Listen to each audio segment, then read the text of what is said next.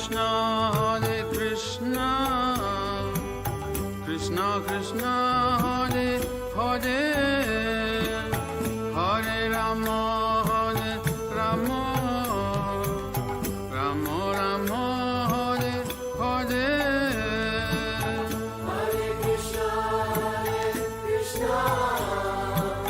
Krishna Krishna, Hare Hare, Hare Rama, Rama Rama, Hare Hare.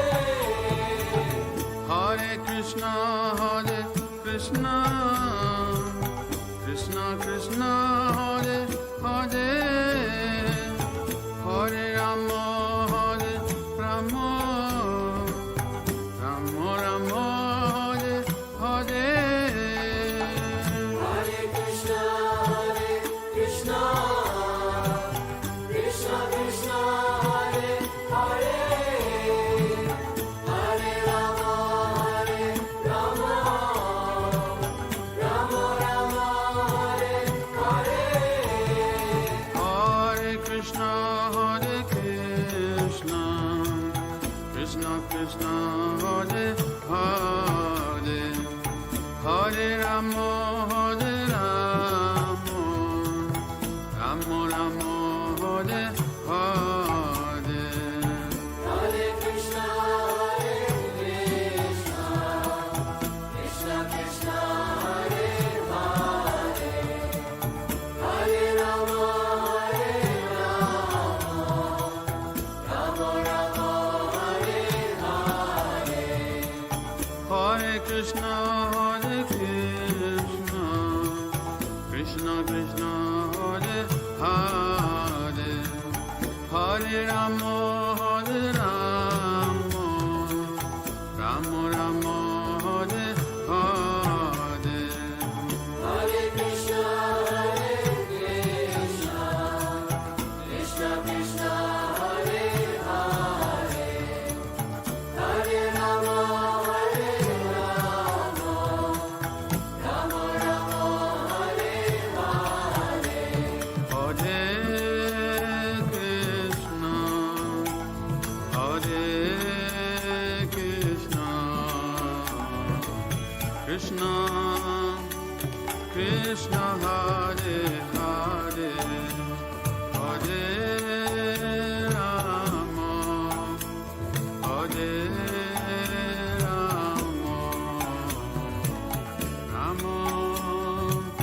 Rama Rama, Hare Hare.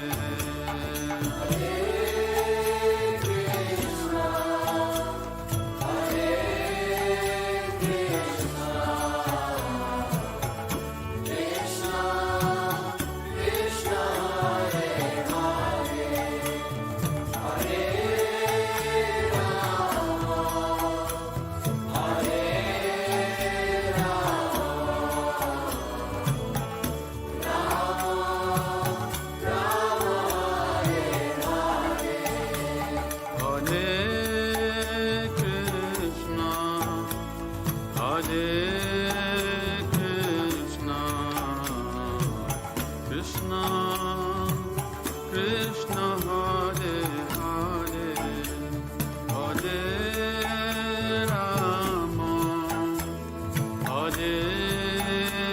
Rama, Rama Rama, Hare Hare.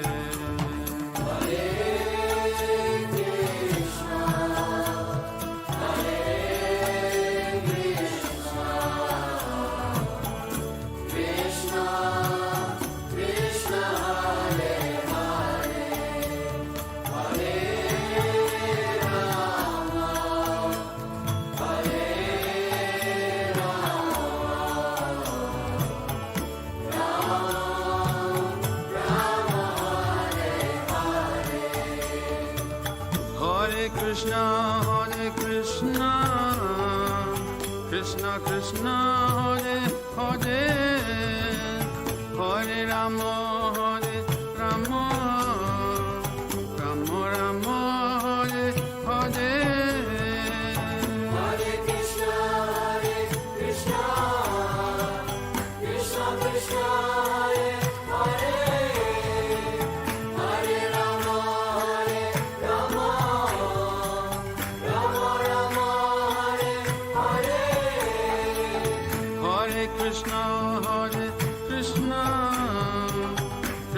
Krishna, Hare Hare, Hare Rama, Hare Rama, Rama Rama, Hare Hare.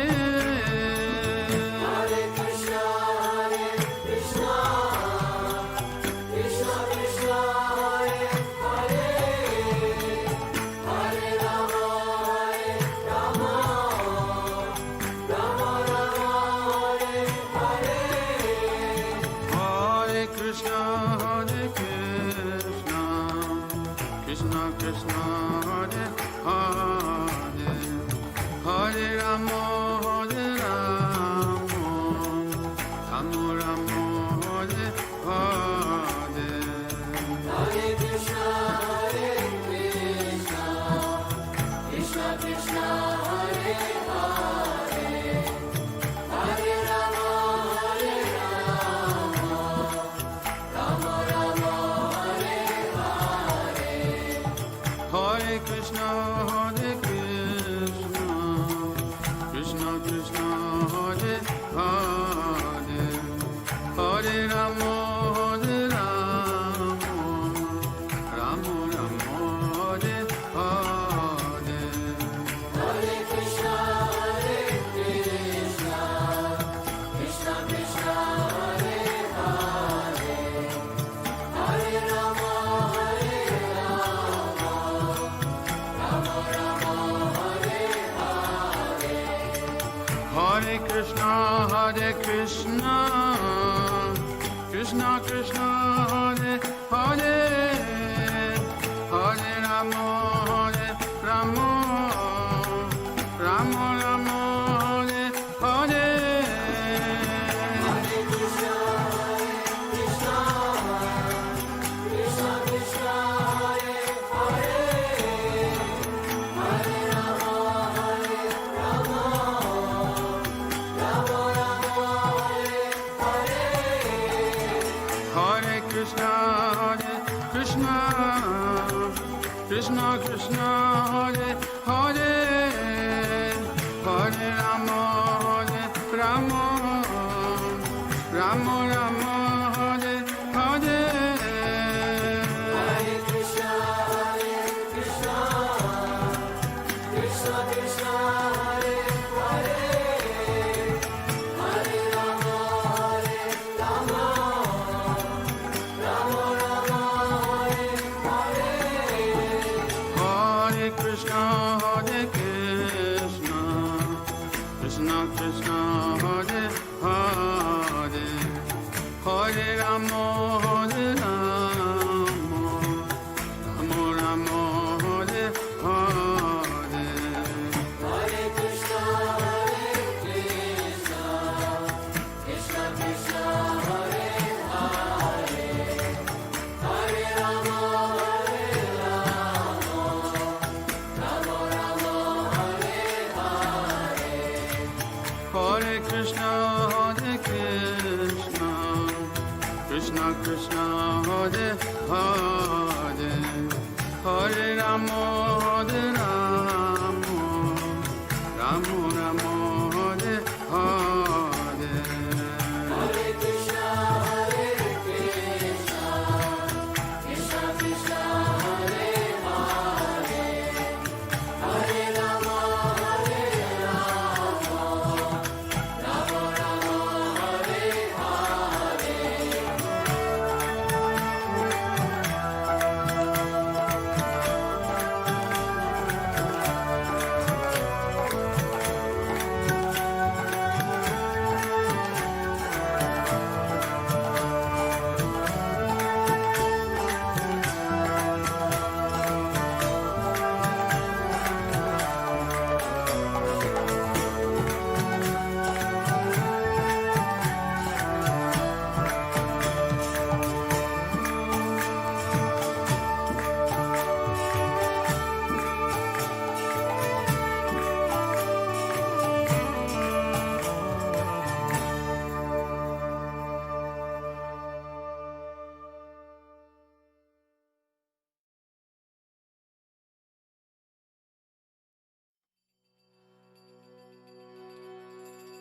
Gai Gura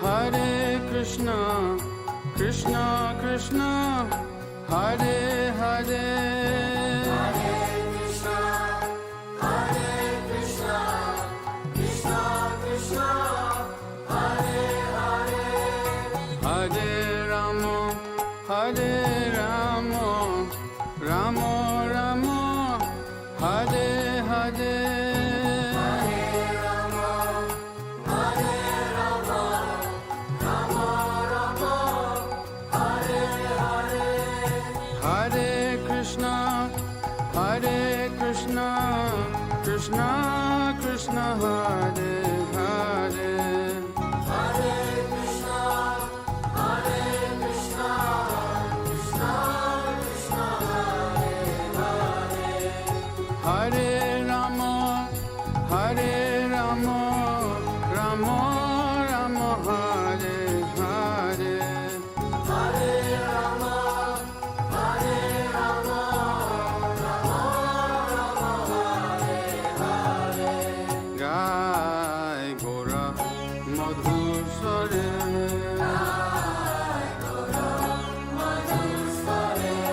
Jai Gora Madhusare,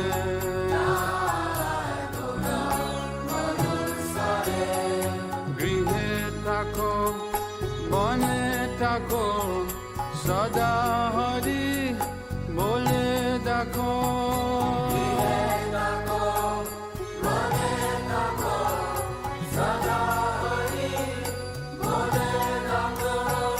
Grihe Tako, Bone Tako, Sada Hari, Bole Dako,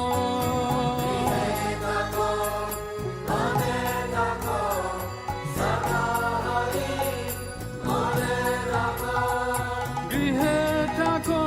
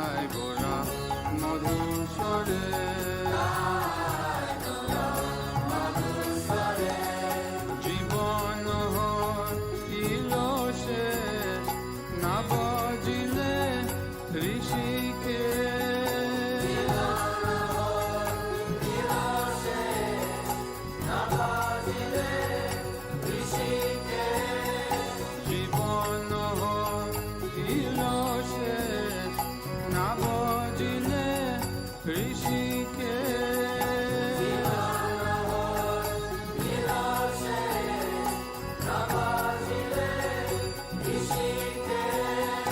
জীবন ইল শেষ না বজিলে ঋষিকে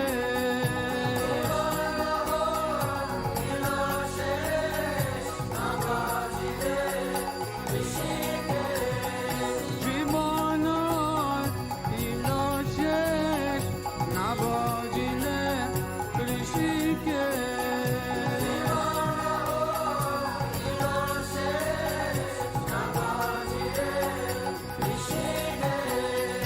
ভক্তি বিনোদ উপদে একবার নাম রসে মতরে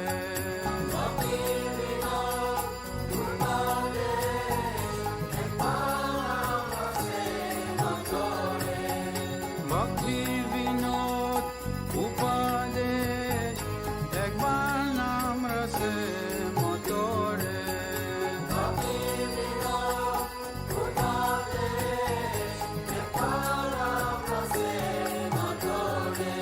গায় গোরা মধুসরে গায় গোরা মধুসরে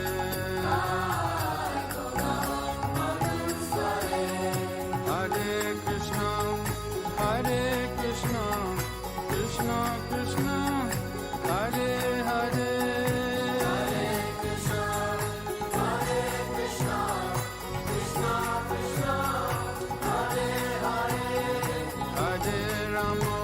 হরে রাম রাম রাম হরে হরে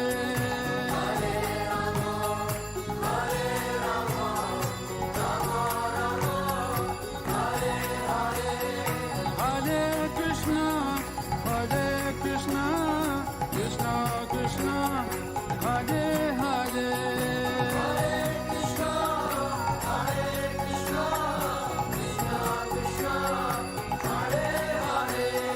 হরে রাম রাম রাম হরে হরে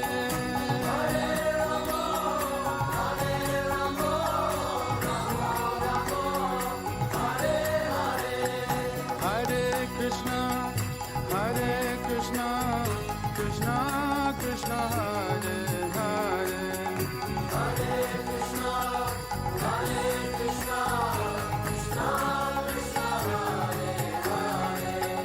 হরে রাম রাম রাম হরে হরে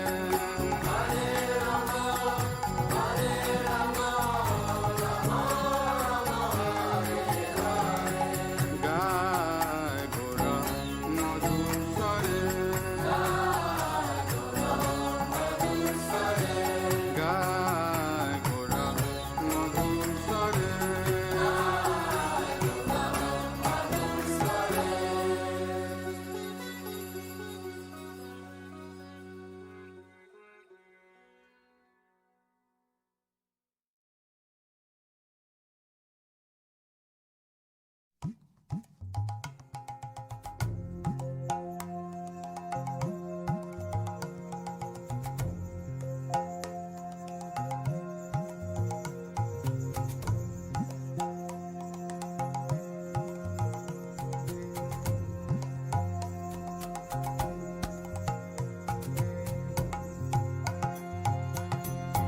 জয় রাধে জয় কৃষ্ণ জয় Vrindavan Shri Govinda Gopinath Madan Mohan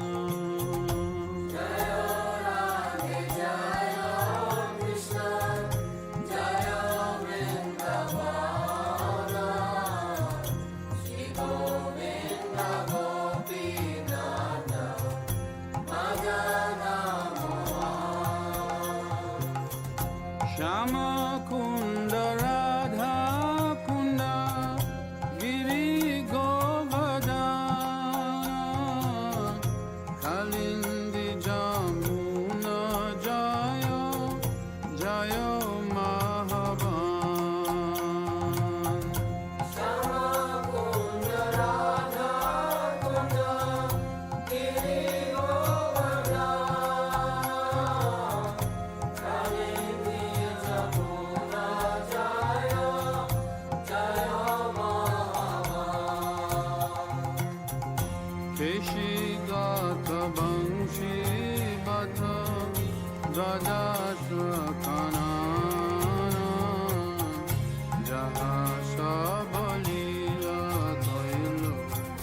Sri Nanda Nanda Keshigata Vamsi Vatan Radha Sakata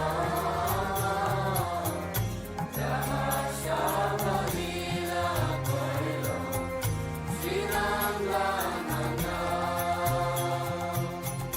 Sri Nanda Jasoda Jaya Jaya Gopagan Sri Damodi Jaya Jaya Denu Vatsagan Sri Nanda Yashoda Jaya Jaya Gopagan Sri Ramani Jaya Jaya Denu Vasagan Jaya Vrishabhanu Jaya Kitira Sundari Jaya Purnamasi Jaya Abhira Nagari Jaya Vrishabhanu Jaya Kitida Sundari Jaya Purnamasi Jaya Avira Nagari Jaya Jaya Gopishara Vrindavanamar Jaya Jaya Krishna Sakha Batu Dvijara Jaya Jaya Gopishvara Vrindavanamar Jaya Jaya Krishna Sakha Bhakti Vijaya Jaya Rama Gatha Jaya Rohini Nandana Jaya Jaya Vrindavana Basi Jata Jan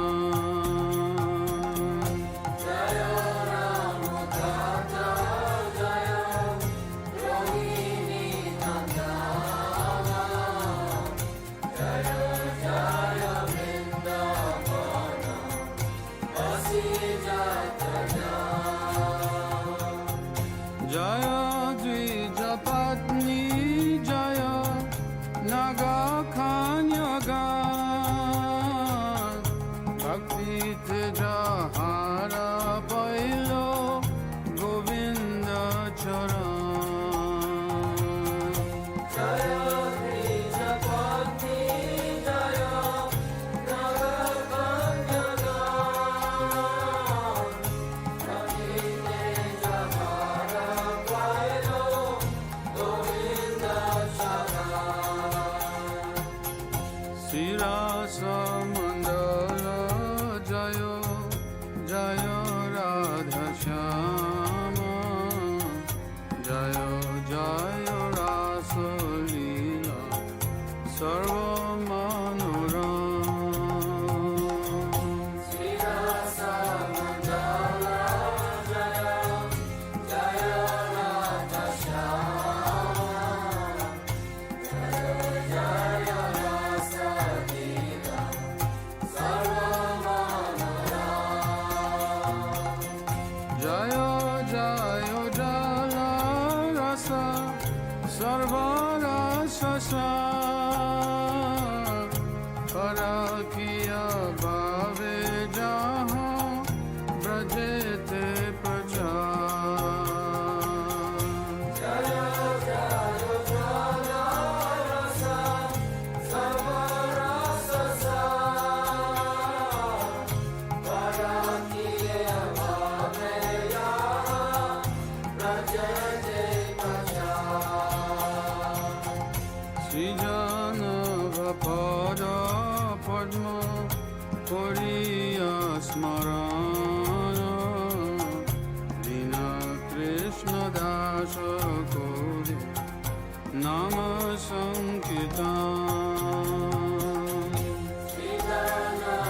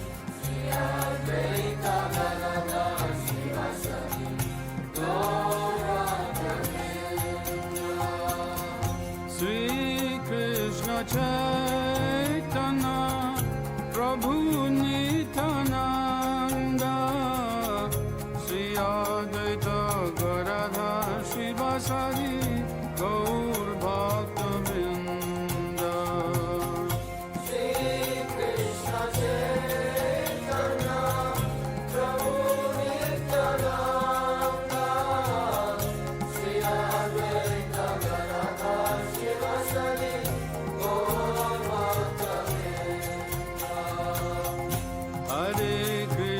Hare Krishna Krishna Krishna Hare Hare Hare Rama Hare Rama Rama Rama Hare Hare Hare Krishna Krishna Krishna Hare Hare Hare Rama Hare Rama Rama Rama Hare Hare Hare Krishna Krishna Krishna Hare Hare Hare Rama Hare Rama Rama Rama Hare Hare Hare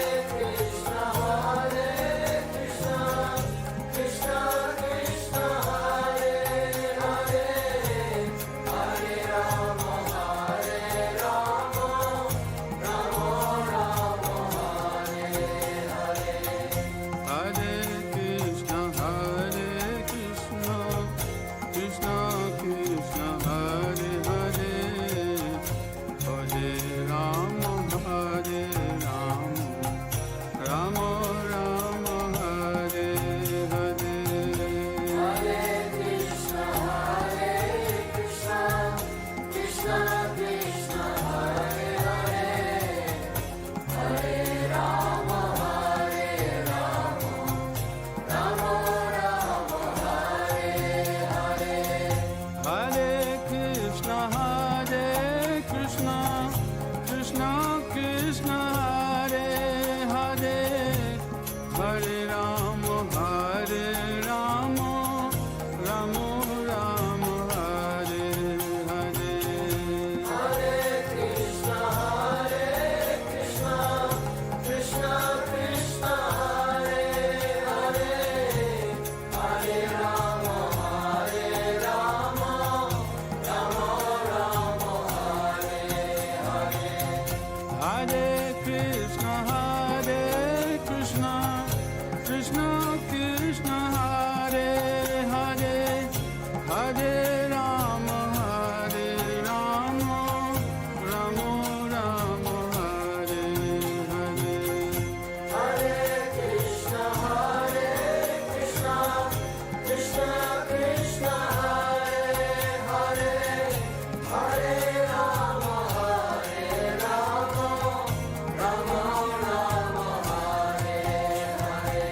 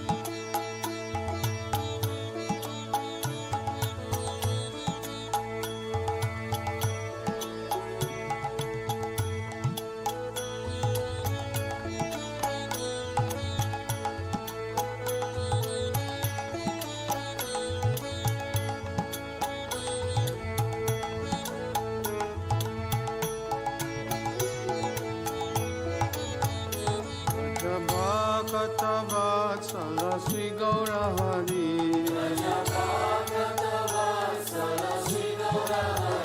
Bhaja Bhakta-vatsala Sri Gaurahari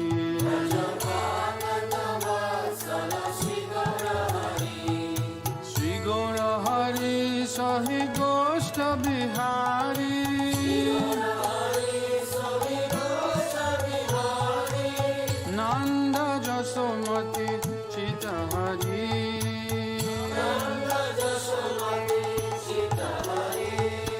এল হল দামোদর ঈশায় কন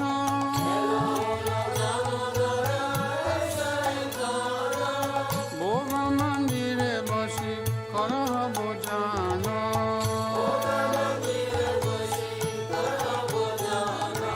নান্দের নির্দেশে বসি গিরিবরদারি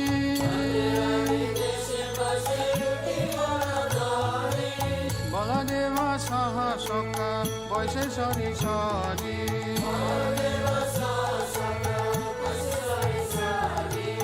সুপ্তা সখারি বাজি লালিত কুষ্মণ্ড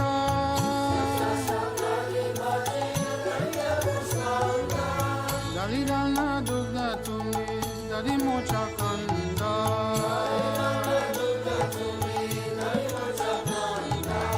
উদবর মাস বোধর অতিকা বৃতানা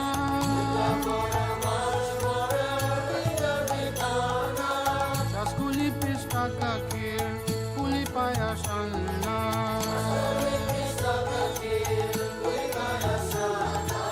কাপুর অমৃত খেলি রামবাকির সারা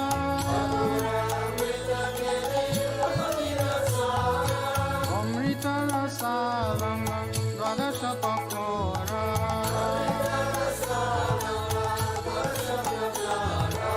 লুচি চিনি সার পুরি লাডু রসবালি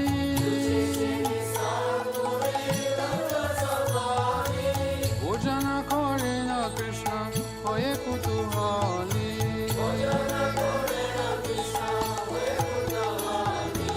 রাধিকার পাকায়ন বিবিধ ব্যঞ্জন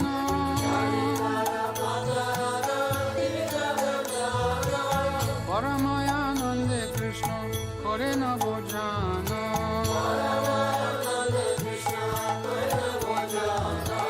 চালে বালে লাডু খাই শ্রীমধু মঙ্গল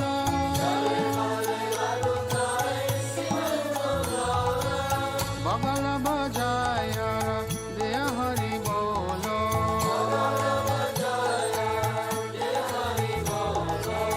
রাধিকারি গানি হেরি নয়নের কোণে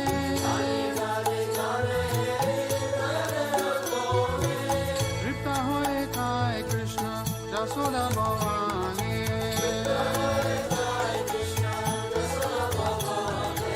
ভোজনন্দ প্রিয় কৃষ্ণ সুবাসিত বারি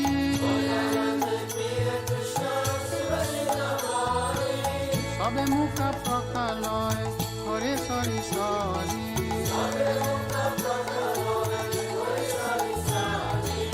আস্ত মুখ প্রকালিয়া যত সক গানে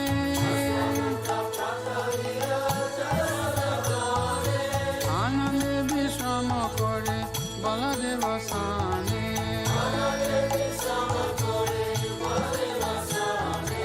জাম্বুল রসালানে তাম্বুল মশালা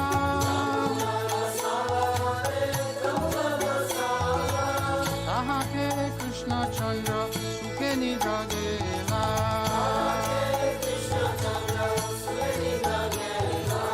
বিশালাকাশী কি পুছা ছামর দুলায়া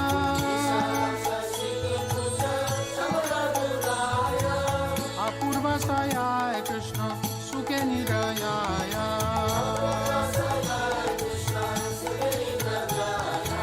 যশোমতি অঙ্গ প্রিয় ধনিষ্ঠয়নীত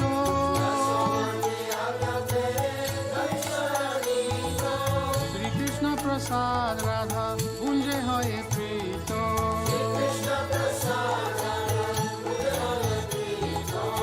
ললিতারি সাক্ষী গণ অবশেষ পায়া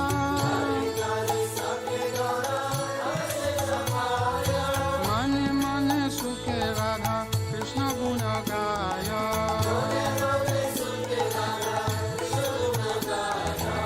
হরি লীলা একমাত্র যাহার প্রমোদ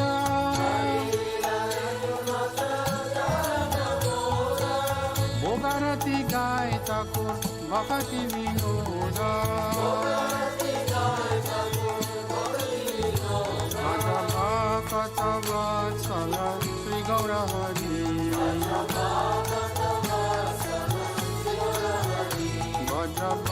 भक्तवत्सल श्री गौरहरि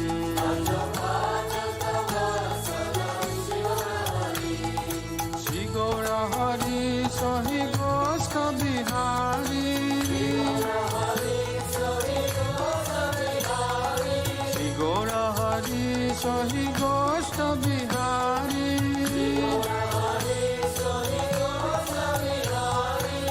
नंद दशमति चित हरि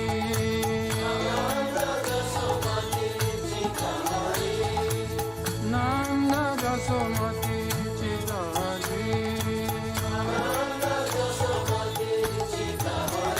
भज गोविंद गोविंद गोपाला भज गोविंद गोविंद गोपाला भज गोविंद गोविंद गोपाला भज गोविंद गोविंद गोपाला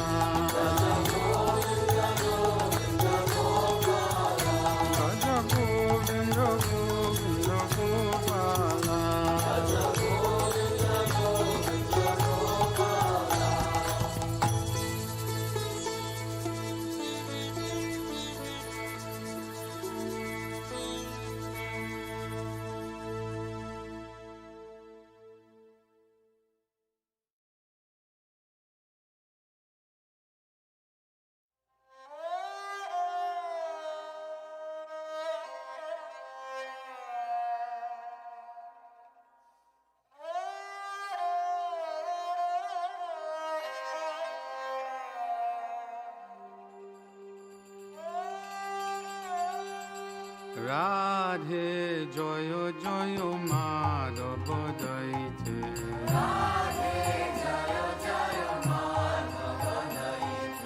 রাধে জয় জয় মাধব দইতে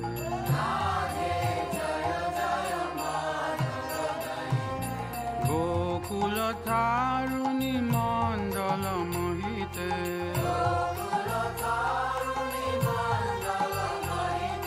গোকুল তারুণী মণ্ডল মোহিতে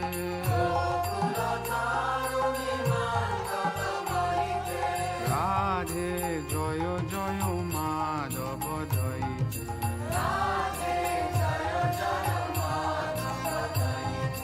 রাধে জয় জয় মাধব দইতে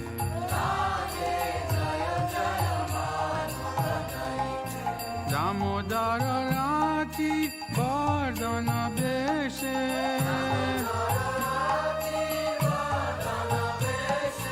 দামোদর রাতি বর্ধন বেশে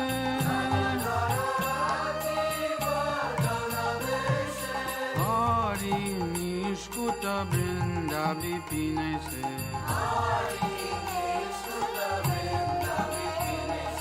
হরি নিষ্কুত বৃন্দা বিপিনে সে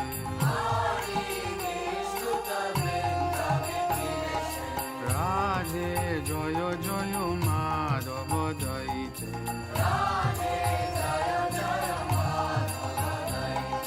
রাধে জয় জয় মাধব দইতে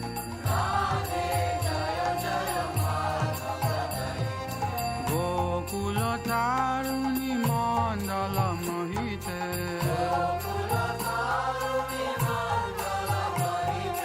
গোকুল তারুণী মণ্ডল মোহিতে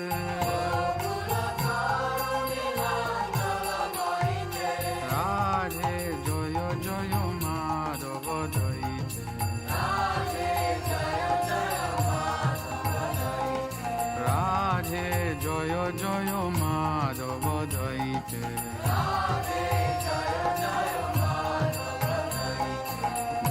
বৃষবানুদারি নব শশী লেকে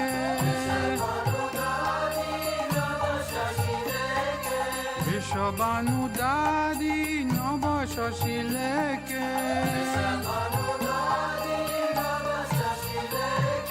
ললিত সতী গুণ রমিত বিশাখে ললিত সাকি গুণ রমিত বিশাখে রাধে জয় জয় মাধব জয়িতে রাধে জয় জয় মাধব জয়িতে গোকুল তারুণী মণ্ডল মোহিতে গোকুল তারুণী মণ্ডল মোহিতে রাধে জয় জয় মাধব জয়িতে রাধে জয় জয় মাধব জয়িতে করুণম কুরু মাই করুণ বরিতে করুণম কুরু মাই করুণ বরিতে সনক সনাতন বর্ণিত চরিতে সনক সনাতন বর্ণিত চরিতে রাধে জয় জয় মাধব জয়িতে রাধে জয় জয় মাধব জয়িতে গোকুল তারুণী মণ্ডল মোহিতে গোকুল তারুণী মণ্ডল মোহিতে রাধে জয় জয় Madhav জয়িতে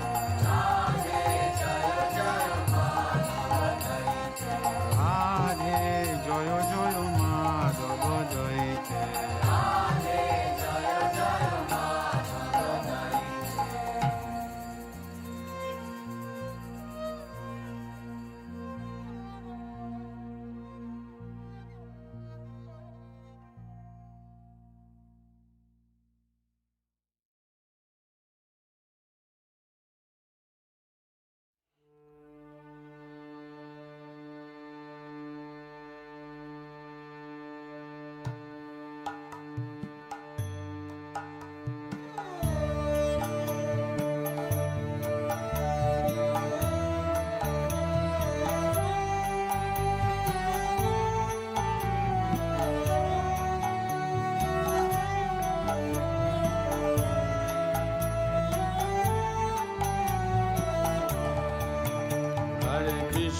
Hare Krishna, Krishna Krishna Hare Hare, Hare Rama,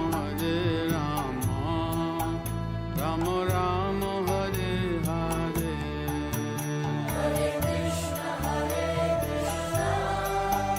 Krishna Krishna Hare Hare, Hare Rama,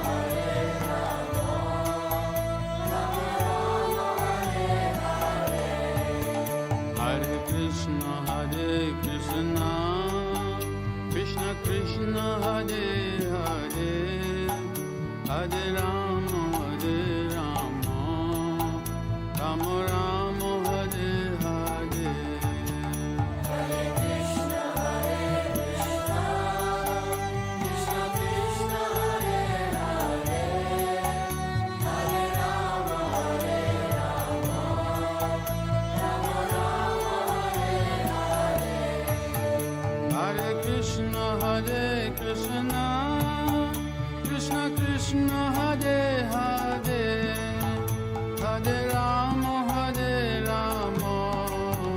Rama Rama Hare Hare. Hare Krishna, Krishna Krishna Hare Hare, Hare Rama, Rama Rama Hare Hare. Hare Krishna, Krishna Krishna Hare Hare, Hare Rama Hare Rama, Rama Rama Hare Hare. Hare Krishna, Krishna Krishna Hare Hare, Hare Rama Hare Rama, Rama Rama Hare Hare. Hare Krishna, Krishna Krishna Hare Hare, Hare Rama Hare Rama, Rama Rama Hare Hare. Hare Krishna, Krishna Krishna Hare Hare, Hare Rama Hare Rama, Rama Rama Hare Hare. Hare Krishna, Krishna Krishna Hare Hare, Hare Rama Hare Rama, Rama Rama Hare Hare. Hare Krishna, Krishna Krishna Hare Hare, Hare Rama Hare Rama, Rama Rama Hare Hare. Hare Krishna, Krishna Krishna Hare Hare, Hare Rama Hare Rama, Rama Rama Hare Hare. Hare Krishna, Krishna Krishna Hare Hare, Hare Rama Hare Rama, Rama Rama Hare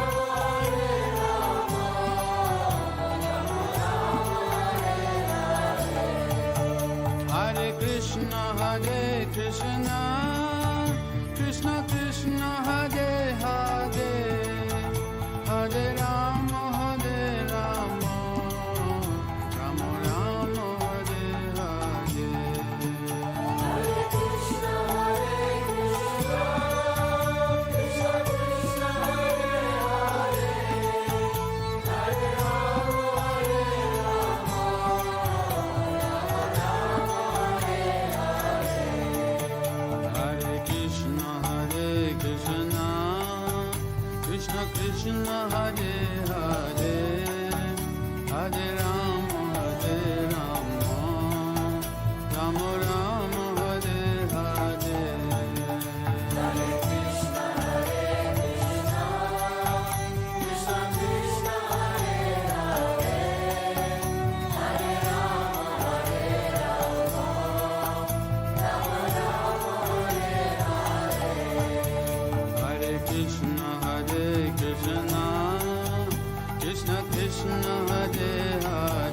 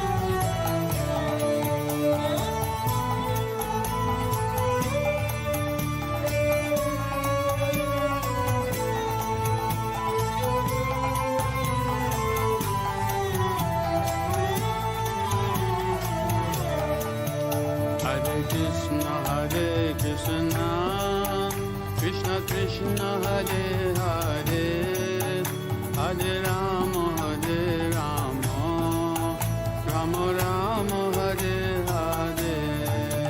Hare Krishna Krishna, Krishna Krishna Hare Hare, Hare Rama Hare Rama, Rama Rama Hare Hare.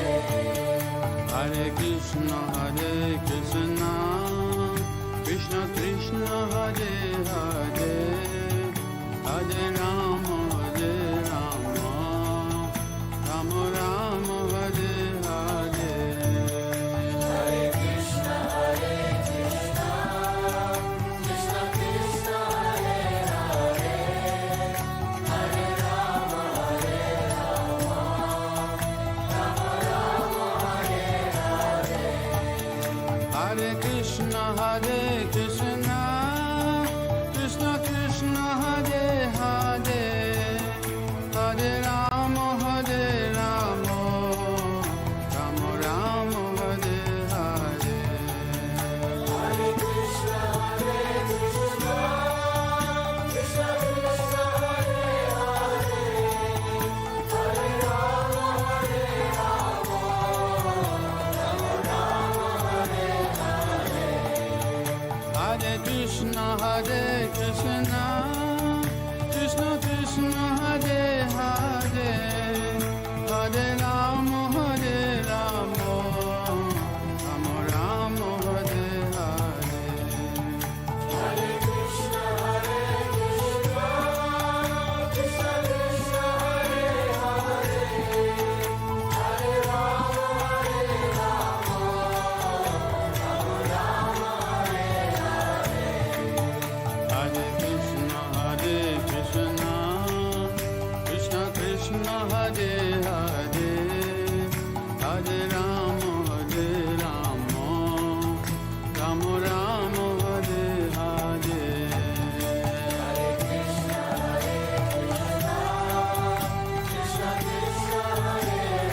Krishna, Krishna Krishna Hare Hare, Hare Rama Hare Rama, Rama Rama Hare Hare. Hare Krishna Krishna, Krishna Krishna Hare Hare, Hare Rama Hare Rama, Rama Rama Hare Hare. Hare Krishna Krishna, Krishna Krishna Hare Hare, Hare Rama Hare Rama, Rama Rama Hare Hare. Hare Krishna Krishna, Krishna Krishna Hare Hare, Hare Rama Hare Rama, Rama Rama Hare Hare.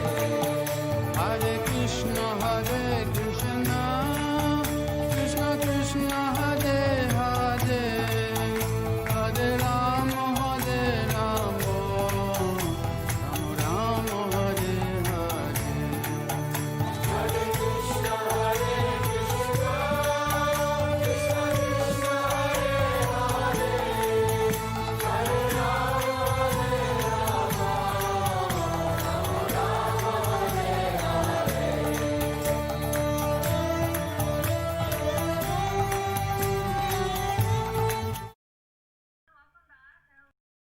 Very nice lunch break. We will continue with the rest of our program. Coming up next is Dhir Krishna Prabhuji. He's going to be taking a class on the Padmanabh class. So Prabhuji, without further ado.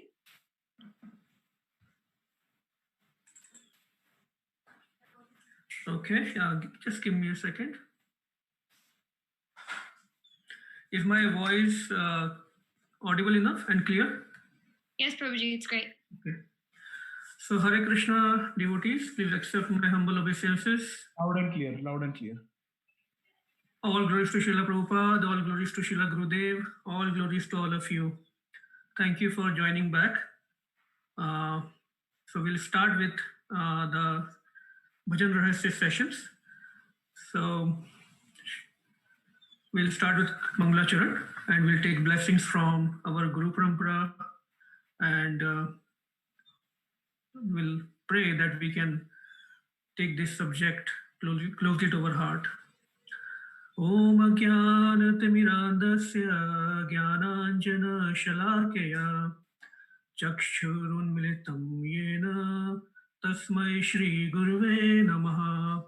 श्रीचैतन्यमनोभीष्टं स्थापितं येन भूतले स्वयं रूप कदा मह्यं ददाति स्वपदान्तिकम्।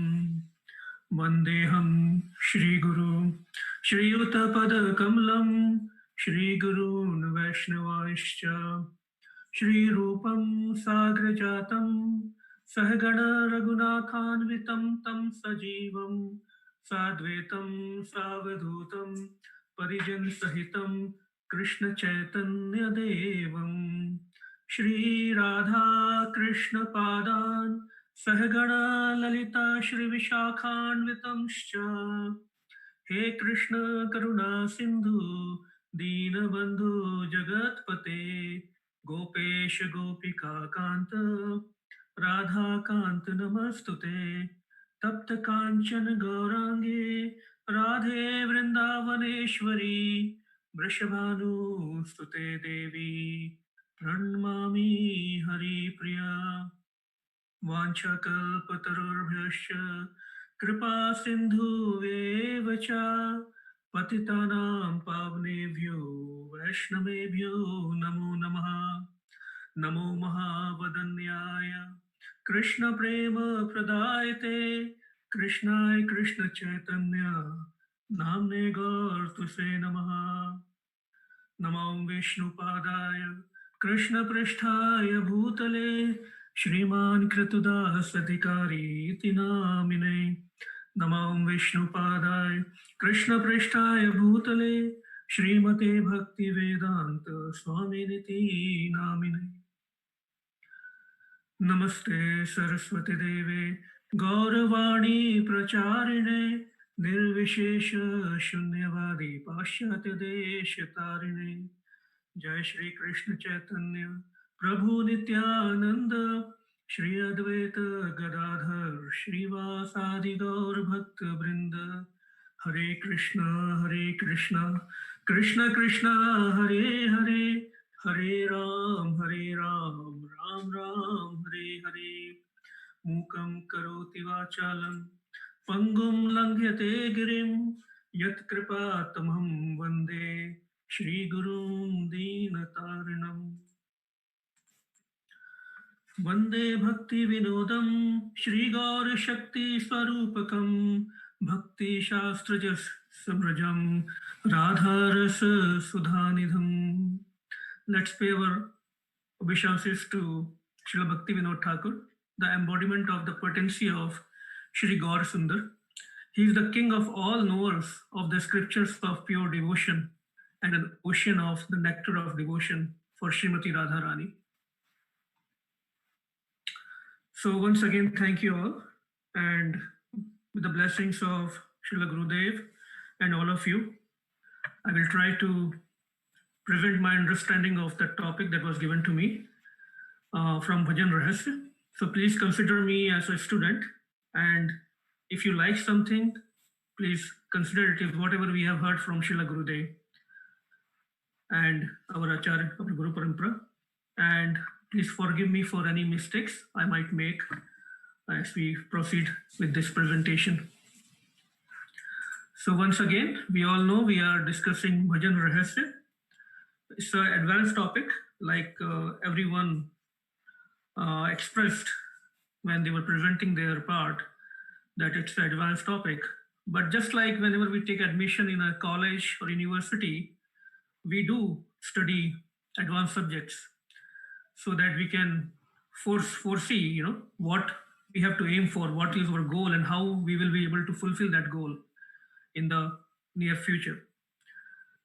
And with that particular mood, let's try to study. So quick recap, what is Bhajan Rahasya? Guru Maharaj wonderfully explained on the first day, and he gave a very, very wonderful introduction of Bhajan Rahasya. It's in-depth analysis of Shri Chaitanya Mahaprabhu's Sikshashtakam, and along with 9 stages of bhakti, Ado, Shraddha, Tatha Sadhu Sang, Atha Bhajan Kriya, Tatha Nars Nivrati, Shyat Tato Nishtha Ruchi.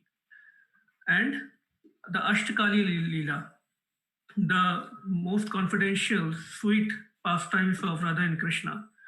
So the whole aim, the whole idea of this particular combination is to purify our chanting, because that is the foundation of our process.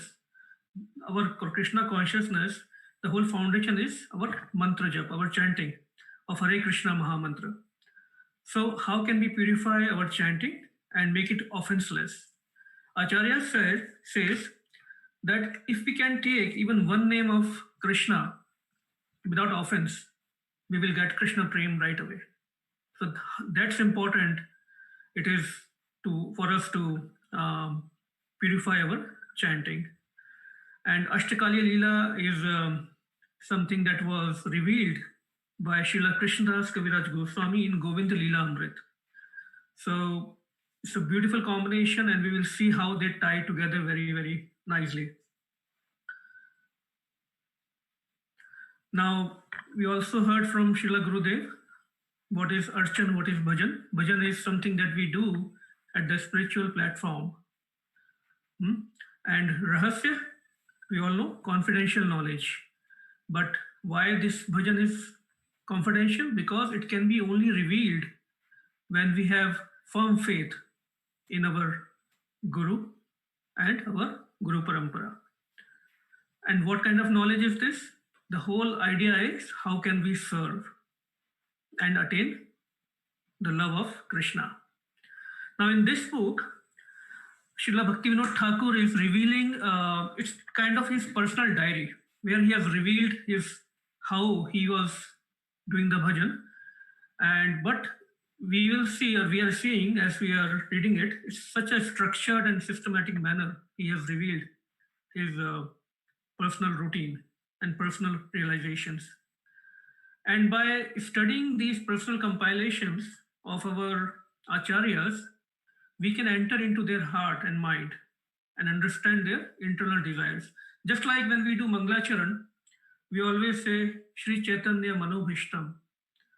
So what it means is that we have to understand what was the Manobhishta, what was the desire, the internal desire of Lord Chaitanya Mahaprabhu.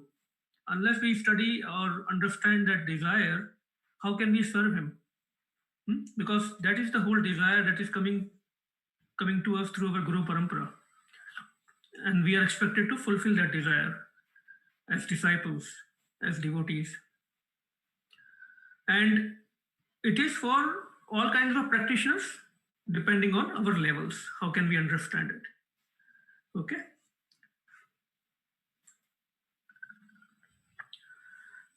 Now, one of the secret is that we have to serve, right? But the real secret is to realize and to know whom to serve and how to serve. So we know that we have to follow the footsteps of sadhu. That is called as sadhu vartamanuvrdam. And we have to serve with full faith and surrender. Now, this bhajan rahasya, or this bhajan, when we perform at the level of soul or spiritual level, it is performed just like Guru Maharaj was saying today also, in the association of like-minded devotees under the direction of Guru, with full faith, full nishtha and surrender. Srila Gautam Das Thakur sings, Chhadiya Vaishnav Seva, Nishthar Paeche Keva. One cannot be relieved from the material clutches unless we are engaged in the service of pure devotees. Because Lord Krishna himself is neutral. He can be even hard sometimes because he's neutral. Everybody is same for him. But devotees are always kind. That's how Krishna favors devotees, by sending the pure devotees, the acharyas, the spiritual masters. And we cannot bypass this Guru Parampara. So for us, the first step is to serve our Guru Parampara. Now we all know the stages of devotion. We start chanting, then the stage of anarth nivrati, develop firm faith, then we develop ruchi, the taste in the process, in the names of Lord. And then comes attachment for devotional service. Now, because when we get a taste of something, then only we get attached to that particular person or that particular thing. And in the nectar of devotion, 5 main items out of 64 items described by Rupa Goswami, Srila Rupa Goswami is Tara Madhye Sarva Shrestha Nam Sankirtan, Nir Apradhe Nam Laile Pai Premadhan. So out of 5 main items, Sadhu Sangha, Nam Sankirtana, Shraddha Murti, Vigraha Seva, Bhagavad Shravan, and Mathura Vas, chanting of holy name is the best. So no matter how much advanced study we do, chanting of holy name is the foundation. Everything we are doing is for making it more pure, more relishable, more nectarian for us.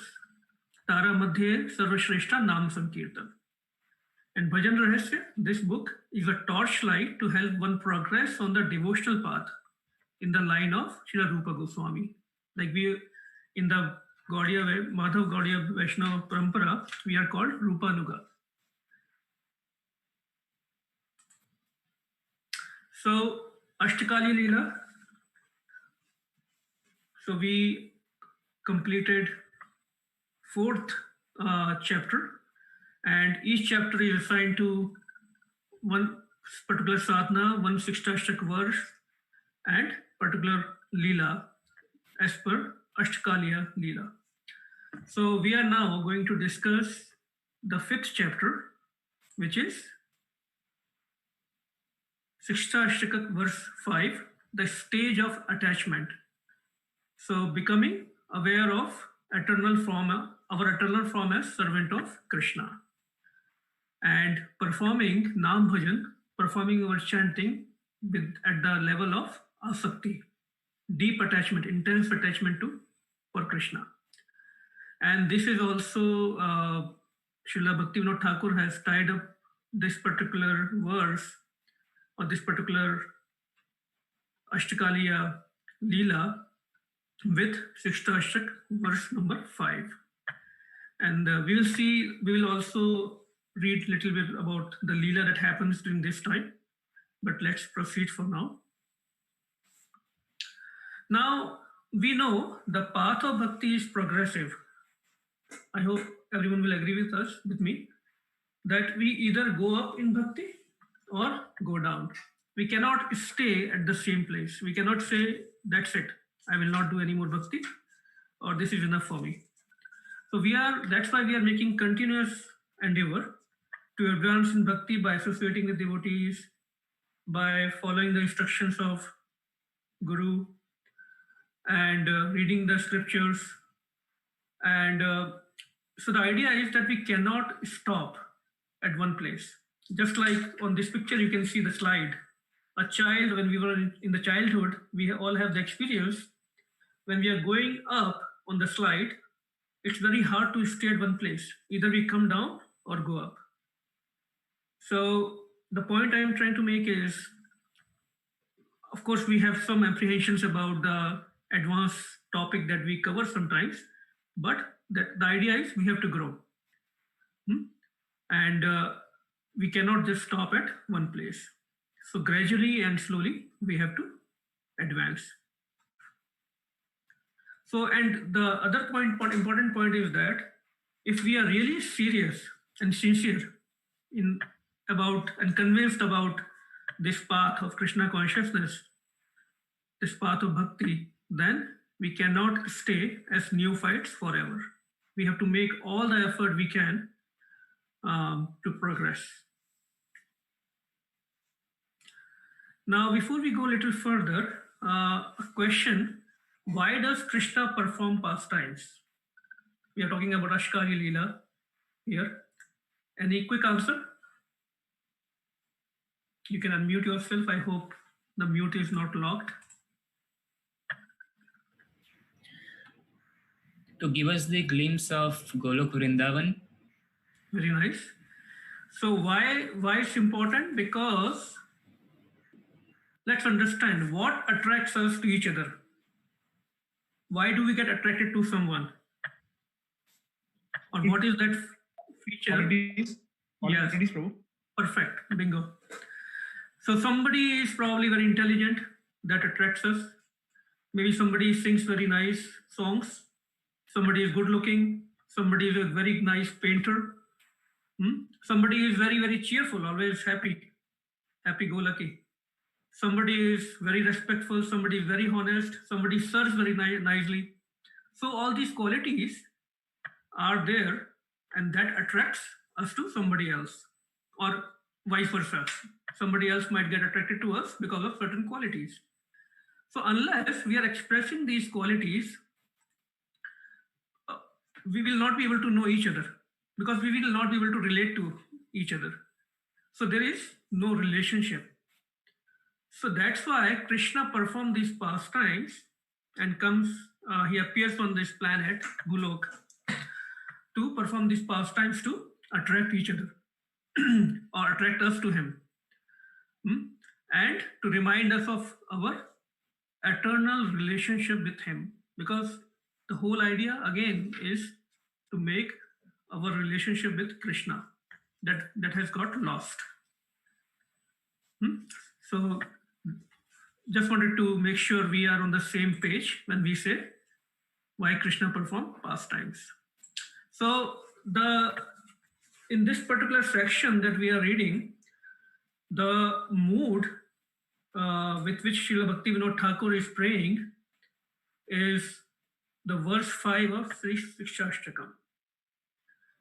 Ainanda tanuja kinkaram patitam mam vishwame bhavambudo kripaya tava pad pankaja sthita dhuli adashram vichintaya. O son of Maharaj Nanda, I am your eternal servitor. Yet somehow or other I have fallen into the ocean of birth and death. Please pick me up from this ocean of death and place me as one of your atoms of your lotus feet. So this is the mood. This is the mood of deep attachment with which Srila Bhakti Vinod Thakur is praying in this section. He is sharing how he prays, and in the nutshell, he is inspiring us to develop this mood, to chant with this mood every day, with this particular intense attachment. And if we see the translation, O son of Maharaj Nand, so he's just not saying Krishna. He's in this verse, Chaitanya Mahaprabhu is revealing the relationship. He is expressing that there is a relationship. Who is Krishna, son of Maharaj Nand? Similarly, he is somehow in whatever rasa, whatever mood, he is related to all of us. So we have to express, or we have to find that relationship. Now, when we talk about attachment, let's understand what is attachment. All the identities or identity we have is based on our attachments, because someone may identify himself as a father because he's attached to his children, his family. Somebody might be identifying himself as vice president or president of a company or a nation or a community because he's attached to that particular thing. So there is a book by His Holiness Bhakti Charu Swami Maharaj. He was narrating a pastime that once Srila Prabhupada was attending a public meeting in a Kumbh Mela in India.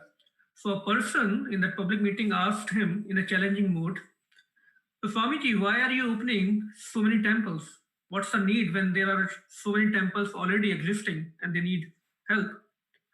So Srila Prabhupada looked at that person in his typical style, deep into his eyes, and he asked, "Why did you get married?" That person was taken aback and he couldn't answer, of course. So Srila Prabhupada said, "Ato graha kshetra suta pavitar janasya moha hayam aham mameti because you want to have son, family. But why can't you give shelter to so many orphan children? Why there is a need to have your own children? Because you wanted to have your own sons, that mamta, that mamiti. Similarly, he said devotees wants their own temples to serve the Lord. So the idea is attachment is not bad, but we have to shift that attachment from material objects, material relations to Krishna. Similarly, in Bhagavatam, Shri Rishabdev speaks or instructs his sons that one becomes attracted to his body, home, property, children, relatives, and wealth. And in that manner, that the person increases the illusions in life by thinking in terms of I and mine.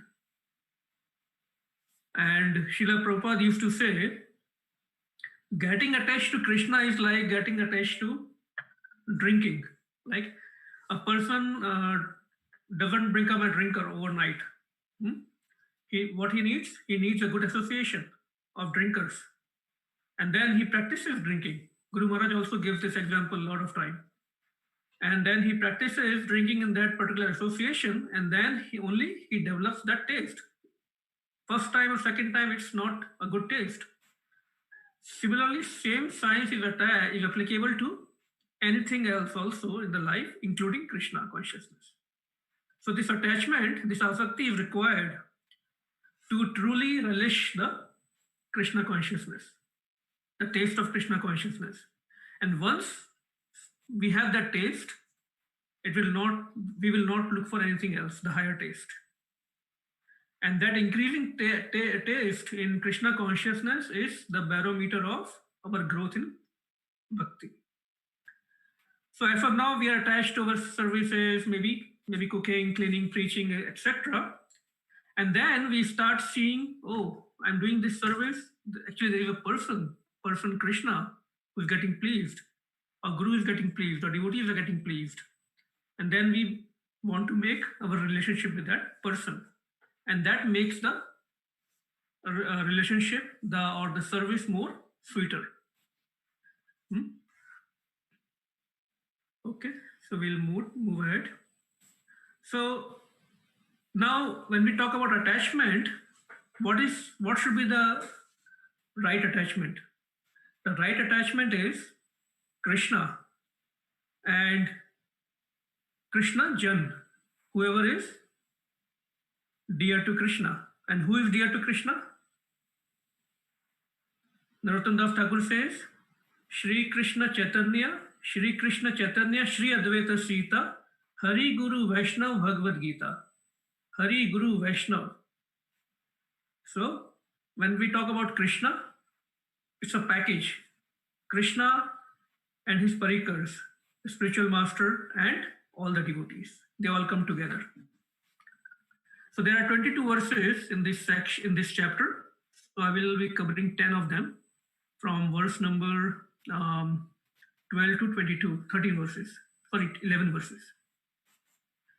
So before we will move a little further, when we talk about getting attachment to Krishna, devotees and Guru, so when we start getting attached to somebody, we want to glorify that person. So that is the point here is, preaching is the essence. When we are getting attached to Krishna and his parikars, we want to preach about them. That's why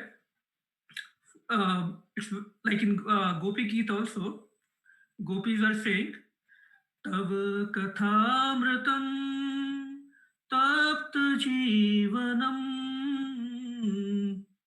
kabibhirtam kalmashapaham shravanamangalam shrimadattatam bhuvi granantiye bhuridajana.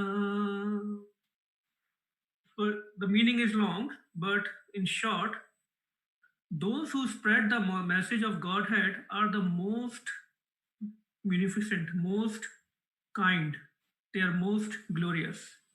Gopis are saying that 5,000 years back. So preaching is nothing but kirtan, Shuddha kirtan. And it is also being described as the highest form of bhajan by acharyas. So that's why we continuously hear from Guru Maharaj, from Srila Prabhupada, preach, preach, preach. And preachers are most generous and glorious. Even gopis have testified that. So now the verses we are going to cover will talk more about the prayers to Srimati Radharani.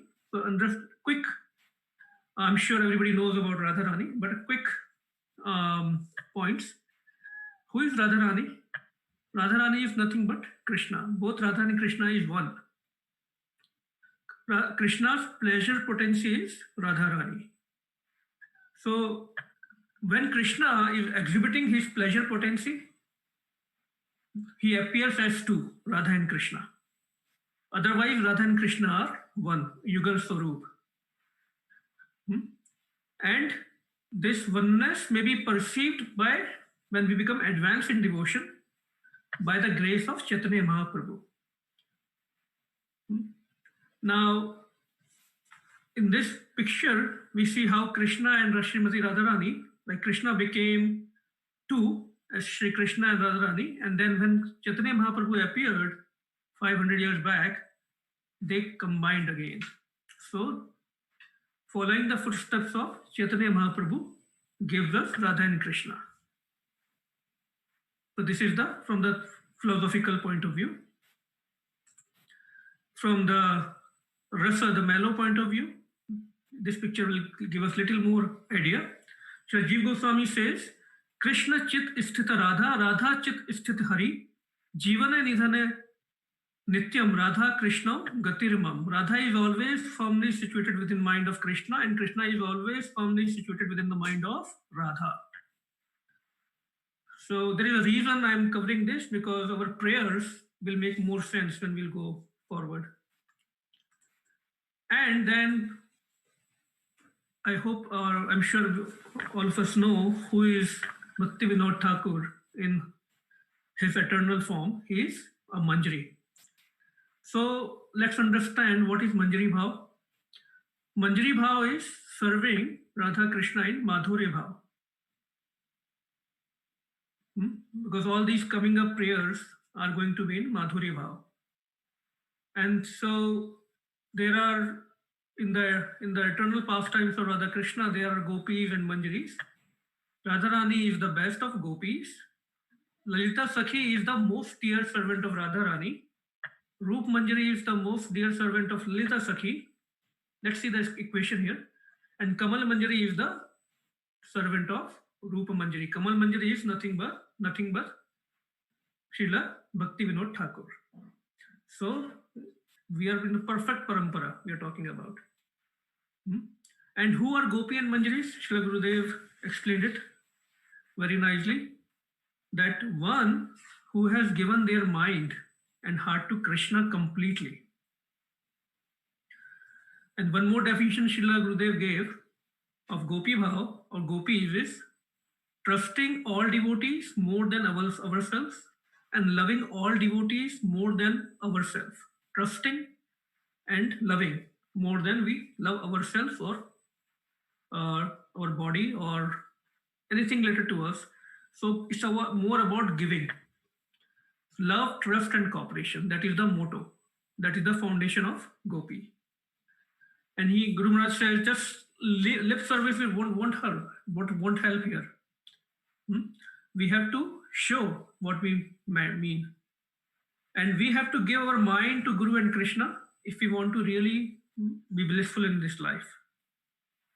Now, to give our mind to Guru and Krishna, we have to be very clear of our prayojan, our objective. When we say Krishna Prem is our goal, there is a price to pay, right? So we have to understand the importance of that goal. So we all know Shri Chaitanya Mahaprabhu appeared to give us the highest perfection of life, Prem Pumarto Mahan.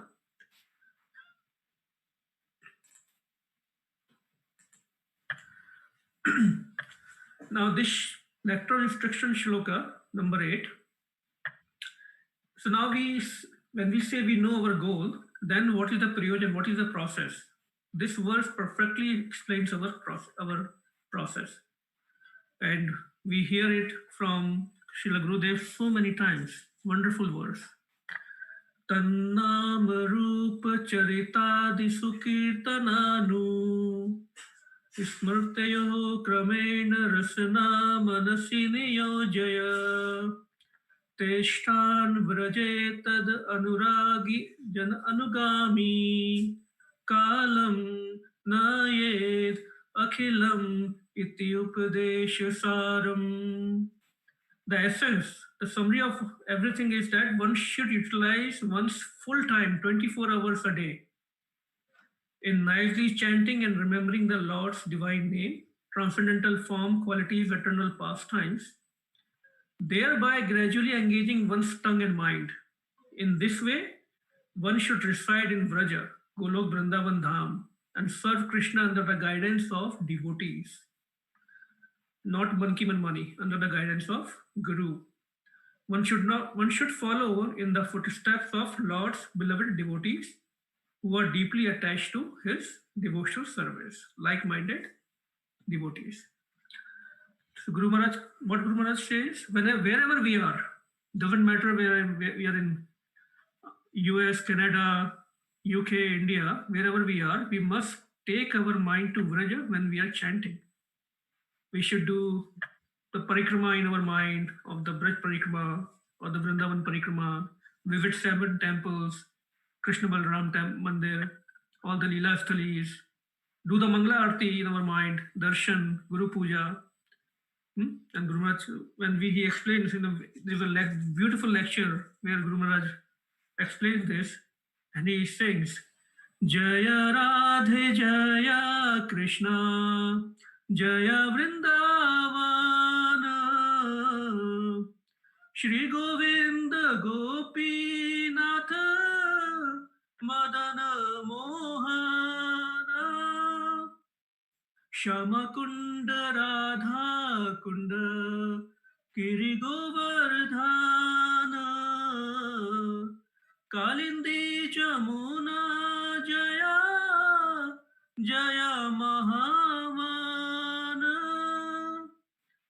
So with this kind of consciousness, Guru Maharaj says, we can take a visit, like we go physically, right? So nothing to be scared of. In mind also, we can do the same kind of activities when we go to Vraj. Just like when we go to Vraj physically, we can do the similar activities in our mind when we are chanting. So we have to engage our mind in the favorable service of Krishna. Okay. Now, the whole process in Bhakti is to train our mind to become our friend and our true well-wisher. Just like Guru Maharaj was saying this morning, Srila Bhakti Siddhanta Thakur says, every day beat your mind with the broom to keep it on track. Even Raghunath Goswami in Manosiksha, he says, pamper mind with nice words to make it friendly. Like, even just like we control a child or, somebody who is out of our control through Sam, Dam, Dand, Bhed, we have to control this mind. So that is the sadhana, that is the practice we have to do. And why we have to do this? When we will do this? Because when we will understand the importance of this process. I took the note of Srila Gurudev's Vani on the first day. He said, become that serious and sincere in devotion to Krishna. It's not time, no more time to play around. This is emergency. Half or more of our life is already gone. So since all of us are serious to some extent and sincere, at least all of you are, that's why we are studying this topic, right? So Guru Maharaj's instruction is no more time to play around. We have to become that serious. We have to devote at least 2 hours every day nicely for Krishna Naam Bhajan. we have to renounce everything for at least 2 hours and focus on our bhajan. Very, very important instructions. We should read it or hear it every day. So our great fortune, I just wanted to bring it up because we are in the parampara, the great parampara of Chaitanya Mahaprabhu. And that doesn't happen in every yuga or every Mahayuga. It happens once in one lifetime of Brahma. So it's a great fortune that we are in this great parampara. So let's start with the verse number 12. I will just read the translation because I don't think we will have enough time. So in this verse, Srila Bhaktivinoda Thakur is praying, abandoning attachment for family and friends, material pleasures, wealth, and all other spiritual paths, finding them distasteful, I take on my head and worship the dust of the lotus feet of Sri Radhika, which is a shower of wonderful transcendental bliss. For success in our bhajan, we really need the shelter of advanced and pure devotees. And best among the devotees is our gopis, right? And best among gopis is Srimati Radharani. Now in this verse, the first qualification is to abandon all our material attachments. So all the bad attachments, asakti. So does it mean that we have to renounce and go into the forest? Absolutely not. It means we have to fill our mind and consciousness with anything and everything that is related to Krishna and Krishna Jan, Krishna's Parikar. Again, Hari, Guru, Vaishnava, Bhagavad Gita, whole package. Krishna is never alone. He comes with the whole package. Now, desiring to serve the lotus feet of Sri Hari, Sri Guru and Vaishnavas, Narottam Das sings in a bhajan, we have to chant the names of Lord Hari. So that is another mood Bhaktivinoda Thakur is saying, that we have to desire a service when we chant. The service of whom? The pure devotees. Shuddha Bhakta Charan Renu, Bhajan Anukul, Bhakta Seva, Param Siddhi, Prema Latikara Mool. The dust of the lotus feet of pure devotees, enthusiastic devotional service and service to the pure devotees of the highest order are the roots of the creeper of devotion. Srila Bhaktivinoda Thakur says in his Sharanagati Bhajan.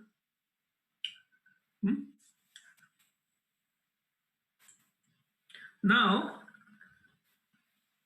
when we talk about approaching Radharani or Krishna, again, when we say Krishna and Radha, they are one and the same. It's all a matter of rasa, mellows. But the first thing to understand is bhakti begins with Shri Guru Padashraya. And Guru's feet gives us feet of Radharani. So the equation is Guru Padashraya gives us Radha Padashraya, that gives us Radha Dasham, and that gives us the Kinkar Bhav.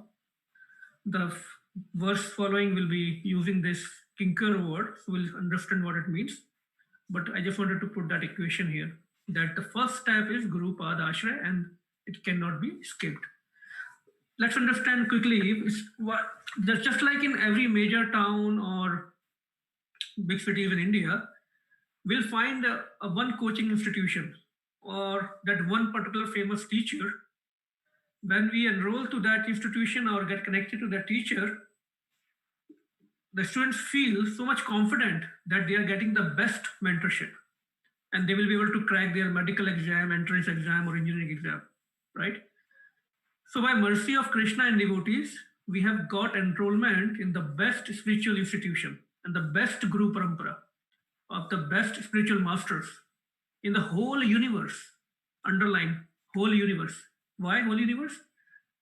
Because Guru Maharaj says even demigods desire to take birth in ISKCON, in the families of ISKCON. So we are safe because this institution, this spiritual institution, this Guru Parampara is operating with the check and balance. Guru Maharaj very nicely explains that. So similarly, in these verses, Srila Bhaktivinoda Thakur is praying to his master or her master, because in the Manjari Swarup it will be her master, the servant of Rup Manjari. He is the servant of Rup Manjari. So when we study and meditate on these verses, we should keep our Guru in mind and heart, our spiritual master in our mind and heart. Why? Because Bhakti begins with Guru Pada Ashraya. And how come Guru gives us the highest? Because he carries Radha Madhav in his heart. 24 hours, Guru carries Radha Madhav in our heart, in their heart. So when we get hold of Guru's feet, automatically we get hold of Radha Madhav's feet. In the next verse, Bhaktivinoda Thakur prays, O Radha, O Vrindavan, O Vrishbhanu Nandani, when by your mercy will I stay on the banks of Yamuna and wander on the paths within the groves of Vrindavan as I engage in your service as maid servant. So now, for us it means when we are praying to get attached to lotus feet of Krishna or Radharani, they will ask, okay, but what will you do after getting attached to my feet? Same point what Guru Maharaj says, just lip service will not work. Srila Prabhupada says, do something for Krishna, just don't sit idle. So Chaitanya Mahaprabhu is giving us or teaching us to become a kinkar. In this verse, Ainand Tanuj Kinkaram. So what does kinkar mean? Kinkar means Kim Karomi, how may I serve you? It's the servant, our eternal form. So attachment means service. We cannot say I'm attached to something without serving anybody or the person. And from service comes the Kinkar Bhav, the Dasya Bhav.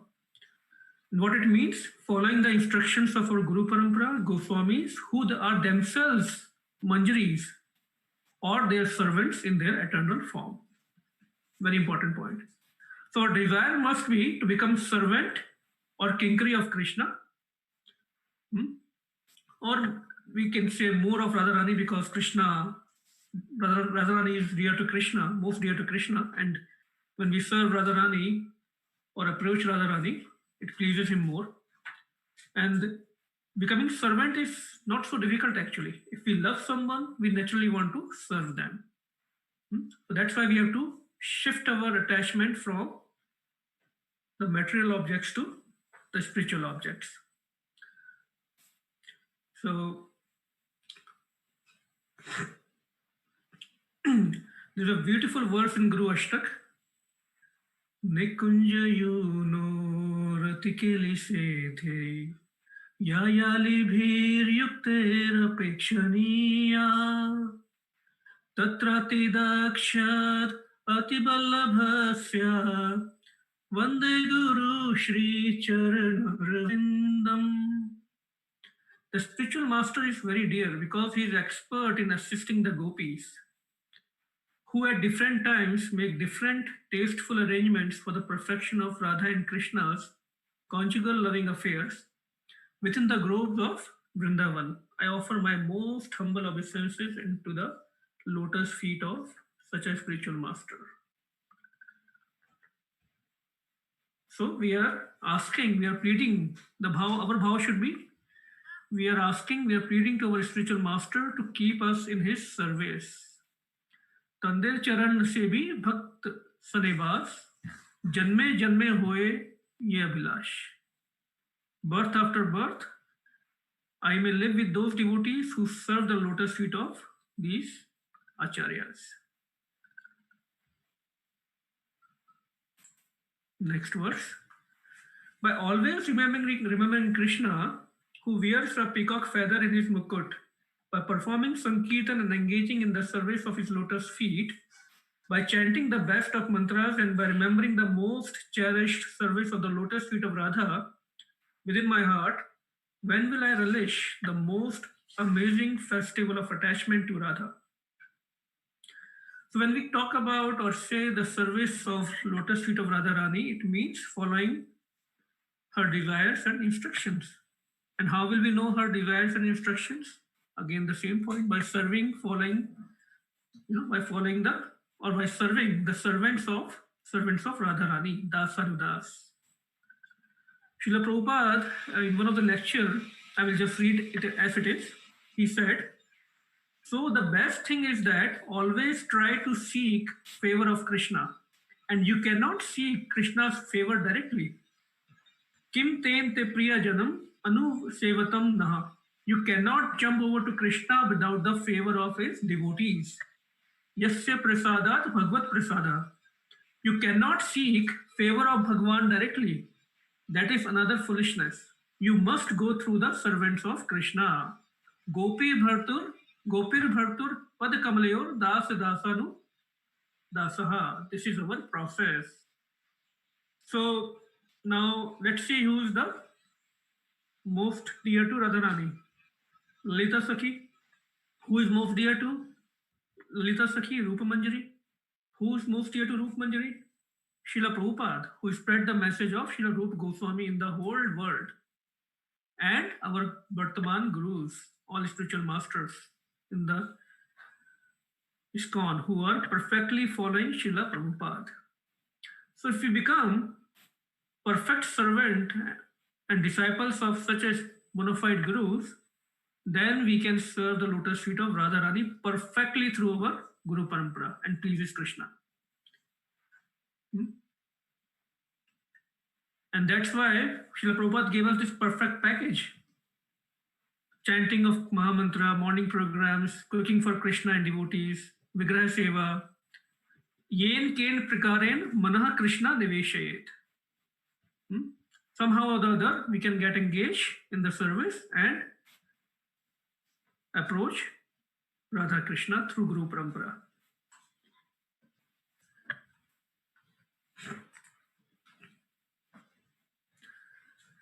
In this prayer, may I attain the service of Brishmanu Nandini birth after birth. She is the personification of the essence of the transcendental mellows of divine sports. With a form of the most wonderful transcendental bliss, she is the supreme goddess of fortune. Her lotus feet are difficult to attain even for the demigods headed by Lord Brahma.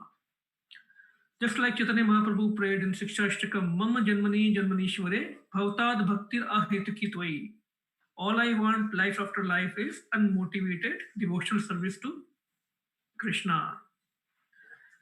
Even Bhaktivinoda Thakur, he prays, I do not want liberation. Give me birth in a devotee's home, even if as an insect, so that he can get devotees darshan, eat his leftover prasad, hear names and glories of Krishna in that home. So that is the highest bhav, the desire Srila Rupa Bhaktivinoda Thakur is expressing here. In this verse, Srila Bhaktivinoda Thakur is saying, may my tongue be overwhelmed by relishing the nectar of Radha's name. May my feet be engaged in wandering the paths of Vrindavan, which are marked by Radha's footprints. May my hands be engaged in the loving service of Radharani, and may my mind be engaged in the meditation on the lotus feet of Radha. So again, it's the chanting, always chanting the names of Radha and Krishna. And the process given to us is Hare Krishna, Krishna Krishna, Hare Hare, Hare Ram, Ram Ram, Hare Hare. And this mantra can give us the highest, the prema, as we progress in the stages when we are chanting. And the lotus feet, we are always saying again and again, the lotus feet of Radha, right? What does it mean? Shri Guru Charan Padma Kevala Bhakti Sarma. The lotus feet of our spiritual master are the only way by which we can attain pure devotional service. And by lotus feet doesn't mean just doing the pranam. The most important thing is obeying the instructions. And it is always, the feet are compared with lotus because lotus is an embodiment of purity, compassion, and love.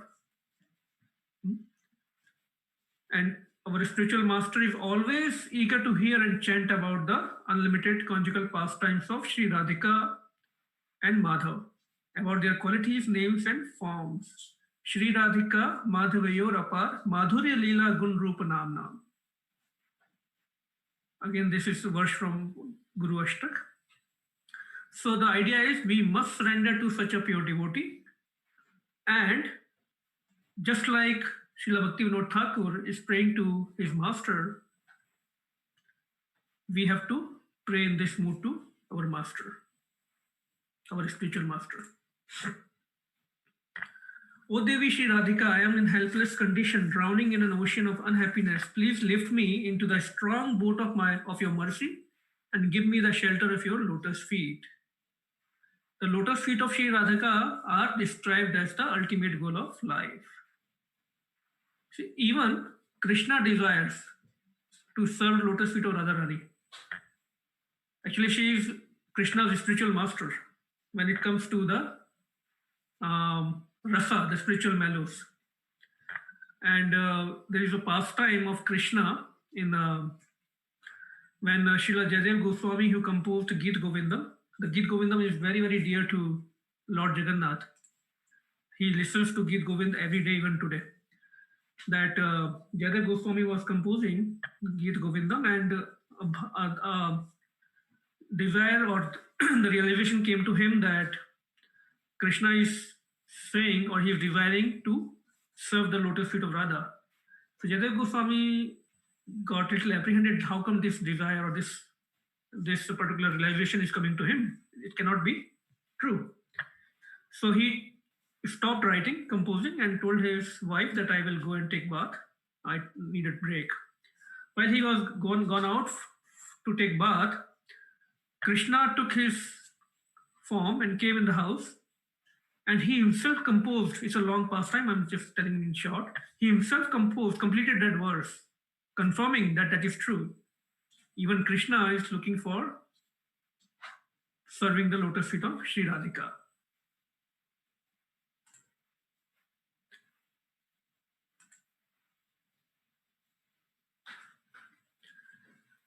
O Devi, I have no desire other than for the topmost attainment of servitude to your lotus feet.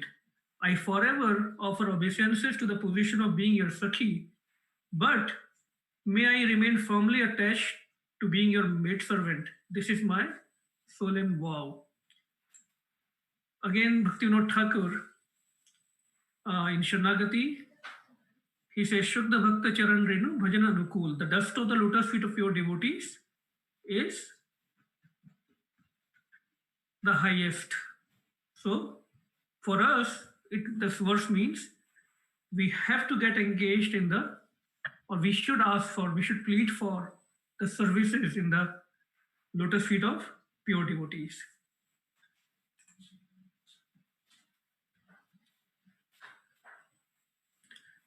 Here, Bhaktivinoda Thakur is praying, O Devi, in great distress, I fall to the ground, offering your obeisances and prayers with a voice choked with emotions.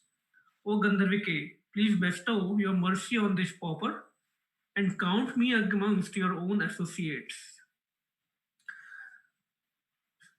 So, Chaitanya Mahaprabhu, he says in Shikshashtakam, Nayanam glad ashrudhara, vadnam gadgad hrudayagra. When will my eyes will fill with tears of love? When will my voice will get choked with ecstasy when chanting your names? Again, the whole point is, what are we studying here is how to chant our rounds, how to chant our, what kind of mood to develop when we are chanting. It should not be a casual chanting. It should be, so we are praying. When will my eyes will be filled with tears of love, and my voice will get choked with ecstasy when I chant the names of Krishna.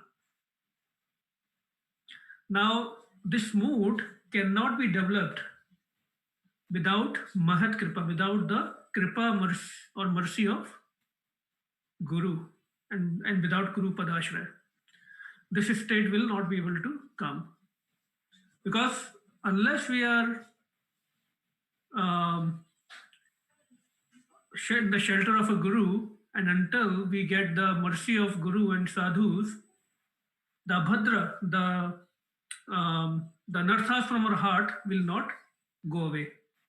And to develop this stage, that our heart has to be soft. Now, there is a pastime in Jagannath Puri, when Lord Chaitanya Mahaprabhu was staying there. He used to, when he used to see a Shila, stone, he used to be in ecstasy, and he used to run and hug stones as Govardhan Shila, thinking that it's Govardhan. Any pond of water he used to see, he used to get into ecstasy and used to jump in that pond and praying to Jamna Maharani. And he starts to roll on the ground. So that wonderful mood Chaitanya Mahaprabhu showed. And that mood can only come with the mercy of Guru and devotees. Just like in Guru Ashtak, our Goswami's Guru Fred Goswami Ashtak, He Radhe Vraj Devi ke chalalite, He Nand suno kuta, Shri Govardhan kalp padap tale, Kalindi vane kuta, Ghoshantaviti sarvate brajpure, Kheder mahavihavalo, Vande Rup sanatano raghuyugo, Shri Jeev Gopalako. Goswamis are chanting very loudly in the Vrindavan. Hey Radharani, hey Lalite, hey son of Nanda Maharaj, where are you? Are you just on the hill of Govardhan, or are you under the trees on the bank of Yamuna? Where are you? So very ecstatic mood our Goswamis used to have, and that's why Guru Maharaj has given us the instruction to recite these Goswami Ashtaka prayers every day. Beautiful prayers. When we recite these prayers with sincerity and attention, it brings a lot of mercy to us.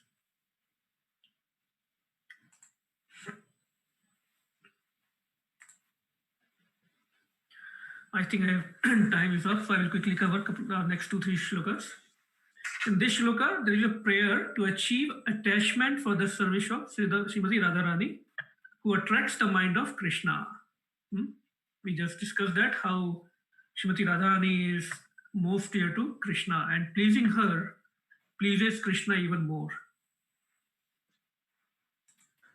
And what pleases Srimati Radharani? Serving the devotees, serving the Guru, because Guru is carrying Radha Madhav in his heart. He is always engaged in the service of Radha Madhav. So serving those devotees will bring Mahat Kripa to us. In this verse, it is a mood of a sadhaka who has attained attachment for Radha Dasya. It's about the remnants of Sri Krishna are called Mahaprasad. So the garlands, the oil, the fragrant oils, clothes, ornaments, just like Uddhav Maharaj, he used to only use whatever was already used by Krishna, his clothes, his ornaments, his remnants of everything. So here Srila Bhaktivinoda Thakur is expressing the desire that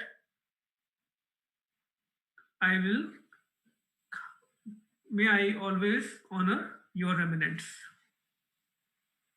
Krishna's Kaviraj Goswami also says in Chaitanya Charitamrita, Bhakta Pad Dhuli or Bhakta Pad Jal, Bhakta Bhukta Avishesha, Teen Mahabal.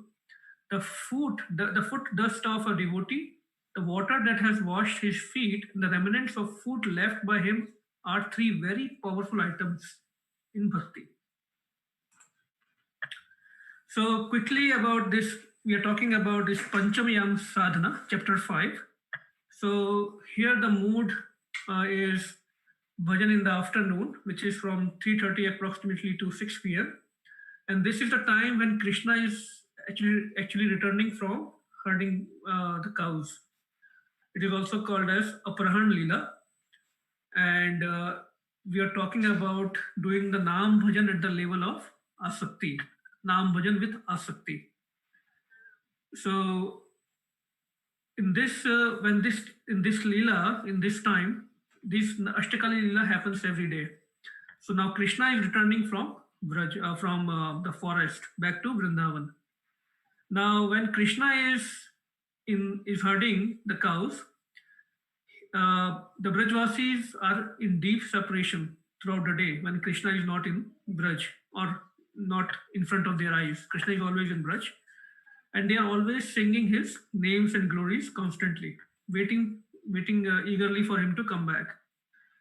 Now, throughout the day, Radharani is also deeply thinking about Krishna. And she sometimes sends her Sakhis to find where Krishna is he nearby now? And always looking eagerly on the path where Krishna is supposed to come back with cows. So that kind of meditation is happening here. In the Gopi Gita also, Gopi says, Chalasi yad vrajach charyan pashun nalina sundaram nath te padam shilat rankure sidatina kalilata mana kant gachati. This is the situation of gopis. They're saying, dear master, when you leave the cowherd village to herd the cows, our minds are disturbed with the thought that your feet, more beautiful than lotus, will be pricked by the spiked husks of grain in the rough grass and plants. So very, very intimate bhav. Gopis are expressing that the point is, the whole Braj, all Brajvasis are only thinking about Krishna.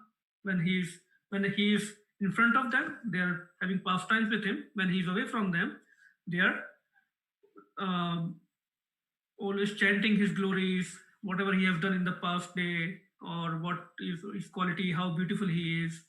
That kind of meditation is happening. So the point is that we are talking about chanting at the level of asakti, attachment. So when we are chanting, we can think about these pastimes. Okay, I think my should be time is up. There are a few more slides, but I will skip them. The bhava is same. So quickly, when we talk about Krishna's pastime in this Leela, in this Panchamaya, so we can meditate just like you can see Govardhan. I'm not sure if my mouse is. Here is Govardhan, and Krishna is with his cows and friends taking this path, Radhakund, Varsana, and coming back to Nandagaon. So he's having a lot of sportive pastimes. He's never busy. He's the most free person, right? He's never busy. And just like he is Tribhangi, Tela at three places, he just doesn't go in a straight line. He just roam around, does pastimes and go back. Little more clear view of the Govardhan. Few places of pastimes. So this is the area where usually he herds cows with gopas. Again, the essence of all device, the nectar of instruction 8. तन्नाम रूप चरितादिषु कीर्तनानु स्मृतयोः क्रमेण रसना मनसि नियोजय श्रेष्ठान् व्रजे तद् अनुरागी जन अनुगामी कालं नयेत् अखिलम् इति उपदेशसारम्. We already discussed the meaning of the translation of that verse. Again, Guru Maharaj said, become dead serious and sincere in devotion to Krishna. No time to play around anymore.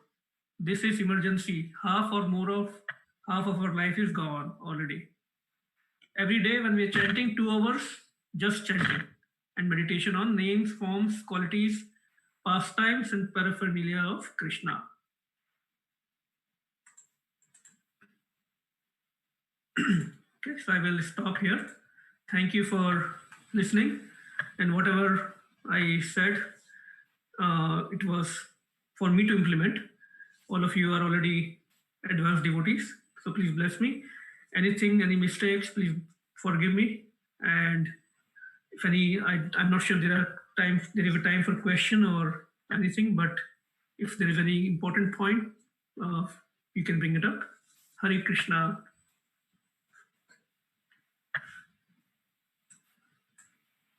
Hare Krishna, Prabhuji, Dhanar Pranam. Hare Krishna, Prabhuji, Dhanar Pranam. Prabhuji, I just wanted to thank you for this amazing presentation. I mean, I don't have words about the pictures that you used and the way you simplified such difficult concepts for the ease of our understanding. Goes without saying, there's a lot of hard work put in, but each picture in each of the slides.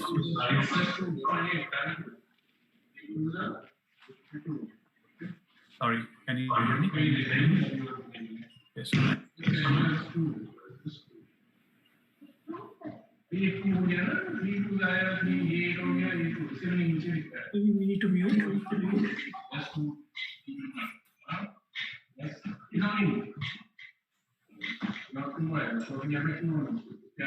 Sorry. Sorry, Prabhuji, can you hear me now? Yes. Okay, so I was saying, Prabhuji, each picture in each of the slides spoke 1,000 words. Very, very beautiful presentation. Totally loved it. Thank you so much, Prabhuji. Hare Krishna. Thank you, Prabhuji. All glories to Guru Maharaj. That's the only thing I could do because subject was very tough. No, that's the best thing you could do, Prabhuji. I was trying to hide myself. That's the best thing you did because, to make it so simple for all of us to understand. Thank you so much. Thank you, Prabhu. Dandavat Pranam, Prabhuji. Where did you get the pictures from? They were beautiful. I can see them for hours and hours. Where did you get that from, Prabhuji? I will share it with you, Mataji. It's all available. Beautiful. Beautiful. You must have searched a lot. Thank you, Mataji. Especially the last 2 ones where, all the places were shown. Very, very beautiful. Please share. It is just by mercy of devotees. I think we have a question. Gopal Govind Prabhuji. So if no questions, is there any question? Prabhu, I have one question. If you go back to your first slide where the all the yam are listed. Yes. In that the timings are mentioned in that, right? Yeah. So I have this basic, maybe like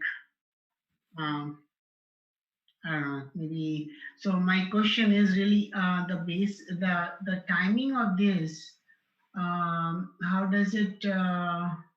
What is the source of these timings? As well as there are some like few minutes gap between the one yam to another yam. So what is that gap? Yeah, there should not be any gap. That will be my mistake. But the idea is you can see the approximate times, and this is in given in Govind. I'm forgetting that name of the Granth. It's all authentic and bona fide. Govinda Lilamrit. Govinda Lilamrit. Thank you. Govinda Lilamrit. Govinda Lilamrit. So yeah, technically there is no time. Some places you will find like 3:36 a.m. Somewhere you will say 3:30 a.m. So it's pretty close, approximate. Yeah, like so, like this patient, the fifth one you had, that's at 3:36. So I was surprised that where the 6 minutes gone. Yeah, so yeah, some places you will find it will be mentioned 3:30 p.m. or some places 3:36 p.m. But Krishna Lila is it's happening continuously. He's never free. He's never inactive. He's always jumping around. Yeah. Thank you so much, Prabhu. As Aisha Krishna Prabhu said, very nice presentation with the colorful All praise to Guru pictures. Maharaj. All praise to Srila Prabhupada. Thank you. Hare Krishna. Hare Krishna. Thank you, Prabhuji. Are there any more questions at this point? Prabhuji, humble request, can you circulate your presentation? Sure, Prabhuji. Absolutely. Please. Thank you, Prabhu. So nice. Very nice presentation. So it's already 2:40 and we already have the next devotee with us. His Grace Padmanabh Prabhuji. He is from Harrisburg. Most of you must be knowing him. He is also very dear to Guru Maharaj. Prabhuji is a senior disciple of His Holiness Radha Govind Swami Maharaj. And he is the reason we are in Bhakti. He is the reason we met Gurudev. He is the reason we are still in Bhakti here. So very, very wonderful devotee, wonderful family. And I cannot, he's our friend, our mentor, a lot to us. And it's hard to explain in words. So I already took 20 minutes of you, Prabhuji, but because I know I have some liberty with you, but we have a lot of flexibility. We will go 20 minutes, a little more also, and we want to hear from Prabhu a lot more than me. So please feel free to complete everything you want to speak. Hare Krishna, Prabhuji, Dandavat Pranam. Welcome to the retreat. Hare Krishna, Prabhu, and I really don't have a lot to say, so thank you for taking that 20 minutes and trying to protect my honor here, so that I, until now, all the devotees thought that Dhir Krishna Prabhu does not lie, but today he just introduced me, and there were a lot of false statements in the introduction, but I hope those are his blessings, and whatever he said, they come true for me. So it's a tough act to follow. I don't have any slides. Actually, I'm as ill-prepared as I am for most of the times. And unfortunately, you'll have to see this horrible face as I speak for the next 40 minutes or so. So is there time for just quick prayers before we start, Dhir Krishna Prabhu? Yes, Prabhuji, floor is all yours. Please take as much time you want.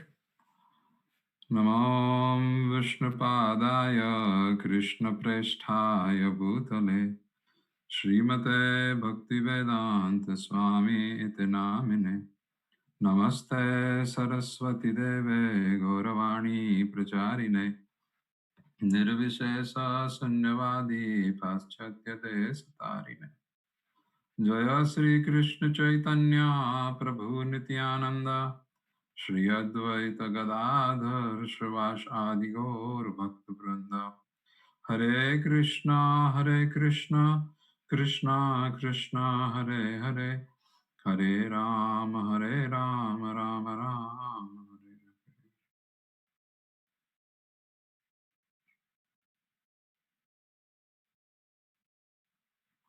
Hare Krishna. So I don't know who chose the topic, probably Kratu Maharaj chose the topic, but very wonderful topic of Bhajan Rahasya. Definitely very much above my league to speak about, but Prabhuji gave me this seva, and that gave me an opportunity to see, where at least I have to still go, and what needs to be done from my side in order to attain the goal of this human birth, and to really appreciate the mercy which has been shown by Srila Prabhupada and all all the Vaishnavas and Guru Maharaj. Sri Bhaktisiddhanta Saraswati Thakur, in his Tika of Bhajan Rahasya, writes that he has seen Sachidanand Bhaktivinoda Thakur practice bhajan in this format.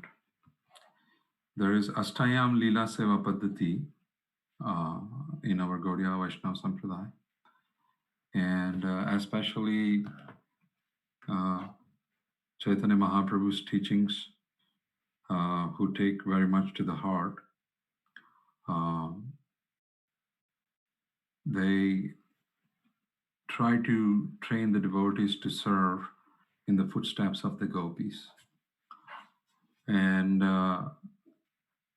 they also, the goal is to go into the mode of Raganuga Bhakti.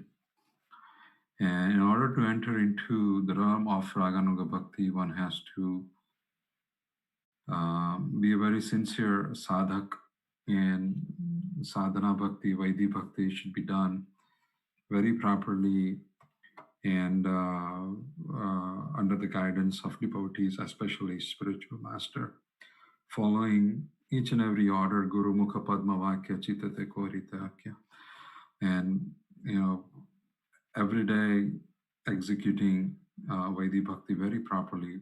Slowly, we come to the platform that we gain the mercy and we follow in the footsteps of Brajvasi, who has raga, who has prem for Sri Krishna and Srimati Radharani.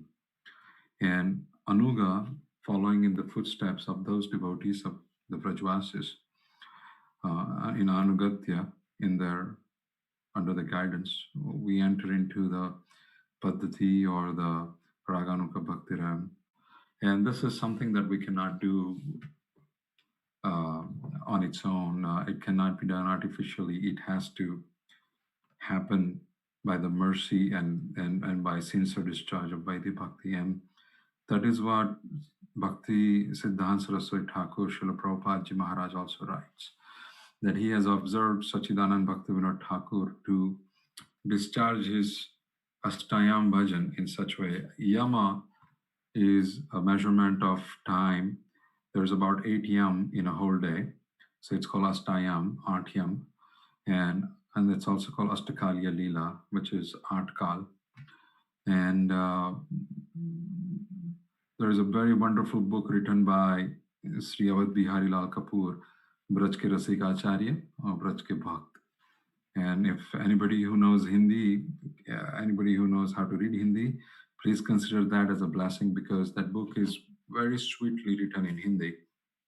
There is translation in English, but Awadh Bihari Lal Kapoor wrote the book in Hindi, and his heart just pours out. And you can see how the devotees of Gaudiya Sampradaya, they are walking in the footsteps of Sri Nityananda Prabhu, Chaitanya Mahaprabhu, Rup Sanatan Bhatt Raghunath, the 6 Goswamis, Sachidanand Bhaktivinoda Thakur, even Krishna Das Kaviraj Goswami, who has himself written Govindilamrita and who has outlined the Astakaliya Leela and so on.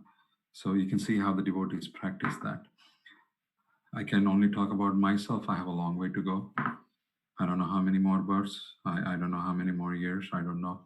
But as we will see in the 6th Yama, or the 6th chapter of Bhajan Rahasya, that even a fallen person like me has a hope that they can walk in the footsteps of Brajvasis of Raganuga Bhakta.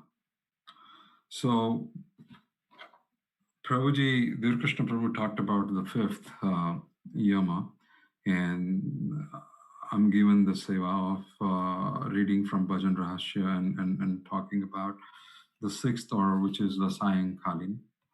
And one of the most important thing in the Sayankal, see what the devotees do is they meditate on the pastimes of Krishna and Radharani happening during that time period. One of the pastime which is being described in Sri Govindilamrita that happens in Sayankal is Shri Radhika Sayana Kale, Krishna Lagi Pathaile, Sakhi Haste Vivida Misthana. Srimati Radharani in Sayankal is when the sun is setting, so the day is about to end and the night is about to begin. So anybody who grew up in India knows that at least in our household, it was a standing order. No matter where you were in your city, Sayankal, you have to come home.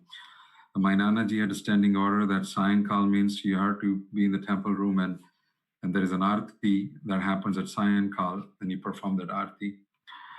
And that Sayankal is one of the very cherished time by the devotees because inadvertently, even people who are not practicing Ashtakalya Leela, they practice discharging some devotional service during the Sayankal. So during the day, most of the Radharani tries to think how to serve Krishna, and she comes during the daytime. She cooks for Krishna, cooks his lunch, and then she also, meets with Krishna at Govardhan and Radhakund, different places. But in the evening, when the Sayankal is coming, Sri Radhika Sayankale, Krishna lagi pathaile, Sakhi haste vivida misthana. Radharani herself does not go because she has duties to perform at her home. She is living with her mother-in-law and everybody else in her own household. She has a household. So what she does is she cooks nice misthana. Misth anna. Misth is very delicious. Misth is also called sweet, but misth also means delicious here. Misth anna. Anna is different perhaps. Krishna lagi pathaile. For Krishna she sends. With whom Sakhi haste vivida misthana. With her Sakhis, with her friends, he sends them to Nanda Baba's house in Nandagaon. Krishna bhukta sesa ani, Sakhi dila sukhamani, Pana Radha haila prasanna. And when the Sakhis come back, Krishna sends with them the remnants of what he honored, right? Because when Radharani makes some things, Krishna does not eat that; he honors that. Just like when we get prasad, we honor prasad. We don't eat prasad. Similarly, when Radharani cooks something that is so much high up in the pedestal, Krishna honors whatever Radharani cooks. So Krishna, whatever he has honored, he sends back with the Sakhis. Radharani gets that, and she considers herself very fortunate in getting this remnants of Krishna. Devotees like Sachidanand Bhaktivinoda Thakur, Goswami Srila Krishna Das, Goswami Sri Raghunath Das, they all take pleasure in meditating these pastimes. And by the mercy of Krishna, they are able to visualize these pastimes as they happen. Snata Ramya Veshadhari Yasoda Lalita Hari Sakha Saha Godohana Kare. What happens in Nandagaon? Sri Krishna, when he comes home, Ma Yashoda, she gives Krishna a very nice shower, very nice bath. She decorates him very nicely. And then Krishna with Dauji and his Sakha goes to the place where all the cows are staying, and Godohana Kare, he milks the cows. Nana Vida Pakwa Anna, Pana Haila Prasanna. And then whatever Radharani has sent, Nana Vida, a lot of different food preparations. Krishna, Paina Haila Prasanna, he partakes them, he honors them with a lot of love, with a lot of happiness, because when anything that is cooked with love, it is beaming with happiness. When you see that preparation, when you eat that preparation, you feel the love coming in. Who loves Krishna more than Srimati Radharani? No one. So Nana Vida Pakanna, Pana Haila Prasanna, Smariyami Parama Adare. Krishna not only enjoys it very much, but Krishnadas Kaviraj Goswami says that I see this pastime and I remember this pastime Parama Adare with very love and with a lot of reverence, I look at this pastime. So this is one of the pastimes that happens during the evening, which is the sixth part of the day. There is another pastimes that happens where Krishna comes back after herding cows. And Sri Bhaktivinoda Thakur writes about that also in one of the 26 slokas. Unfortunately, what I thought was, within an hour, it's very hard to go through the 26 slokas, because even if I just read the translation, I may be able to just read translation of 2 slokas, in 5 minutes properly, and then the time becomes over. So I thought I will just kind of do an overview, and sometimes I'll stop at some slokas and trying to expand a little bit more. And I hope you will forgive me for not following a set format here. And please forgive me if I'm not walking the path which I should have walked. So the 6th yama, which is been described by Srila Sachidananda Bhaktivinoda Thakur, is between roughly 6 p.m. to 8:30 p.m. And it is said that there are 6 dandas after dusk. It is measured at 6 dandas. Even in Ashtakalya Leela, not all 8 portions are equal. Some portions are longer, some portions are smaller. There are 2 or 3 portions which are 3.5 hours. There is one which is 4.5 hours, and the rest 5 or 4 is 2.5 hours. Like this one is 2.5 hours approximately. And Bhaktivinoda Thakur is tying one verse of Sikshastakam with each yama sadhana. So in the Sashta yama sadhana, the slok that Bhaktivinoda Thakur is tying is Nayanam Galad Ashrudaraya Vadanam Gadagada Rudiyagira Pulakera Nichitam Bapukada Tavanam Grihane Bhavishyati.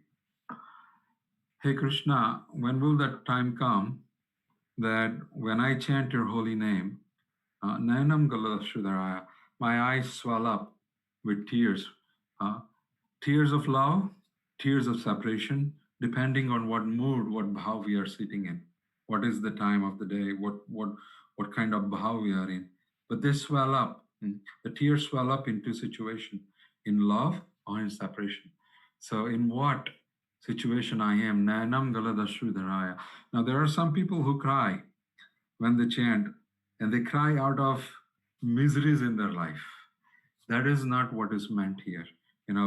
Our sorrows, our problems in the life, sometimes people, they become very much agitated. Artha-artharthi jigyasa jnani, this kind of people, they appear. We all fall in one of this category. They appear to Krishna. And sometimes when they chant Krishna's name, tears come out. This is not that kind of tears. This tears is either out of love or out of separation. Even when it is out of separation, it is out of love. So Nayanam Galadashrudaraya, Vadanam Gadagada. And this, you cannot speak anything. The voice gets choked up. Vadanam Gadagada Rudiyagira. Pulakher Nissitam Bapukada. And all the hairs on my body are standing on their end, and my body is trembling. Pulakher Nichitam Bapukada Tavanama Grihane Bhavishyati. When will that time come in the future when I just utter the word Krishna, when I just say the name Ha Shyama, Ha Shyam, Hey Shyam Sundar, and the tears will start flowing from my eyes as if just the dam just got broken. And when will this wealth of prem, of love, will come in my heart? There is a slok written, Bhaktivinoda Thakur uses this slok in his book, Premadhana Vina Vyartha Daridra Jivana, Dasakari Vetana More Deho Premadhana. Hey Krishna, my life is just daridri. I'm a very wealthless person. There is no wealth in my life. And why? Because I don't have premdhan. I do not have love, the wealth of love for you. Dasakari Vetana Mora, please engage me in your service. Please engage me in your service, Krishna. And what Vetan do I want? Deho Premadhana. Give me the wealth of your love. Actually, Chaitanya Mahaprabhu here teaches In order to get the wealth of love, one has to serve Krishna. One has to become dasa dasana das. One has to come to the platform, and that only in the stage of service love arises. Dhir Krishna Prabhu knows this. I many time when we talk amongst ourselves, we use this example that if a husband and wife, they don't know each other, they got married, and if the wife does not do any service for the husband and the husband does not do any service for the wife, but they just meditate on each other or just do not do anything for each other, then the love or the relationship does not get created. Even with a dog, when you take care of the dog, when you serve the dog, the relationship with the dog gets created. In order to create a relationship, in order to have love manifest, service, seva, and that too selfless is extremely important. And therefore, prema or bhakti is a verb. It's a verb. And it means it's action. It means it is seva, it is service. So when this prem dhan comes in one's life, then by taking the name of the premaspad, of the beloved, the eyes starts swelling up. This is called the beginning of prema. When this situation happens in our life, this is called the beginning of prema. And further, Bhaktivinoda Thakur explains using Rupa Goswami's Bhakti Rasamrita Sindhu, and he shows what is the nature of this bhav, which is the beginning of prema. Premastu prathama avastha bhava iti avidyate. Bhava, actually, I don't know all the slokas. I'm just reading, and I'm like a newscaster who reads from some prompt, and you think I'm just talking to you. So, but I kind of summarize the slokas, and I'm just looking at that. So, Bhakti Rasamrita Sindhu's slok is used by Bhaktivinoda Thakur, and he says that, bhava iti avidyate, what? Premastu pratham avastha. The first avastha, the first symptom, or when the prem starts coming into one, what is the first symptom? Bhava iti avidyate. And what is the lakshan of bhava? How can we say that this person, this bhav is appearing? Asru pulakadeya. His pulaka, his body a little bit trembles, his hair stand on the end. Ashru, tears start flowing, and kampa, the body is shivering. When we take the name of our lover or our premaspad or Sri Krishna or Radharani, when this symptom starts appearing in one's life, I don't know how it is in other devotees' life. I'm pretty sure that after chanting the holy name shows the mercy on devotees. But every devotee might have experienced at least once in their lifetime of chanting, minimum 16 rounds daily, that there are days when suddenly while taking Krishna's name, you feel that your hair are standing up on your body. Suddenly you feel like a surge of love. When you're looking at at Sri Krishna in the temple room or something, and suddenly your eyes swell up out of love, you're drinking the beauty of Krishna as you chant his holy name. This is the beginning of bhava. When such situation comes in anybody's life, right, we have to fan this situation. This is like a spark. We have to fan this spark. And we have to fan this spark. How Bhaktivinoda Thakur will explain it further. In the company of like-minded devotees, Sajatiya Bhakta. Life-minded. Sajatiya Bhakta means their inclination towards serving Krishna is very much same as your inclination, how you want to serve Krishna. That's called Sajatiya, because Krishna is unlimited and he is served in unlimited ways, and he is served by unlimited number of devotees. So there's so many ways of serving Krishna, so many moods in which devotees serve Krishna.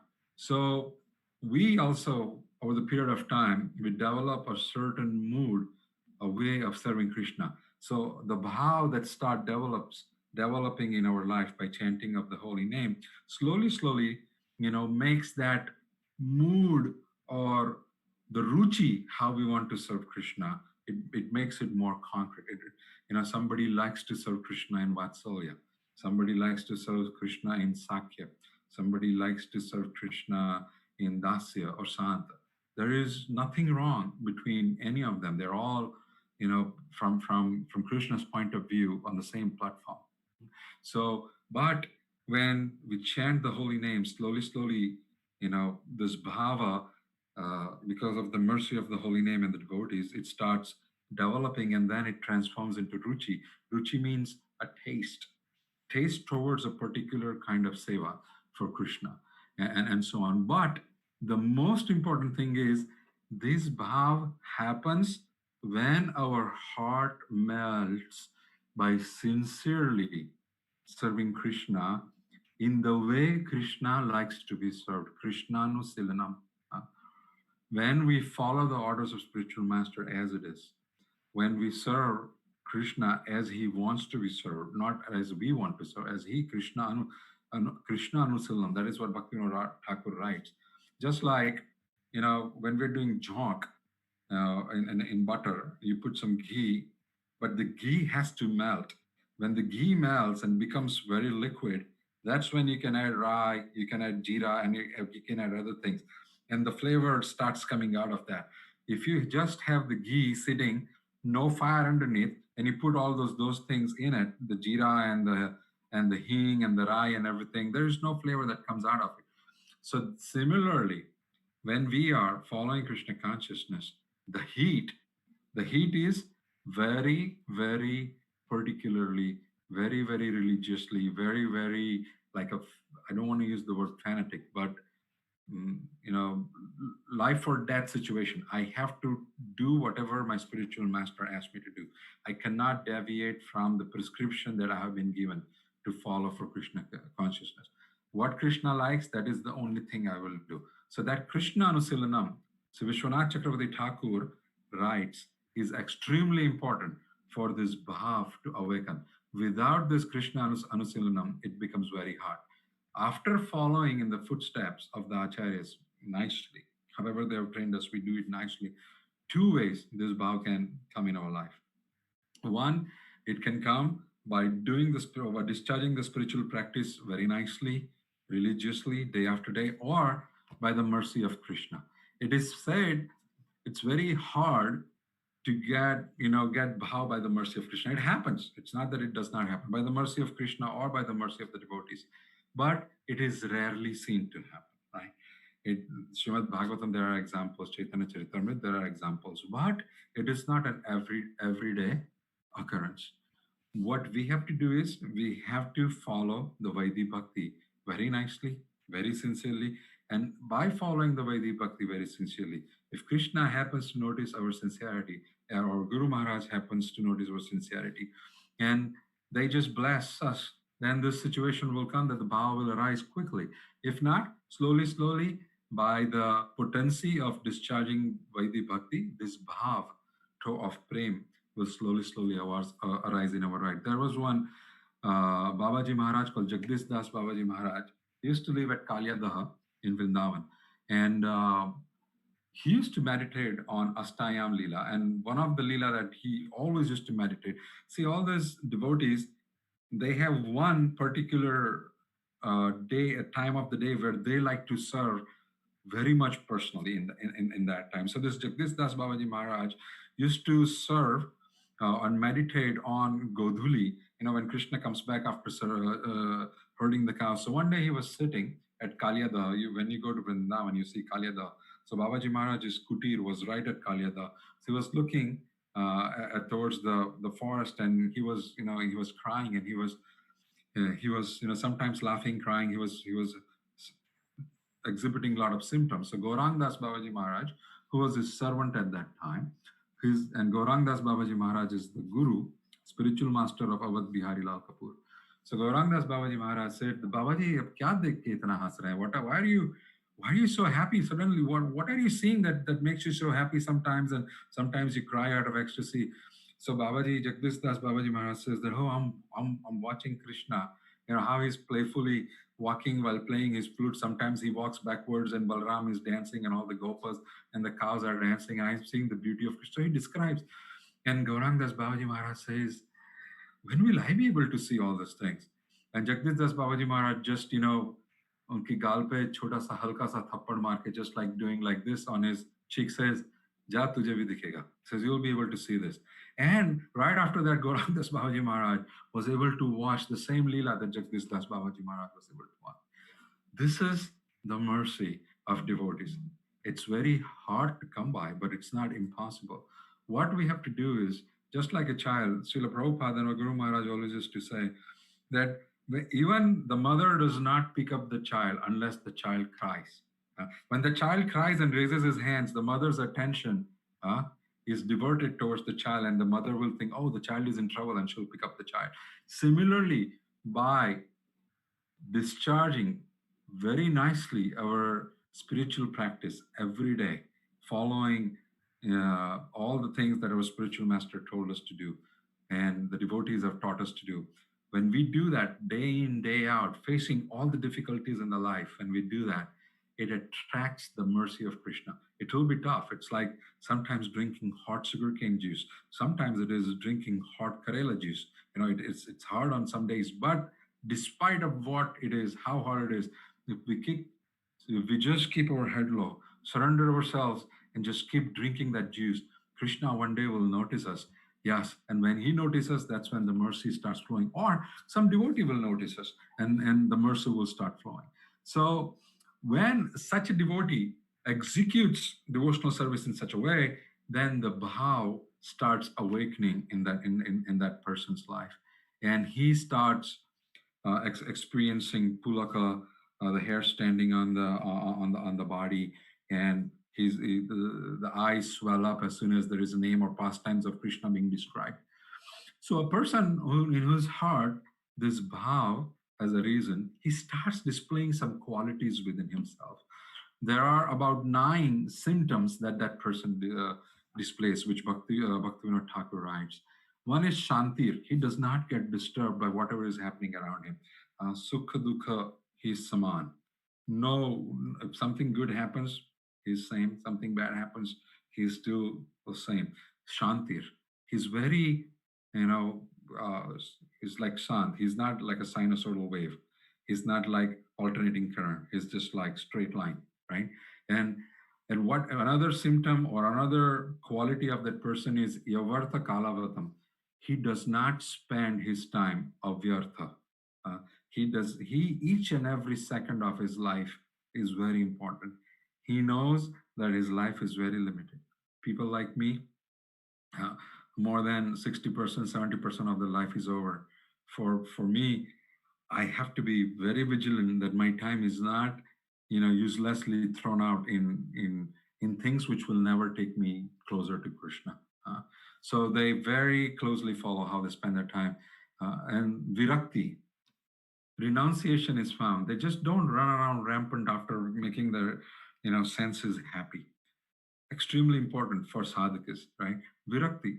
But somehow it's like an each. That's not each. Let's just stay away from it. Try to look at the beauty of Krishna when something tries to attract us. Think of the beauty of Krishna. And then that will capture our mind and our senses, and that urge will go away. The most important symptom which is displayed by the person where the bhav is arising is manasunyata. One should not have one should not feel puffed up for any designation that person has. And this is especially, Sri Vishwanath Chakravarti Thakur writes, from the material designation. Oh, I'm born in a Brahman pool. I have sometimes heard devotees who say, oh, he just got his Brahman thread. I'm a Brahman. I know how to do Gayatri and everything and this and that. And sometimes they discriminate the devotees on the basis of where he's born, how much money he's making, or how he looks and so on. So this manasunyata, no material designation is going to make me think that I'm a very elevated person. Actually, amanena manadena kirtaniya sadahari. One who can chant the holy name, what is the symptom? Amanina manadena. One should not expect any man for oneself and should give all respect to the other person. This is the basis for chanting of the holy name 24/7. And that is the third yama, the bhajan of the third yama, right? In Astayam, the third one. So amanitvam is very necessary. And that symptom is extremely, if others are there, but amanitvam is not there, everything is useless. But if manasunyata, amanitvam is there, then everything else will also come and stay nicely. Then, what is one important symptom that comes into the devotee? Asabandha.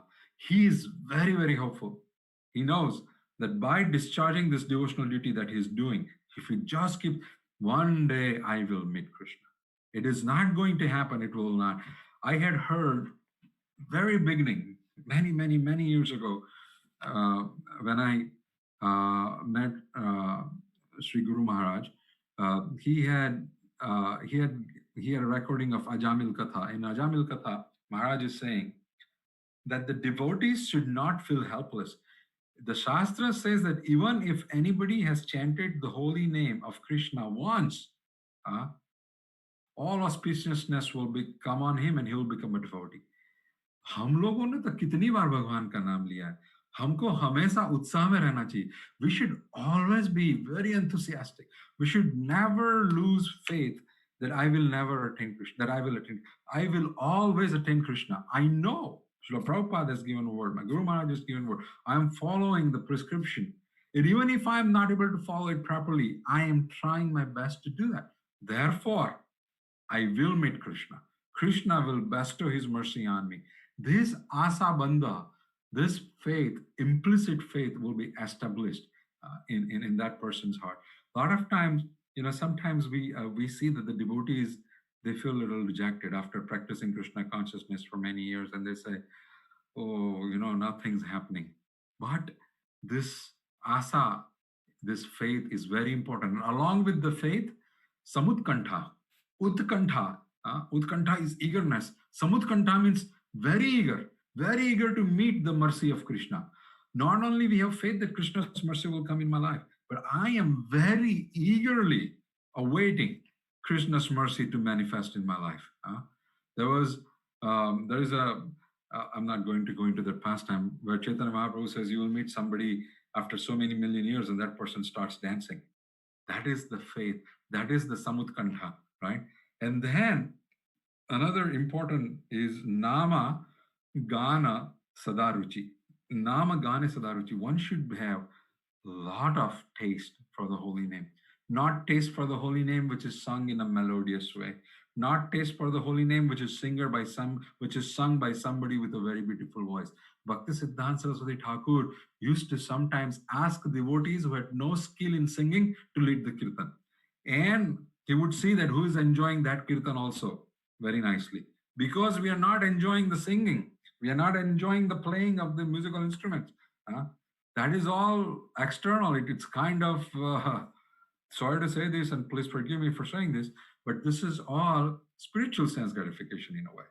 But a person who is ruchi, who has taste for the holy name, in no matter what form the holy name appears, that person enjoys that holy name. He becomes ecstatic.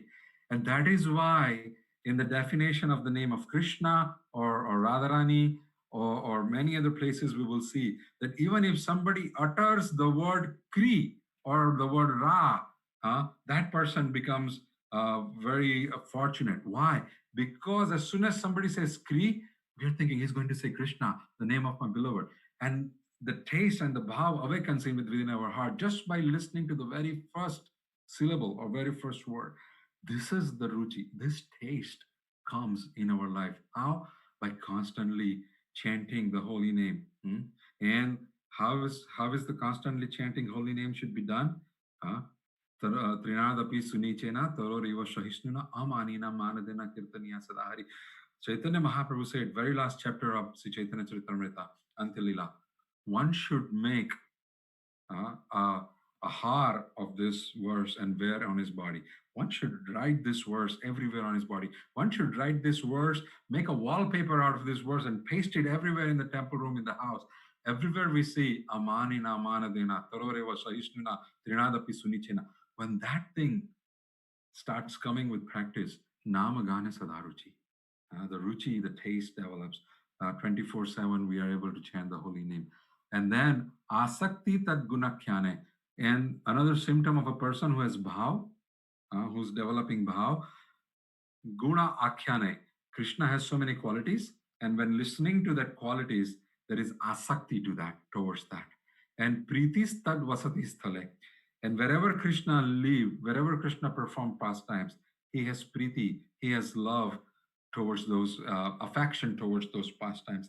Actually, Srila Bhaktivinoda Thakur writes, Gora Amara Jezabastane Karilo Brahmana Range, Se Sabastane Hiribo Ami Pranai Bhakti Rasange. Wherever Sri Chaitanya Mahaprabhu, Gora Amara, look at the words, Amar Gor. He's identifying so much with Gauranga Mahaprabhu, he has to write Gora Amara. He could have just wrote Gora, but he says Gora Amara, my Gora. Wherever, Yes Avasthane, wherever he went, Karilo Brahmana Range, wherever he went, he performed his pastime. Says Tavasthane, Heribu Ami. I want to go there. I want to see all that places of pastimes. I want to roll into the dust of that places of pastime. Pranai Bhakata Sangha, in the Sangha of Pranai Bhakta, of Sajatiya Bhakta, or loving devotees who has same kind of taste. And if one, people, I don't know who's here from India or who's here from what country, but unfortunate, people like me who's living some other place, we can choose to mentally live in Vrindavan. This is the power of Astakaliya Lila. Astakaliya Lila is Smarana Paddhati. Smarana. Smaran means to remember. And one has to, even if we are very neophyte, extremely neophyte, we should take out some time during the day to just go to Radhakund or just go to Vrindavan. And, sometimes when you wake up at 4:30, when we wake up at 4:30, just think, oh, it's 4:30 in Vrindavan. Maybe all the devotees will go for parikrama. Let me quickly go out, take some jhadu and sweep the parikrama marg. Let me remove all the thorns, all the kankar panthar. This is how we reside in Dham at that time. There are so many examples where the devotees, they are sitting at some other location, they perform service like this. Shyamananda Prabhu is a particular example. There is a temple of Radha Shyam Sundar in Vrindavan established by Shyamananda Prabhu. No time to go into that pastime, but another example, how Shyamananda Prabhu in his meditation used to clean the kunjas of Radharani and Shyam Sundar and so on. We can do that too. We have gone to Radhakund, Shyamkund, we have gone to Govardhan, Barsana, Vrindavan, Krishna Balaram temple. Remember the maps of each and every temple. One day we can clean the temples. One day we can wash the temples. One day we can do this. One day we can do that. So many services to be performed. 5 minutes. In 5 minutes, we can sweep the whole Vrindavan. Manavege. The mind is so fast. By mind, we can go to Vrindavan within split of a second. Within the mind, we can clean whole Vrindavan within split of a second. The services are still awaiting us every day. A devotee should take initiative to take the services. And this is artificially, but slowly when we practice, this is called Vaidhi. The ruchi will develop, bhav will develop, then the ruchi will develop. And now it will automatically happen. We see something really nice to eat, and then we'll suddenly think of Krishna. Oh, this rasgulla looks so good. Maybe I can offer this to Krishna first. Or we can think, oh, when Radharani meets Krishna tomorrow at Radhakund, maybe I can offer this rasgulla to Radha Krishna at that time. So this kind of bhav, this kind of ruchi develops. And this is when this thing happens, when this kind of symptoms start being displayed in devotees, there are certain things that happens which is without the control of devotee. When most of the ISKCON devotees, how can you know that they are ISKCON devotees? No matter where they are standing, as soon as there is kirtan, the feet starts moving. I just came back from a funeral yesterday night. So they were chanting Sri Ram, Jai Ram, Jai Jai Ram. And I was the only one, my feet were moving when they were chanting Sri Ram, Jai. I didn't move that, it just automatically happens. This is the training that Srila Prabhupada gave us. So the one who has awakened bhav and is walking towards ruchi, there's certain things that happens in that person without him knowing. As soon as there is the name of Krishna and he hears the name of Krishna, or he sees the beauty of Krishna, or he hears the pastimes of Krishna, or he thinks about the places of pastimes of Krishna, these things happens. Nrityam, he starts dancing. Viluthilam, he starts rolling on the ground. He starts singing loudly, or he starts crying loudly, or his body starts trembling, or hunkar, he starts rolling loudly, making sounds, or he's yawning, becheni. When there is something becheni means very anxious. You start yawning because you're anxious to. When suddenly the name of Krishna appears, you become anxious to serve Krishna, and then the yawning happens, or heavy breathing happens. Uh, just know that something of a big intensity comes in our life suddenly. uh, the breathing on its own becomes very heavy. So the heavy breathing happens. We start losing the social etiquette, or the lajja. Lajja means we will say, "Oh, I'm standing in the public. What will they think about me? What will they think about me if I behave in such a way? This that." We will no worries about that.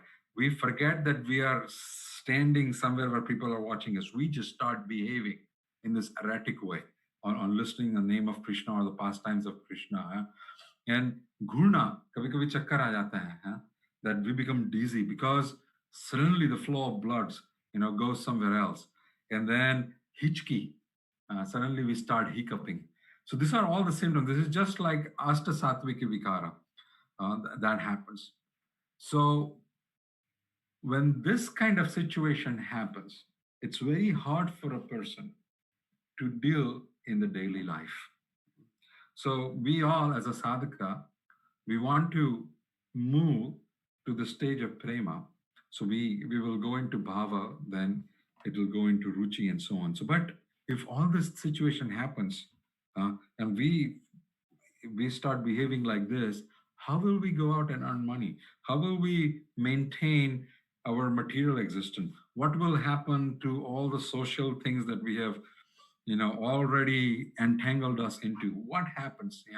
What happens to our material designations? uh, Srila Bhaktivinoda Thakur says this material designations will become insignificant to us from the core of our heart. Right from, not artificially, from the core of our heart, they will become insignificant. And what will we be identifying ourselves as? Gopir Bhartur Padkamali or Dasa Dasana Dasa. We'll be identifying ourselves as the servant of the servant of the servant of the master of the gopis. The Bhartur means master. Gopir Bhartur. Gopir Bhartur is Krishna. Gopir Bhartur Padkamali or Dasa Dasana Dasa. We will not think I am this, I am a director of a company, I'm a vice president of a company, I have this many businesses, I'm doing this, all that designations will go away. Then, if we are behaving, we're identifying ourselves as Gopir, Bhartur, Pad, Kamalyor, Das, Dasano, Dasa, how do we carry out our daily life?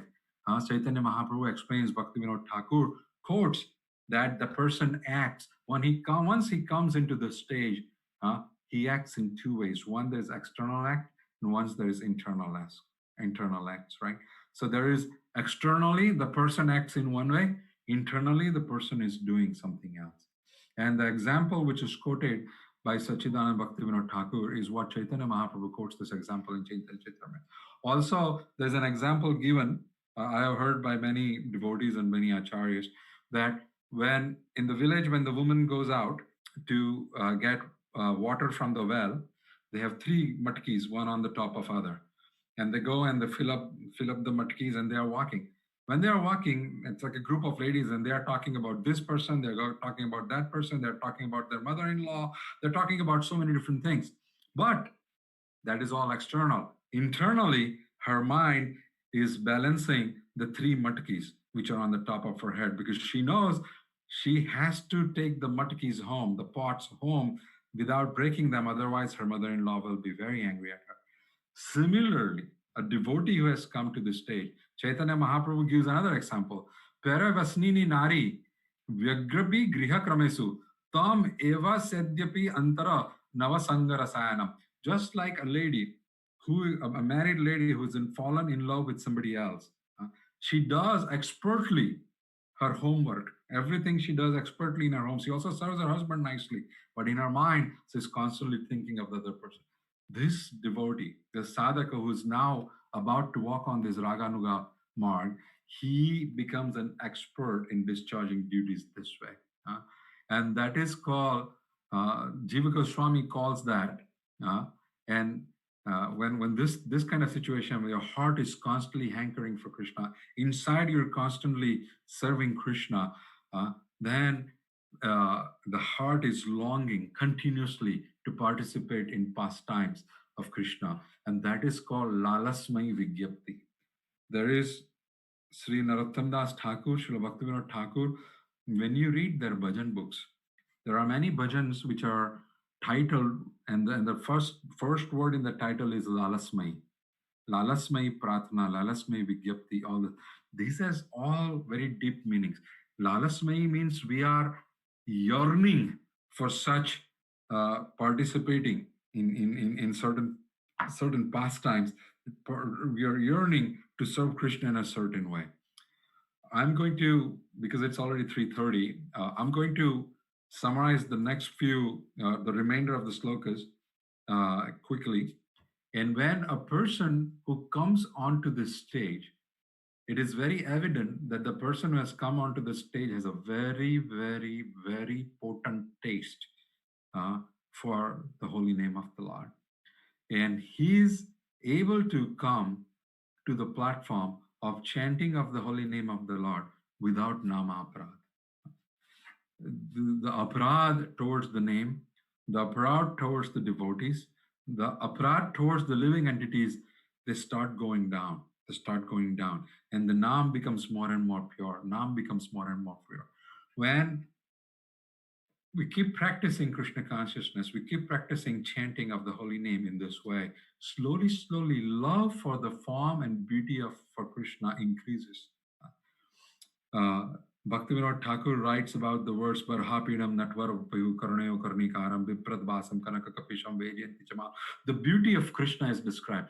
In Bhagavatam, so many slokas, the beauty of Krishna is described. When I read Bhagavatam for the first time, I was kind of a little bit frustrated because every few words, Sukdev Goswami starts describing Krishna. Every few words, whoever comes, Narad Muni comes, meets Lord Shiva meets somebody else, this person devotee meets this.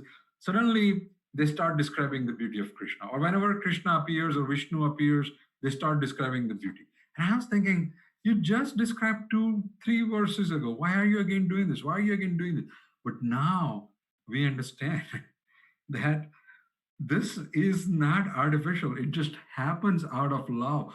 When somebody has the taste for chanting, they get attracted towards the beauty of Krishna. So Krishna, who's sitting in our temple room, Archa Vigraha Swarup, suddenly when we see the Krishna, we see him like a lightning thunderbolt. We look at his eyes, we look at his the black, I don't know what is that black thing in the eyes called in English, but उनको देखकर भंवरे की याद आती है. जैसे like the bumblebees, they are hovering on a reddish or pinkish lotus leaf, lotus petal. His eyes are like that because his eyes are wandering here and there, looking for the gopis, trying to search for his beloved Radharani. His hair, which are curly and they are falling on his cheek are reddish and glistening.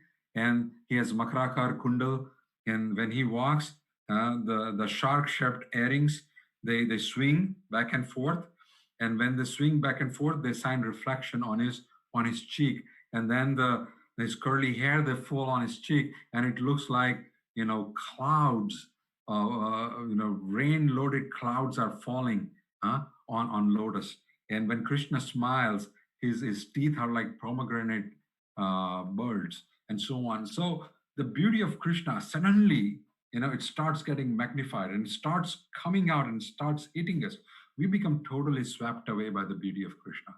And we suddenly fall in love with Krishna in all forms, especially the Archa Vigraha form. And we start serving him with so much love. We start doing so many things for him out of love for him. We just say, Pratima nahi tumi saksat vajantananam. We see Krishna particularly, standing in our temple room bent in 3 places, playing flute, looking here and there, and so on. And then slowly, the emotions which were in the heart of gopis they start arising in our heart. That is where this Sayankali Leela is concluded, that the gopis are the topmost devotees. The gopas and the gopis of Vrindavan, they are very fortunate. Their purpose of life, their existence, is to please Krishna. They have the real love for Krishna. They have raga for Krishna. That raga means one-pointed loving attention. They cannot think of doing anything else other than pleasing Krishna 24/7, 365. And this gopis and gopas constantly yearn. I was reading a very nice commentary on Narottam Das Thakur's book Prarthana, and in there it was written that when a devotee here fulfills his devotional service nicely, and when he's ready to enter into the spiritual world, he's transported, when he leaves this body, he's transported from here to the planet where Krishna is performing his pastimes currently. And he takes birth in the family of an Ahir. You know what Ahir? Ahir is a cowherd family. And he, based on his bhav ruchi, his taste how to serve Krishna, he takes birth as a gopa or a gopi or whatever, as an elderly gopi or a young gopi, or based on what is his inclination towards Krishna, or his or her inclination towards Krishna, and serves personally in Krishna Leela. And after doing that, when Krishna finishes his pastime on that planet, he takes everybody with him back to Golok Vrindavan in the spiritual abode. We also go back to spiritual abode along with them. So at the end of this chapter of Sayankali Leela, Bhaktivinoda Thakur writes that the love for the gopas and the gopis are the topmost. And out of that, the love of the gopis is the topmost.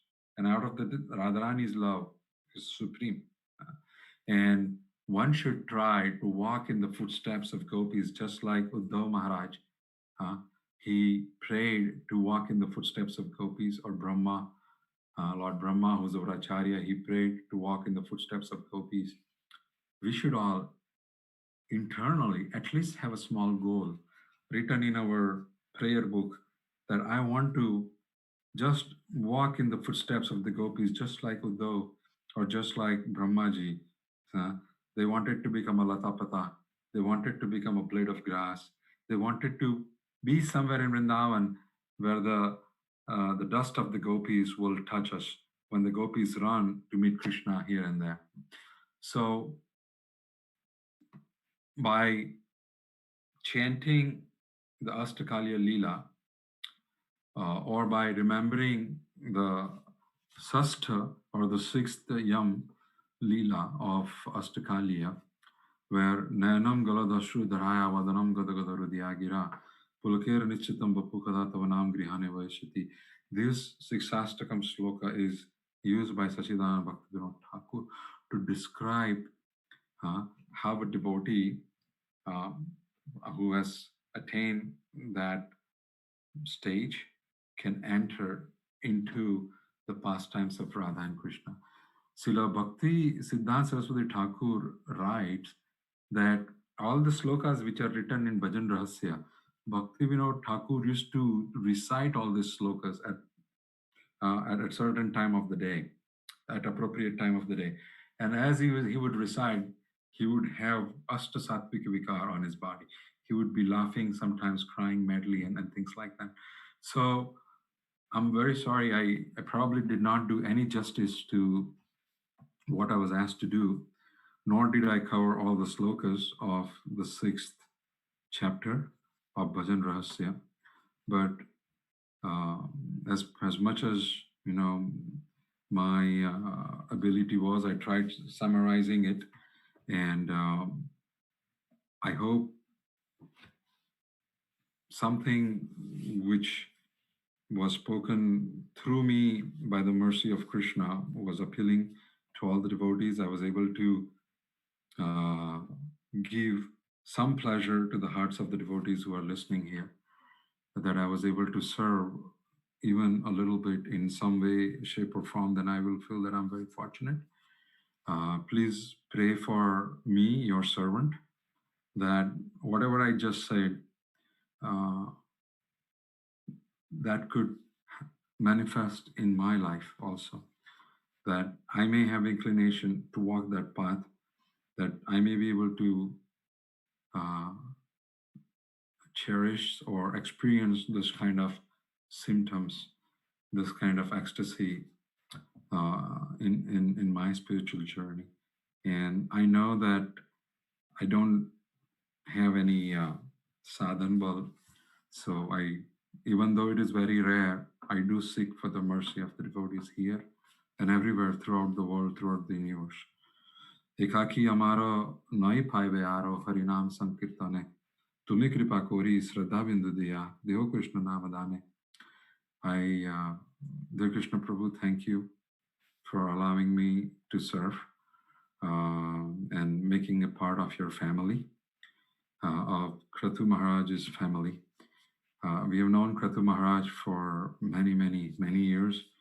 Actually, he's a distant relative, not a distant relative, he's a close relative of my wife's aunt. And Kratu Maharaj, by his mercy, my wife's family in Chicago, they became devotees and they joined ISKCON. They were all in Swaminarayan Sampradaya before, and by his mercy, they came into Krishna consciousness of Srila, which is how Srila Prabhupada is shown. And by her mercy, I came into touch with Srila Prabhupada. I was an initiated devotee also in Swaminarayan Sampradaya. And by Krishna's mercy, our parents were very religious and they were following most of the things. And then after coming to US, there was a big vacuum as to how we will further our spiritual lives. And by Kratu Maharaj's mercy, Preksa's family became attached to Srila Prabhupada, and I got a chance to get attached to Srila Prabhupada and become very fortunate due to that. So I'm very grateful to Kratu Prabhu, and I'm very grateful for including me in your retreat and making me part of your family. Hare Krishna, thank you. Hare Krishna Prabhuji, thank you so much. That was absolutely amazing. So easy to understand, and it's very, very, very amazing. Prabhuji, now we can open up the floor to questions if it's okay with you. Yeah. I believe Anandmay Krishna Prabhuji has a question. Prabhuji, if you could unmute and turn on your video. Yes, Hare Krishna Prabhuji. Thank you for the wonderful, wonderful lecture. Prabhuji, I really liked what you said about how we should worship our deities and how we should have a more personal relation where, you said, Pratima nahi tumi sakshat Brajendra Nandan. So how do we get to that stage? How do we develop that kind of love for them? Mataji, I will answer as much as I know about this. What I have experienced is a personal relationship is very necessary. And based on the swarup you are serving, based on what is sitting in your heart, if you try to look, you will think that, oh, Krishna is my brother, or Radharani is my sister, or he's my son, or he's my parent, or there's unlimited relationships with Krishna. Once we come to that conclusion, and if we are not at that conclusion, it's okay. First, we should start with I am their servant, I am their das, because Vatsya, Sakhya, Vatsalya, Madhurya, everything has Dasya in it. Without Dasya, they cannot stand. So Dasya is the platform on which all the rasa, they stand. So first we start with Dasya. If I'm a das and Shyam Sundar is my master, what should I do to make him happy? What does he need? Actually, if you look at Krishna in his Vigraha Swarup, he has accepted a very helpless situation. If you see the form of Laddu Gopal, poor guy is standing with not even standing. He's on his knees, and he has makhan in his one hand. Another hand is trying to, just when nobody's looking at you, try to do that pose in your bedroom. It's very hard to stand like that. Now, on top of it, the devotees will put a big turban. On top of it, they'll put a flute also. Krishna will be thinking, I have makhan, I have flute, how do I manage? But see, when this kind of, as a servant, when you look at him and you'll say, just when you send your child to school, you give him a thermos, you give him a lunch bag, you give a big backpack, and then he will think, my God, how is my son going to handle all this thing and walk? Let me take this away, let me put this here, let me do this. When we start thinking ourselves as a servant of whoever is sitting in our temple room, this and think like this, practical application of, just don't think he's somebody, just think he's a handicapped person sitting over there. How do I serve him? How do I make things very easy and pleasurable for him? That dasya mode will kick off the remainder of your journey, because he's standing, he is the master of all universes. By just of thinking, he can create universes and destroy universes, and he cannot open your fridge and take out a chapati even when he's hungry. That is the situation he has put himself into when he has agreed to come as a Archa Vigraha form in your house, right? So when he has agreed, please don't think that, when Krishna is sitting in our house in an Archa Vigraha form, it just happened. No, it is by so much mercy of so many, you don't know your Guru Maharaj, so many devotees, their mercy has happened that he has agreed to come and sit in the temple room to accept our service and not complain at all on how he is served. I've seen so many families, they just put few badam and some kaju, and Krishna has to ration himself the whole day, and then he'll say, rather, I don't take much because this is only you get for the whole day, and then you'll get another one tomorrow. But when we see Krishna as a small boy, whenever my son becomes hungry, we think, if my son became hungry, Krishna is herding cows, he must have become hungry too, right? So when we apply ourselves as a servant, right? When I joined IBM, my boss told me, as a Prashant, he said, Prashant, just one rule, never get me in trouble. That's your job. Then nothing, I don't care what you do. Your job is just two things. I should never get in trouble, and because of me, my boss should never get in trouble. That's your job. Similarly, when Krishna decides to come and stay with us, our job is to make sure he is happy, he is satisfied. He's not going to, even though he can, he's not going to reach out the refrigerator. He's not going to go and turn on the fan himself if he's hot. But when we start thinking, just like what our son wants, what my husband wants, what my sister wants, what my brother wants, just like when we start thinking like that for Shyam Sundar in the Archa Vigraha form, this transformation will slowly come. People will laugh at us sometimes, ignore. That is called, you get rid of the lajja, samajik lajja. And when you go out, you make arrangements for him if you cannot take him with you. So all these things, and it will become hard sometimes. Now you want to eat a pizza, and my God, you're eating pizza and your son's watching you that he did not get to eat pizza. Will you eat a pizza like that? No. That your son's watching, oh, my mom's not giving me, that's okay, well, I'll buy it and eat. No, you will say, I cannot eat that. I cannot eat what my son cannot eat. When we start seeing Krishna, just from the servant point of view like that, right? And start serving. Another amazing thing that Prabhupada has given us is Guru Parampara. Each and every devotee in the temple, on the third step or the second step, there is Guru Parampara. Every day, we should offer our Danvat Pranam to Guru Parampara and say, please guide me. Please guide me. I will make a lot of mistakes, but you're seeing me, what I'm doing. You're not just pictures. And the Guru Parampara is personally present. We have to have that mood. And they are there to take away all our anarthas. They are there to give us whatever knowledge we are missing. They will provide us with guidance, with whatever. All we need to have is right intention to serve as a servant. It's very simple. No need to study Naradiya Pancharatra. No need to study the slokas, nothing. You think Krishna is only property of learned people? No. Actually, the biggest devotees are the one who did not go to school. When we are taught how to serve Krishna, We don't know how to make these mudras. We don't know how to speak. It's good if we know all these things. We can sound nicely. But if we don't, the heart should speak saying, Krishna, when I'm bathing you, I will check the water 3 times, that if it is cold or not for you. Because if we have, 3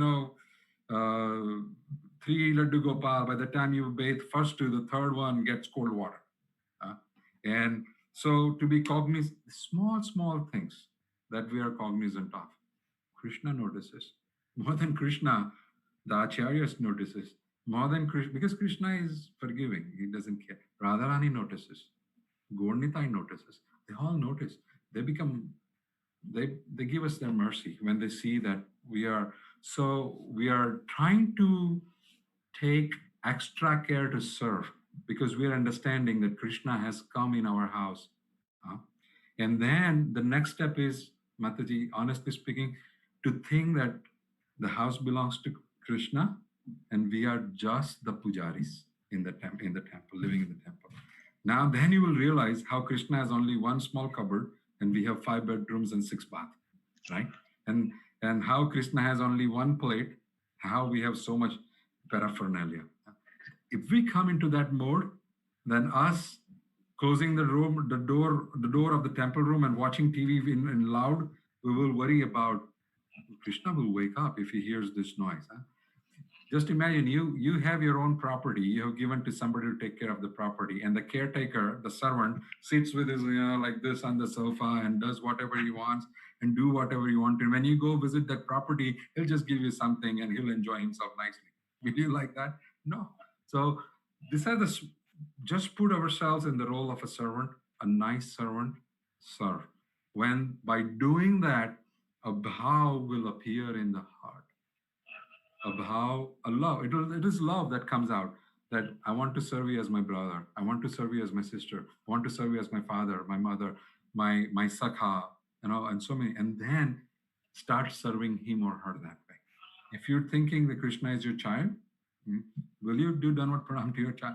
Now, please don't quote me on this, because ISKCON can ban me when I say this. But what I'm trying to say is, once we have the mood, start loving him in that mood. He enjoys. He does not enjoy when Mother Yasoda pays obeisances to him. He enjoys when Mother Yasoda ties him up. Now, what I'm saying is not to be artificially done, please. Not to be artificial. One has to do that when that person comes to this state. And this is what Bhajan Rahasya is.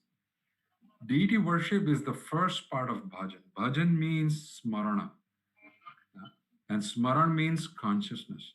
And that is why Prabhupada called ISKCON International Society for Krishna Consciousness. 24/7 we are conscious about presence of Krishna in our life, about relationship of Krishna with us in our life, and us behaving, spending each and every second in our life with that knowledge of our relationship with Krishna and with that knowledge of Krishna's presence in our life. Our consciousness should always reflect that relationship. That is called Krishna consciousness. I'm sorry for a long-winded answer. I hope it helped you. Prabhu, it was so wonderful. Thank you so much. Very, very nice explanation. Thank you. Prabhuji, it was wonderfully explained. Thank you so much. At this point, I'd like to ask if there's any more questions.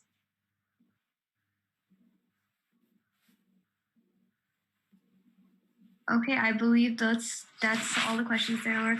Thank you so much, Prabhuji, for taking the time and explaining. It was wonderfully explained and absolutely wonderful class. Thank you so much, Prabhuji. Thank you. Thank you, Prabhuji. I know you just returned back after a long drive, just an hour back before the class. So still making it up. Thank you so much. And I'm seeing the comments from all the devotees. They just loved the class, and I'm sure they got a lot of benefits out of it. Hari Bol. Wonderful class. Hari Bol. And with your permission, Prabhu, I might disconnect also. Yes, Prabhu. Is that okay? Yep. Hare Krishna, Prabhu. Thank you. Hare Krishna. My obeisances to Kratu Maharaj and Mataji and all the Vaishnavas. Hare Krishna. Hare Krishna. Thank you, Prabhuji. Hare Krishna. Hare Krishna, Prabhuji. Now we will continue with the with our program. I would like to request His Grace Chaitanya Dev Prabhuji, if you could please turn on your audio and your video for the bhajan. Okay. Can you see me? Yes, Prabhuji, perfect. Hari Bol. I have a new T-shirt. It's called Denver Janmashtami 25. Prabhuji, can I also get? I normally don't wear T-shirts, but I just ordered this. My friend owns KrishnaCulture.com. So he gave us like 5 types of rabbits. 25 T-shirts. Okay, so is my turn for Bhajan, Mataji? Yes. Prabhuji, you look 20 years younger now. Very good choice of t-shirt. 20 years younger? 20 years. Oh my God. Okay. Let me get my mridanga, okay? Give me a second. Yes, Prabhuji. Till then, you can take a darshan of my deities. Jai. Okay, I'll be right back.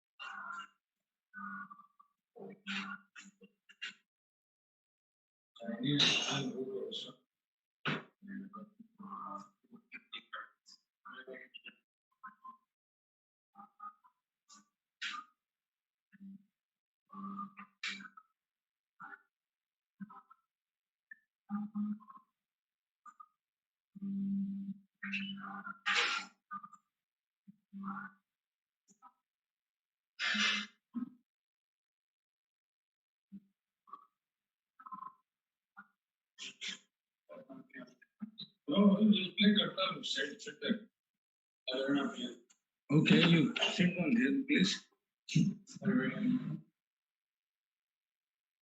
Govind.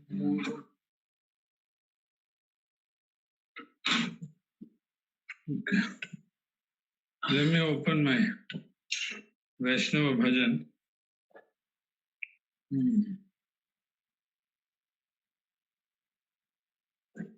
Hare Krishna,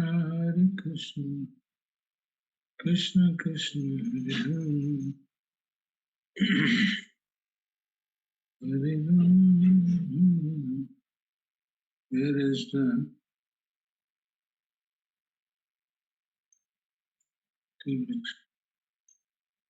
Vaishnava Bhajan? It was a wonderful class by Padmanabh Prabhu. Beautiful class. Hari Bol. Yes, Prabhuji. Vaishnava sound.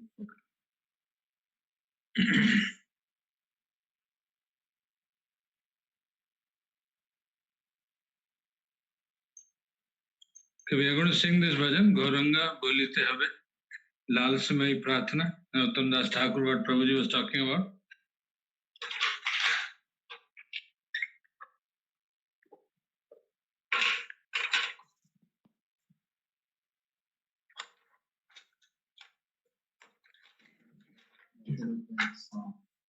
Yeah. Let me know if I am audible and the sound is okay.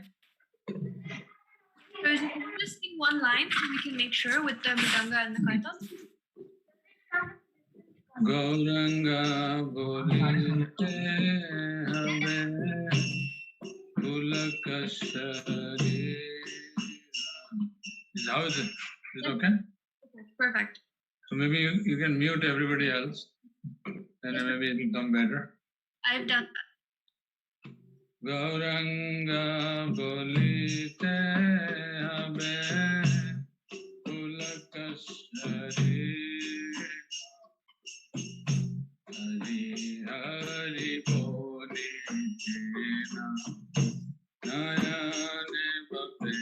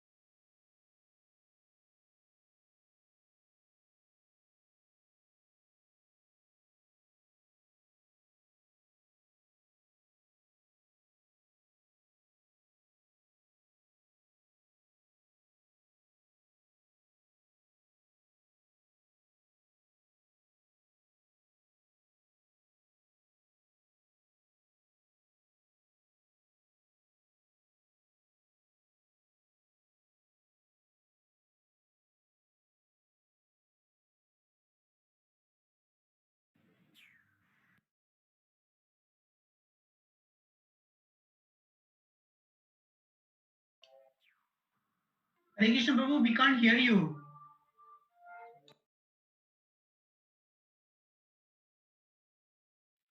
Yes, Prabhuji, everything is kind of muted.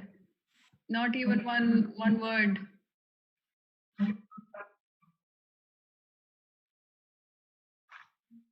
Okay.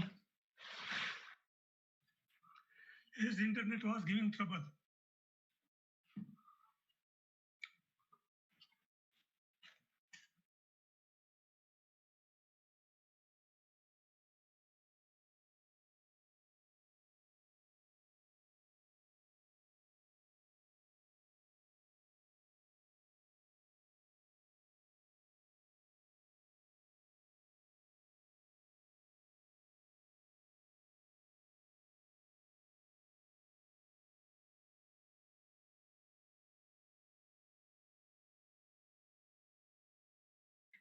Hare Krishna Chaitanya Dev Prabhuji. I'm trying to unmute you, but it seems it's not unmuting. It's you're muted. Oh, how can you unmute me? Okay. Is it okay now? Yeah, now it's okay. Now it's okay. So now the whole bhajan is gone. Okay. So I don't know till how far you heard, but We did not hear anything. nothing, huh? No, Prabhuji, start again, Prabhuji. It seemed it was good until when you sang this line, and then it just couldn't hear anything. Can you now unmute me? Can you make sure that you are able to do that? Now it's good, so I'm just not going to touch it. It's good, so let's leave it. Prabhuji, maybe Gauranathai wants to hear your bhajan again. Jai Ho, Gauranathai ki jai. Gauranga bolite habe ulaka sharira Hari Hari bolite nayane bhaktira Gauranga bolite habe ulaka sharira Hari Hari Boli Nayane Bhakti Ar Kabeni Taichan Karuna Hui Sansar Vasana Mo Kabe Tuchha Kabeni Taichan Karuna Hui Samsara Vasana Mo Kabe Tuchha Vishaya Sadiya Kabe Sudha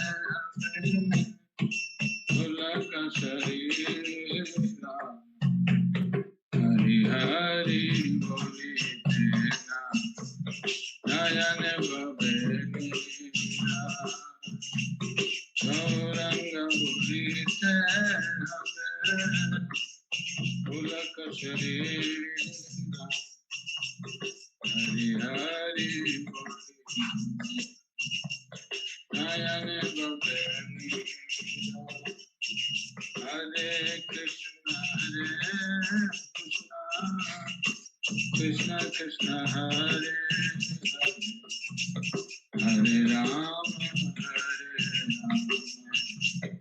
Rama Rama Hare Hare Hare Krishna Krishna Krishna Hare Hare Rama Rama Rama Hare Hare Hare Krishna Krishna Krishna Hare Hare Hare Rama Rama Rama Hare Hare Hare Krishna Krishna Krishna Hare Hare Hare Rama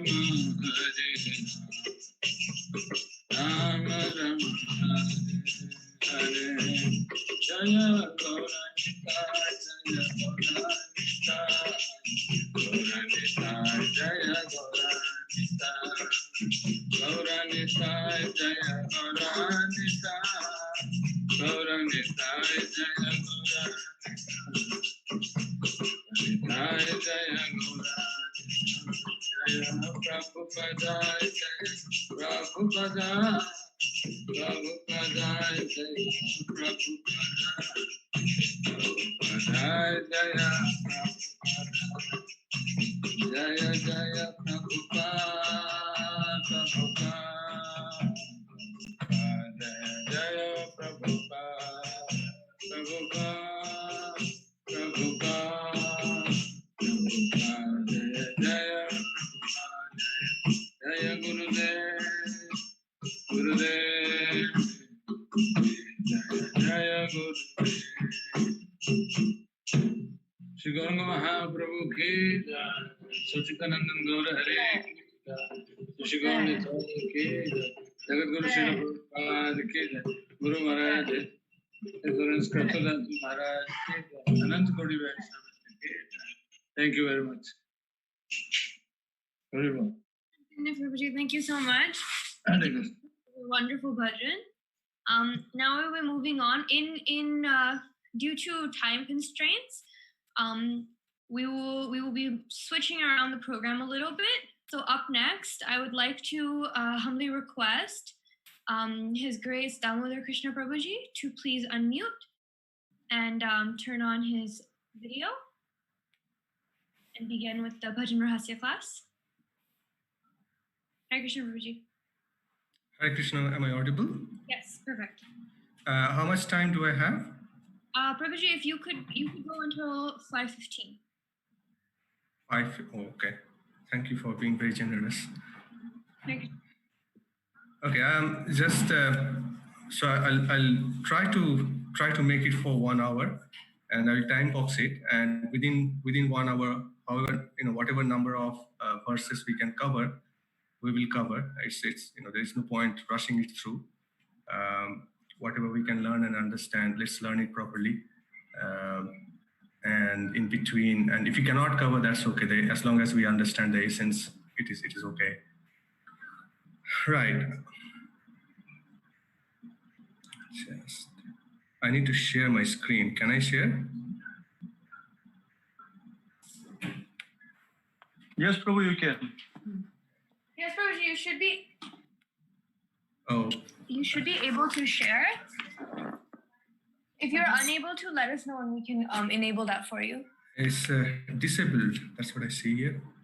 Dear Krishna, can you please enable it?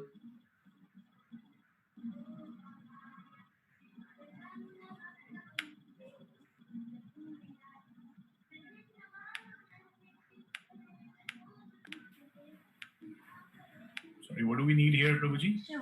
If you can enable screen sharing. Prabhuji, try now. Prabhuji, try now. It should work now. Okay. Oh, fantastic. Yes.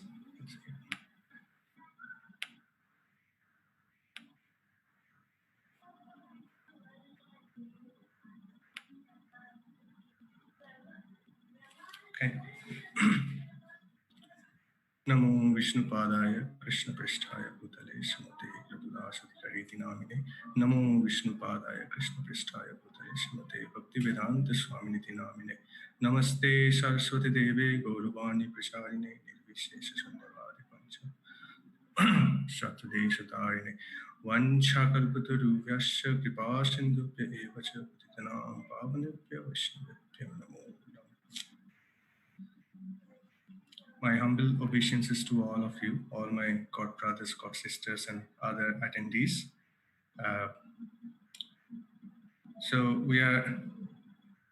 I'm going to discuss part of chapter 6 and part of chapter 7. This towards the end of Bhajan Rahasya. It was a very interesting, I had a bit of reservation, as I could hear yesterday. Some of the speakers actually had a bit of reservations. So with that mindset, actually, I reached out to one of my senior God brothers and asked that, is it really worth doing, discussing about such exalted confidential topic? And the answer from my God brother was quite stunning. Said that, we have no qualification to talk about any scriptures, or we do not have adhikar in that sense in any scriptures, but it's only because of the mercy of our Gurudev we can, deep dive into such subject matters. So I will consider this as a humble offering to my Guru Maharaj and to all you exalted Vaishnavas, my God brothers and God sisters. And we'll make an attempt to present in a way which is appropriate to the best of my ability. When I was going through the Bhajan Rahasya, and the reason I asked that question to my senior God brother was this particular verse, as you can see here, is taken from Bhajan Rahasya. So Bhakti Vinod Thakur says, Adhikar nalavya siddha deho bhave viparjaya buddhi janme suktira abhave. So what does that mean? If one thinks of this siddha deha without achieving the adhikar, his intellect gets bewildered. So I was quite struck by this particular verse when I started reading the Bhajan Rahasya, just to understand what it is. I heard before about it, and then I found, this verse has been mentioned. So it's really something that for me to discuss. And then I approached my elderly senior God brother. Anyway, so from my personal understanding, chapter 6 and chapter 7 are all about bhavas and the premas. So almost at the end of the 9 stages of devotional services, and some of you very nicely explained the initial few stages. We can see the 9 stages of devotional services actually from a point of view of our level of faith in Supreme Personality of Godhead Krishna. Now, based on our as we go through this verse, based on our personal realization, we will be able to appreciate, understand, release these verses at different level. For some of us, it could be, a verse like a verse, right? Some narration, some description of some activities. For some of us, could be based on our personal realization. It could be as stunning as almost personification of Radharani or personification of the gopis coming out of those verses. Because the verses that we are going to discuss is none other than the moods of the gopis, the moods of Radharani, and the interplay of different kind of conflicting moods that Radharani actually manifests through his service, by his service to Lord Krishna. Very difficult to understand, very confidential also. But again, like I said, as my humble offering to my Guru Maharaj, I will try.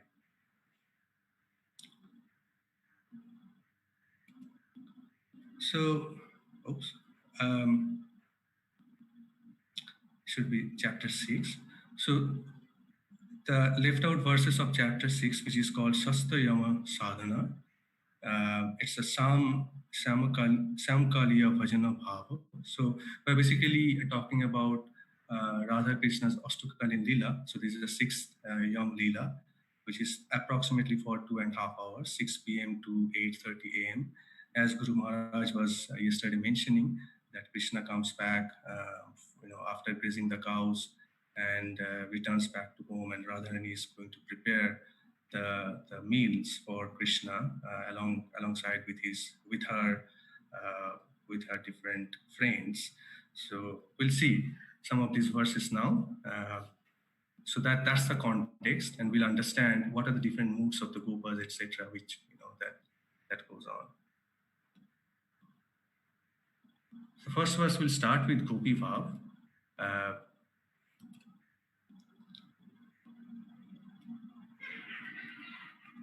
Just a minute.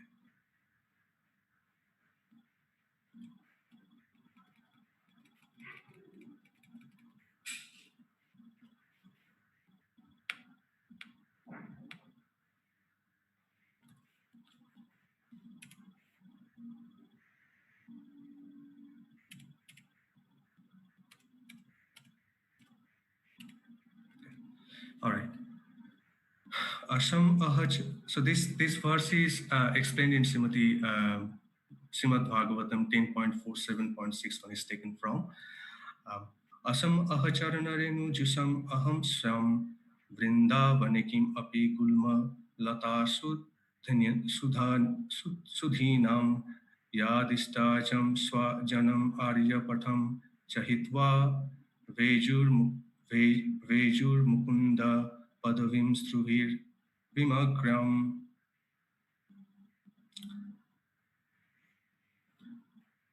দুষ্টজায়া আর্যপট স্বজন ছাড়ি দিয়া শ্রুতি মৃগ কৃষ্ণ পদ ভজে গোপী গিয়া আহা ব্রজে গুলমলতা বৃক্ষ দেহ ধরি গোপী পদ রেণুকে সেবিবে ভক্তি Hari.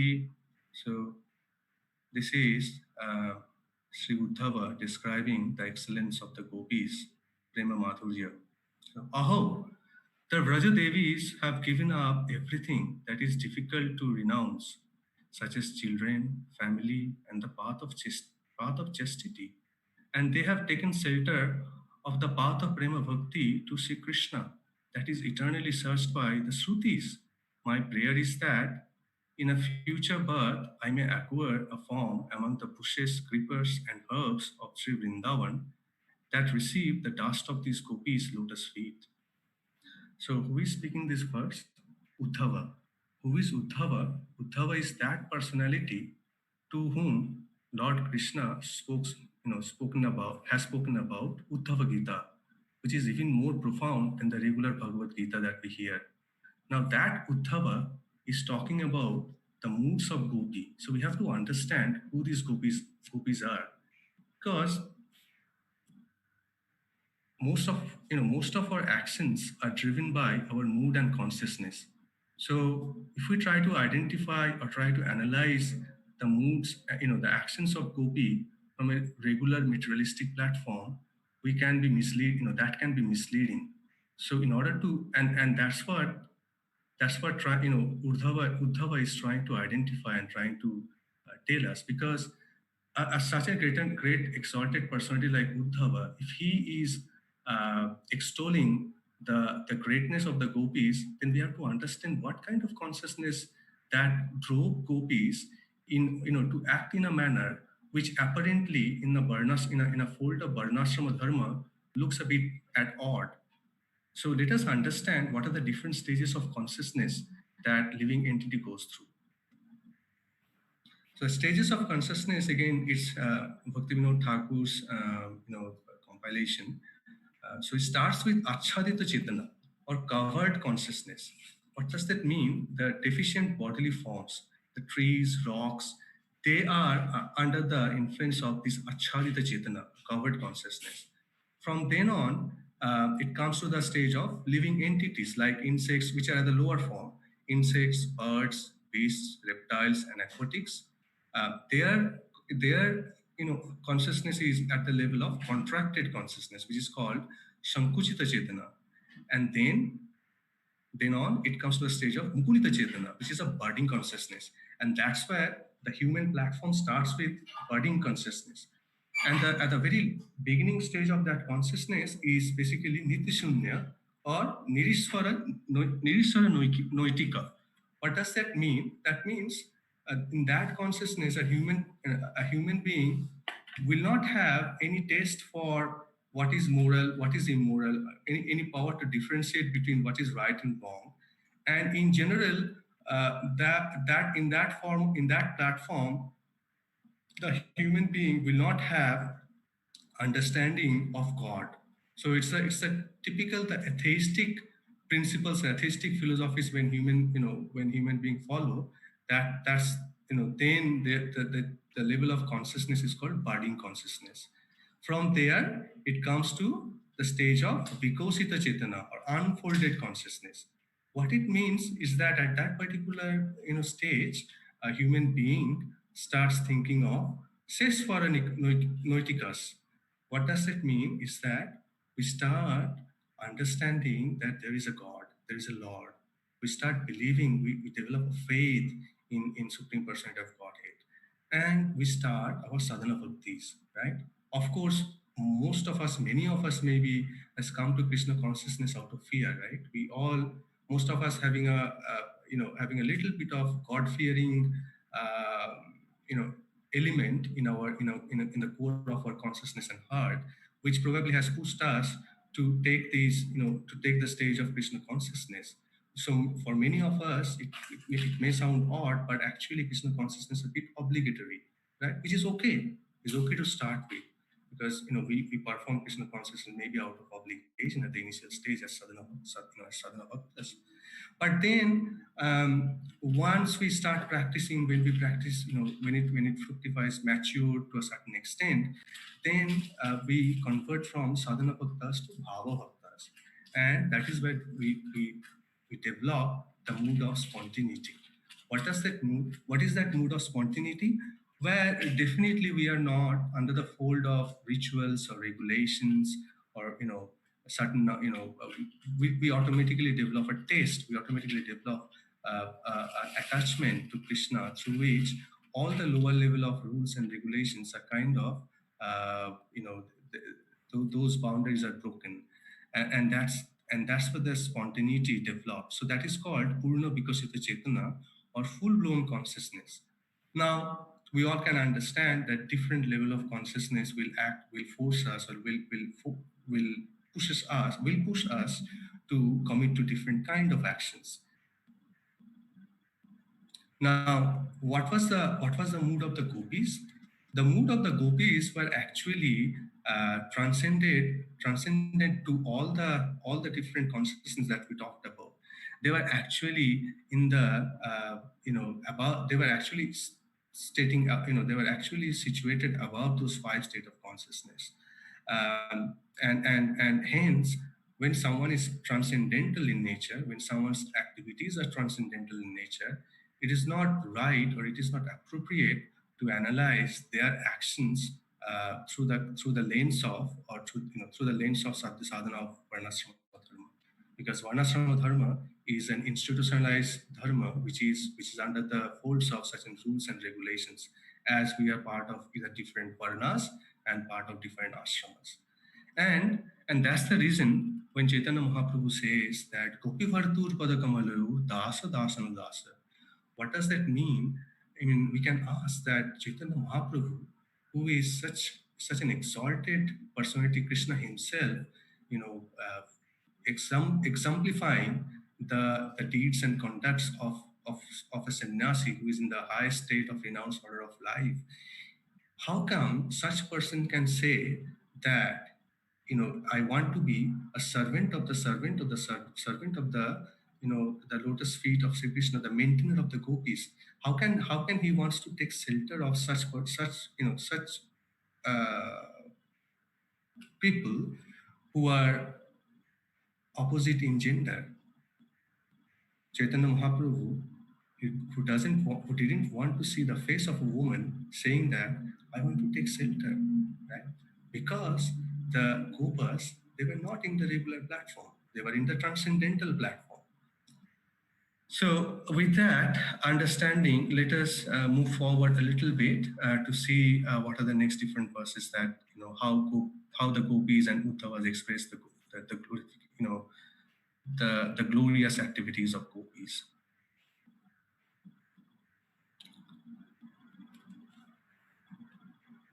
So the next verse is also from Srimad Bhagavatam 10:47-58.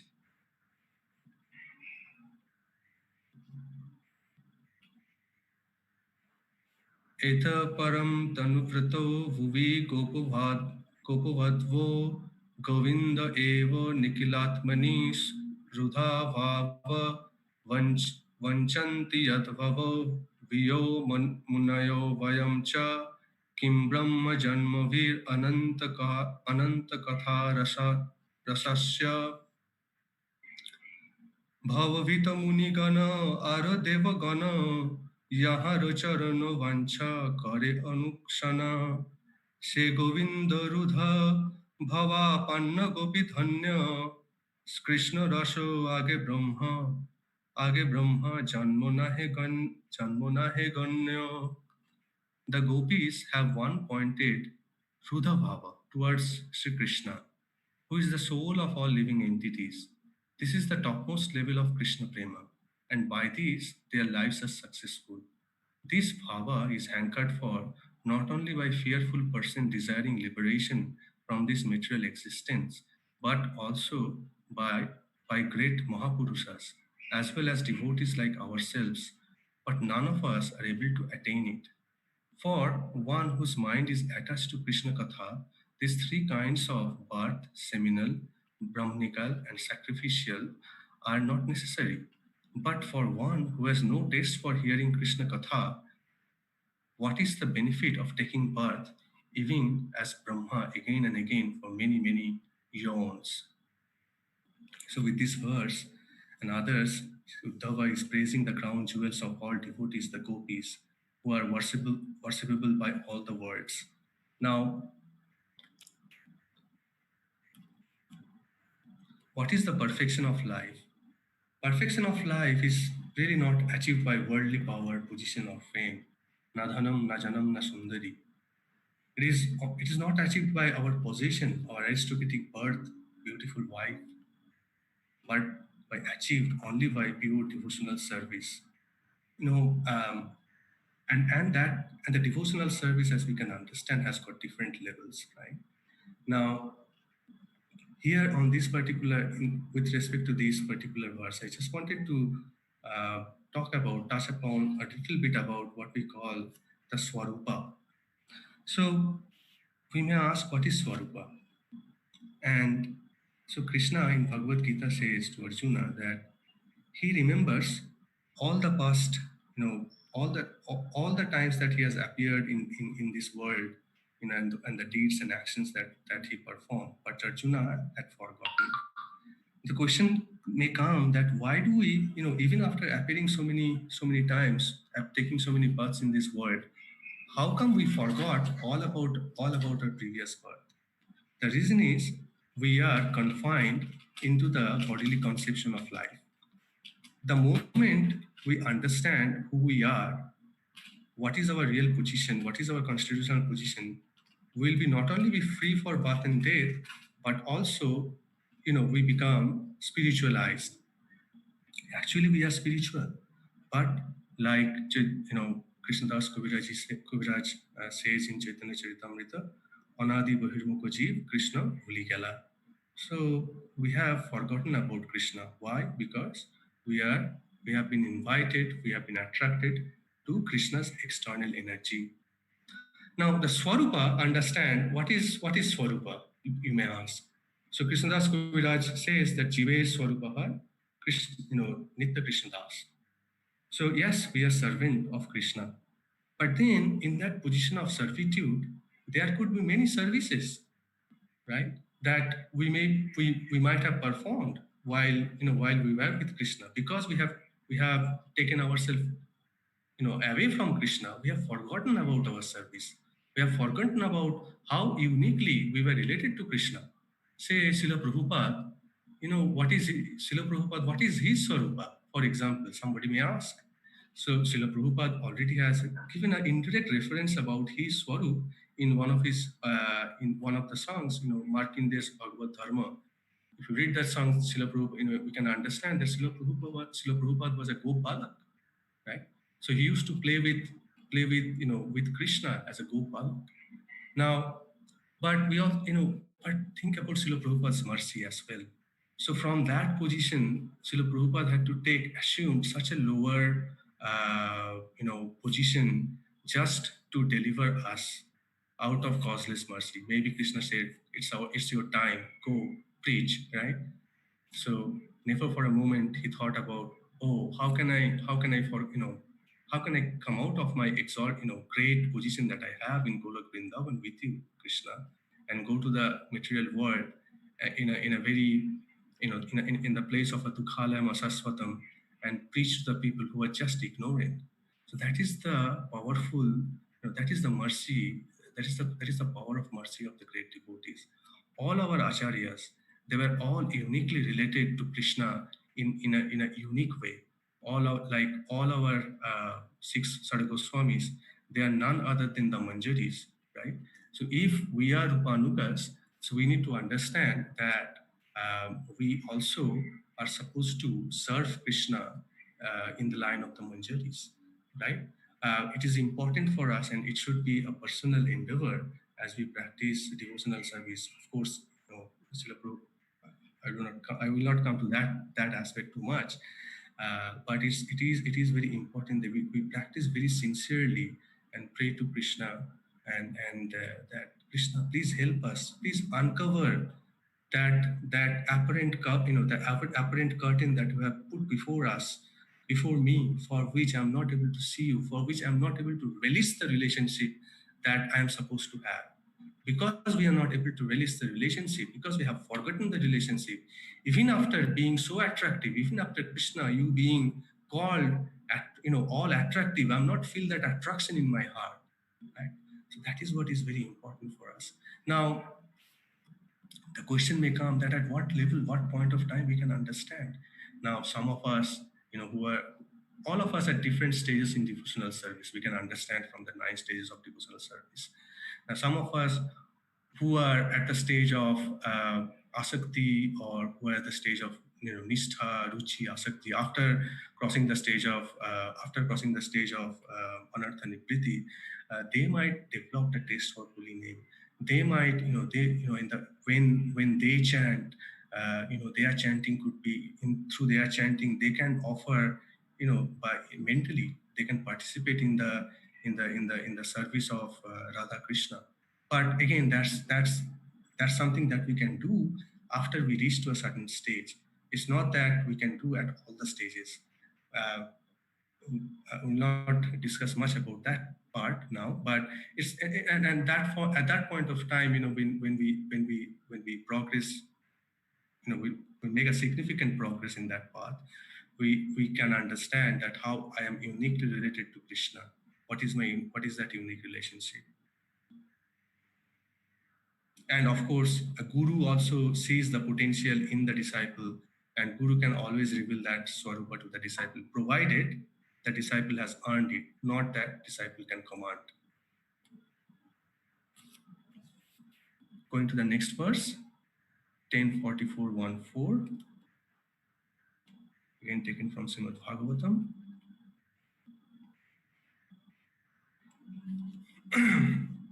So basically, this verse is about even devotees inclined towards Sri Bhagavan, opulence, Aishwarya.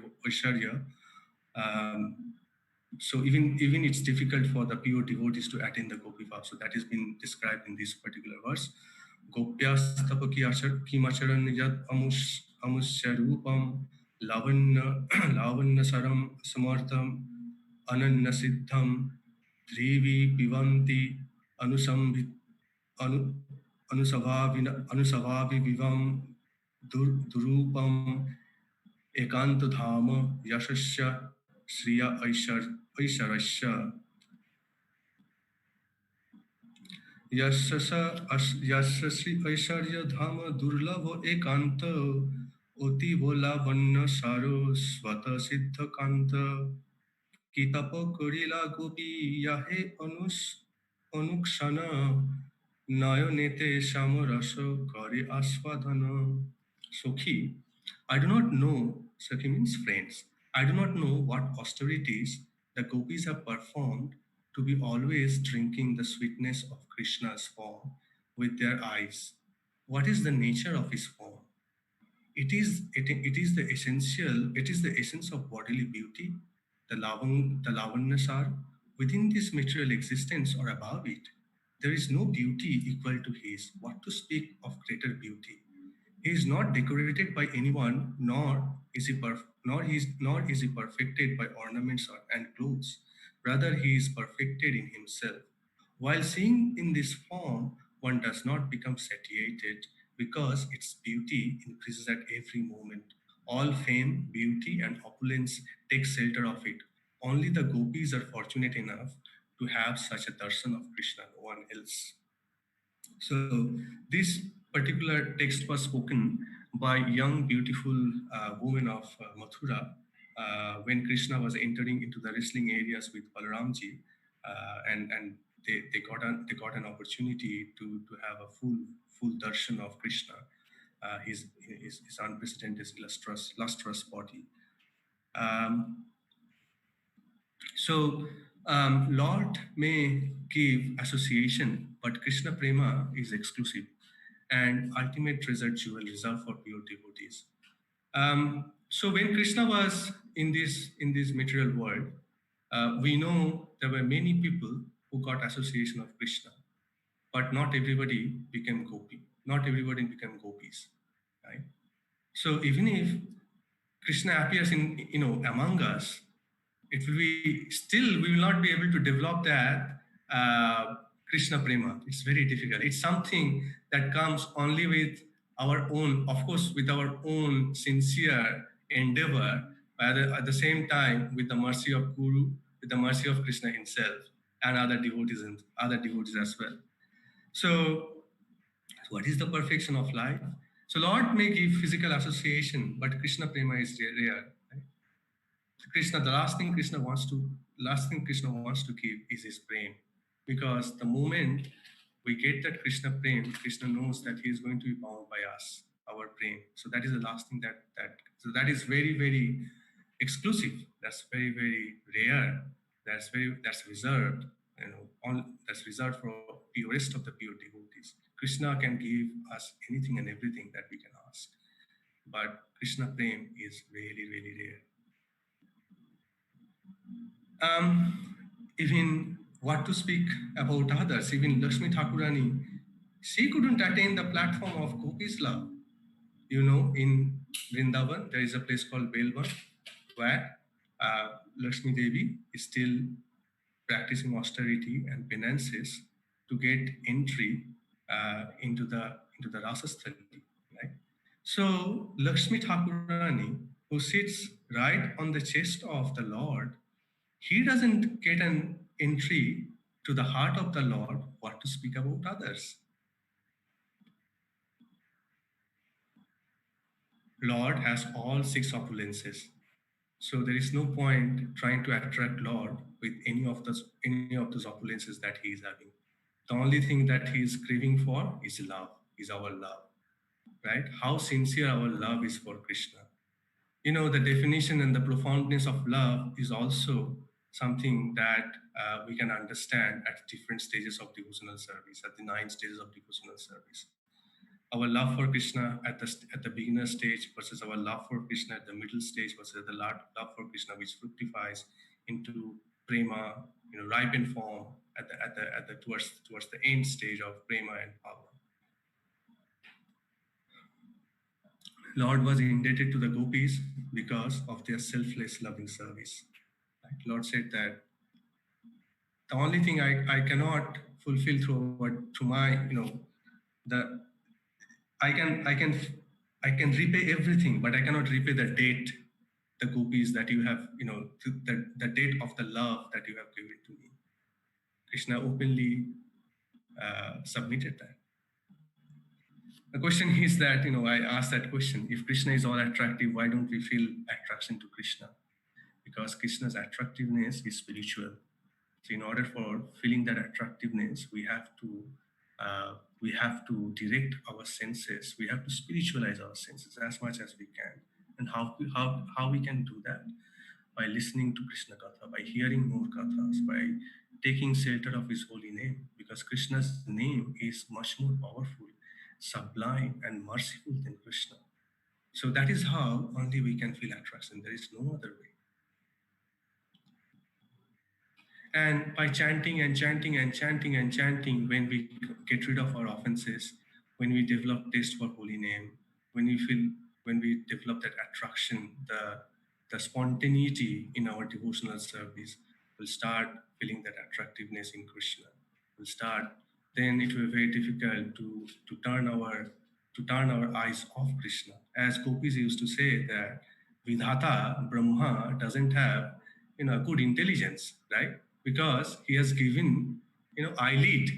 He has given eyelid, and what happens with the eyelid is that we cannot stare at a particular object for a long time, right? Because the eyelid automatically put the curtain on your eyes, and we kind of close the eyes. So the gopis used to say that the Brahma is a very unintelligent personality. He doesn't know how to create. Why has he put an eyelid on the eyes of the human form, right? Because not for a single moment the gopis wants to take their eyes off Krishna. So that's the level of attraction.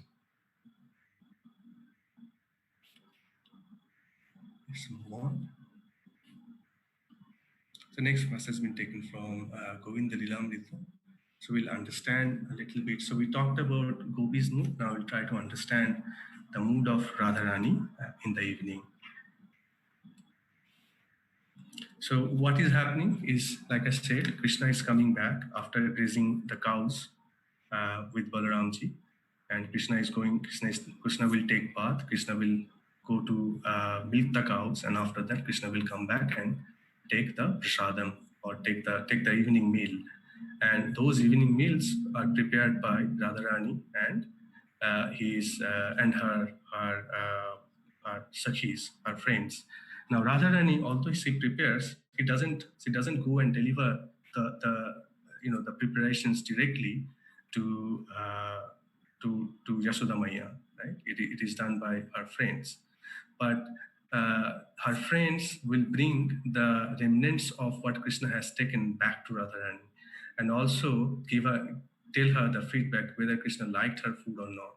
So we'll try to understand a little bit about.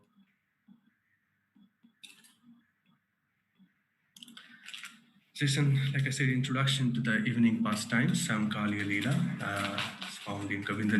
This verse has been taken from Govinda Lilamrit. Sayam Radham Svasakhya Nijaramannakrita Prestane Kavojyam Sukhani Tesha Seshana Muditam Vridam Tam Chatam Chavrajendram Susnatam Ramya Vesham Graham Anujanani Lalitam Prapta Gostam Nirvidyo Sralidam Swagraham Anupunar Bhaktavatam Smarami.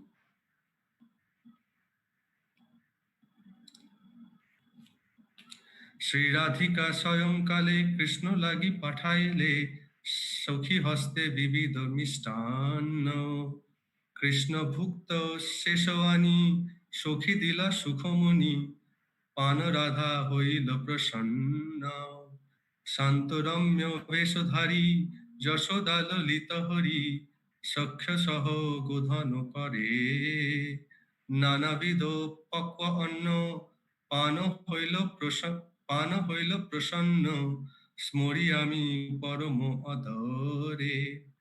So I remember Sri Radha, who in the evening sends many kinds of cooked foodstuffs with her sakhis to her lover Sri Krishna, and who becomes joyful by taking Krishna's remnants that are brought back to her by her sakhis. I remember Sri Krishna, who takes bath upon returning from cowherding, who dresses very beautifully, and who is fondly attended in many ways by Mother Yashoda. He goes to the cow shed, and after milking the cows, returns home for his evening meal. So when Sri Radha sees that evening has come in her heart, she becomes very eager and thinks now Krishna must have returned from cowherding. In the kitchen, she wears a white dress, and together with her sakhis prepares many kind of sweets, amrita keli, karpura keli, chandrakanti, modaka, all the preparation put into new clay pots and covered with white clothes. She placed the pots in the hands of her nitya sakhis, the asta sakhis, and the prana sakhis to take to her priyatam Nanda Bhavan, right? So, like I said, Sakhis will depart, and Sri Radha will not physically go with them, but Sri Radha's mind is always with Krishna. So, Sri Radha's minds, Sri Radhika's minds follows them. She thinks that when my Sakhis will reach house of Nanda, Maya will embrace them to her heart, and she will remember me, give him her blessings. And my Prananaths, Sri Krishna will be surrounded by Nanda Baba and other Sakhas and will start eating preparations. Anyway, so that's how Radharani is thinking as she is making the preparation and sending those preparation to Nanda Bhavan. So this is a Vipralamba, it's a selfless act of loving service epitomized in Srimati Radharani. One of the things that we have to understand is that none of the gopis were ever attracted to Krishna's opulence. What to speak about Radharani? So it's the introduction of moods of Radharani, and we will see that how the interplay of different conflicting moods. What are the different activities that for which Radharani's mood swings from one end to the other end. So this gives us an inspiration to chant in the moods of separation. So we can, those of us who are who try to think of any pastimes of Radha Krishna Leela. There are many pastimes based on our nature, how we feel attracted to Krishna. In Dasya Bhav, Sakhya Bhav, Madhurya Bhav, we can pick up one of those leelas and we can smaran, we can meditate upon as we chant. Of course, with the caveat that once we have a developed taste in holy name, otherwise we do not slip away from our regulative ways of chanting and become sahajiyas. So we have to be very careful when in the process of transition, making sure that yes, we are now ready to absorb in that mood. Otherwise, it could be disastrous.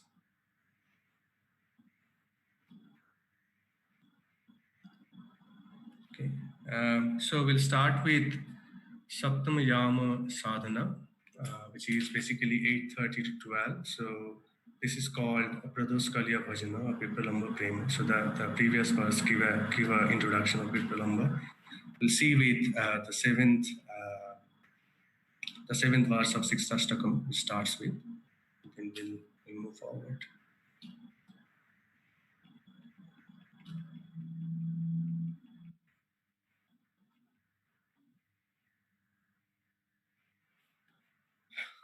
The internal symptom of devotion at the stage of perfection, Sadhya Bhakti, is the worship of Krishna in the mood of separation. So this is Ashtakam 7th verse. Yugaitam nimeshena chakshusha pravishaitam sunnaitam jagat sarva govinda virahena me. So, like I said, based on our level of realization, we can understand, appreciate, release these different verses. So on one hand, we can see that this is a verse of Sistastakam, which basically describe the progressive stages of the different moods in devotional service. The other way we can look at as Radharani being personified in a literature. So this is none other than Radharani herself, right? This is exactly the Vipralamba mood, right? This is Radharani personified. If we want to understand Radharani, we have to understand this verse. We have to understand Chaitanya Mahaprabhu first. Udvego divaso nayaya shano hoila yuga samo varasaro megho prayo ashruvarse nayana Govinda virahe sunya hoila tribu vana tusanale pode yena nayaya jivana. O Sukhi, O Sakhi, in separation from Govinda, even a moment seems like a millennium. Tears pour from my eyes like torrents of rain in the monsoon season, and this entire world seems empty. So, this is the loving mood of separation for one lover to her counterpart, right? In materialistically, sometimes we have felt that way, isn't it? And that's why, time and again, I'm trying to put that caution. We have to guard ourselves against what we are hearing. We have to have that level of maturity. Now, someone may ask, what is Gopi Bhav, right? Or when can we really develop this taste? Or when can we go to this transition to this particular phase? And I was listening to one lecture, and the question was asked that, what is Gopi Bhav? In a simpler way, in a simplest way, the Gopi Bhav can be defined is that the degree of our inner consciousness crying for Krishna, right? My Gopi Bhav will be defined by how much spontaneously I can cry for Krishna in the feeling of separation, right? So someone, whether someone is qualified to be practicing Raganuga versus practicing Vaidhi is defined by whether I feel, how many hours in a day I feel crying for Krishna in separation, right? And when when that feeling, when I get absorbed in that feeling, when someone gets absorbed in that feeling and spontaneously cries in separation for Krishna, then the rules and regulations are not applicable for that person. But if you don't feel that mood of separation, if you don't feel that, if you don't feel that spontaneous mood of crying in separation for Krishna, all the rules and regulation applies. Right? So the gopis, the reason why they are so exalted, because they had they had only one great quality, which none, which no other great personalities had, because they could spontaneously cry for Krishna in separation.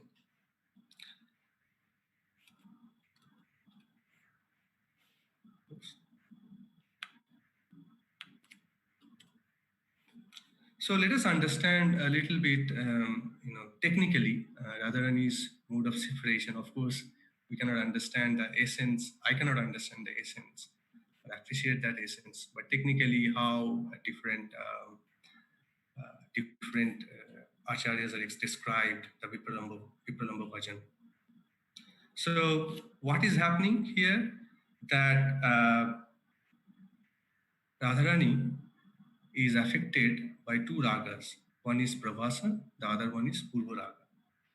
What is Pravasa? Pravasa means when Radharani is actually sending the different food items made for her lover, Krishna, Jashodanandan.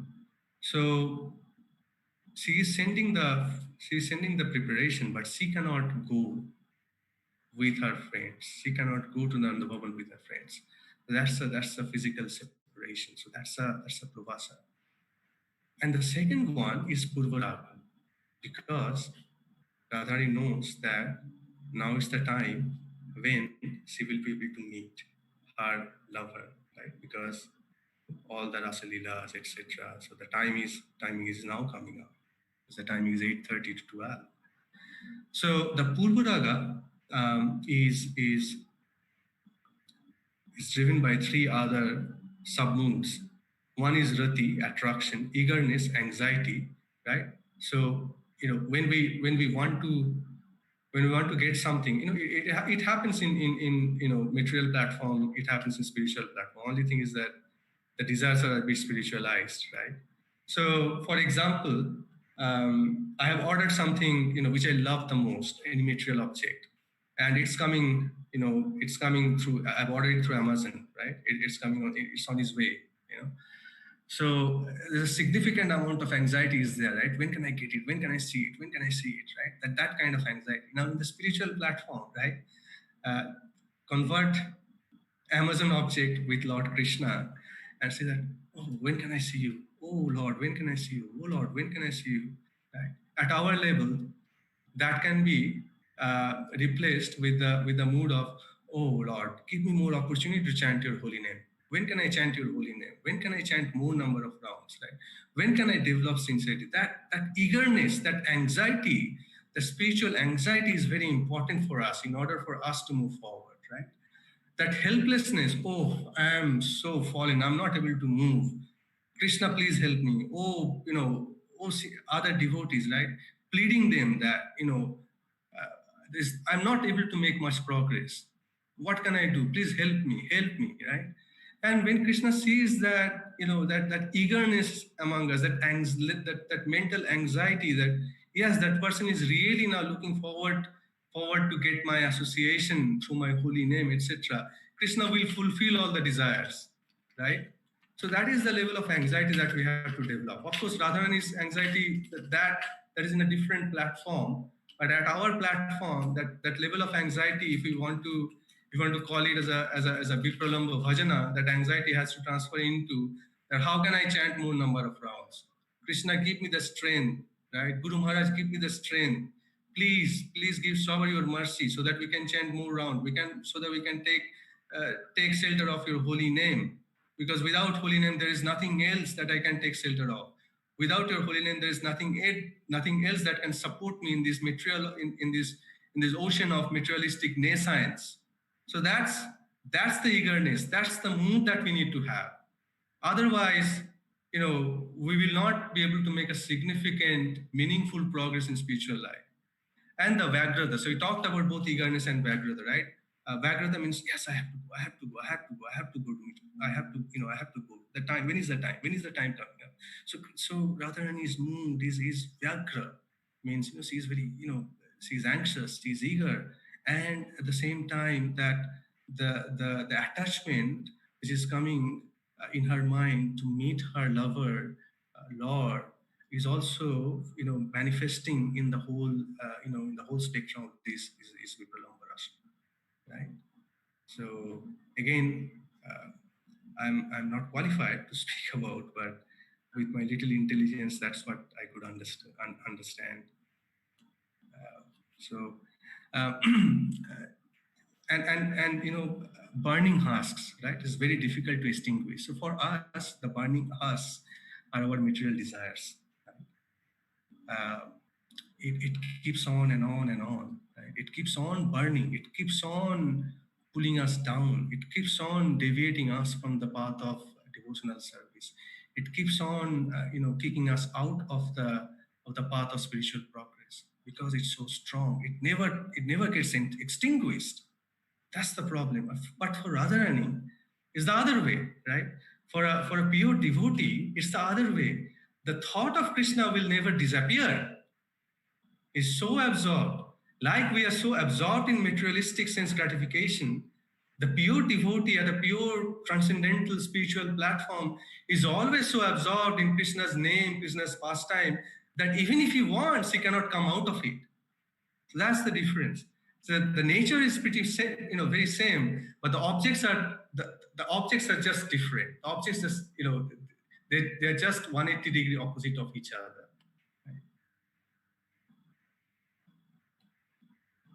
Let's come to the other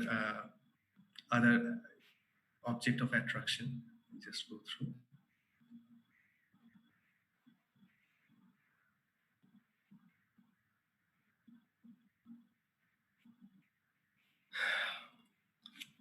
Gopya King Acharad Ayam Kusalam Smavenur Damodara Damodar Dhara Sudham Api Gopi Kanam Bhungte Swayam Yad Avasita Rasam Ratinyo Rishvat Tvachosru Mumuchus Tarabo Yathar Yaha.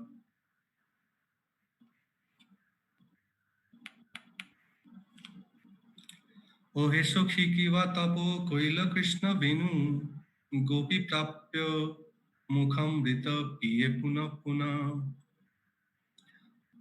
अवशेषो जले देया तरु अश्रु चले साधु पुत्र प्राप्ते येन पित्र अश्रु गले. So this is Radharani describing to Lalita Sakhi. That's what I understand. What pious activities has this flute performed to release the nectar of Krishna's lip, which is meant for us gopis? He is drinking all the rasa and not even leaving us one drop. Sakhi, upon seeing the good fortune of the Venu, the Yamuna, Manasi Ganga, and other rivers and ponds manifest the ecstatic symptom of horripilation in the form of blossoming lotus and other flowers. The trees shed tears of love, delighted to have such a descendant in their dynasty, just as a noble person are delighted that a Vaishnava has taken birth in their family. So very so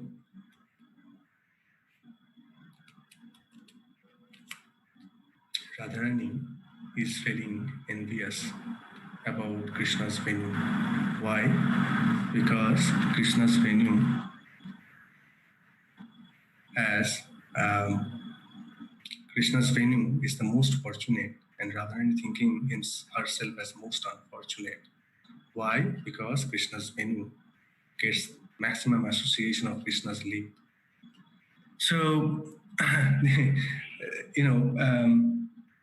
we know we have object of attraction, and this is what happens. When there is one hero and too many heroines. But the point really is that in material platform also, we know that Dhyato Vishayam Pumsu Sangaste Supajayate Sangat Sangat Kamat Kamat Krodha Vijayate Krodhat Bhavati Samoho Samohat Siddhi Bhuvno Siddhi Vimshat Buddhi Nasat Punashati. So that is something, as we are talking about at a material, gross material sense, gross material platform, right? The Hayato Vishayam Pumsu. So at a very elevated spiritual platform, the same stage of, the same sequence of mental state occurs, but the object of attraction is somebody else, right? So it's like Dhyato, Krishna Pumso.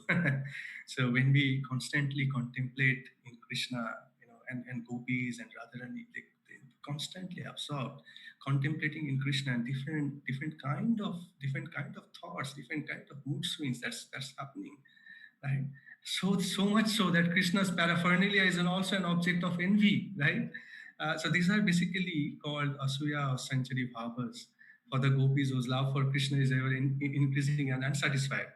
And what is the beautiful, and the other interesting aspect about their bhav is that they can always find out new ways to extend that vipalam, right?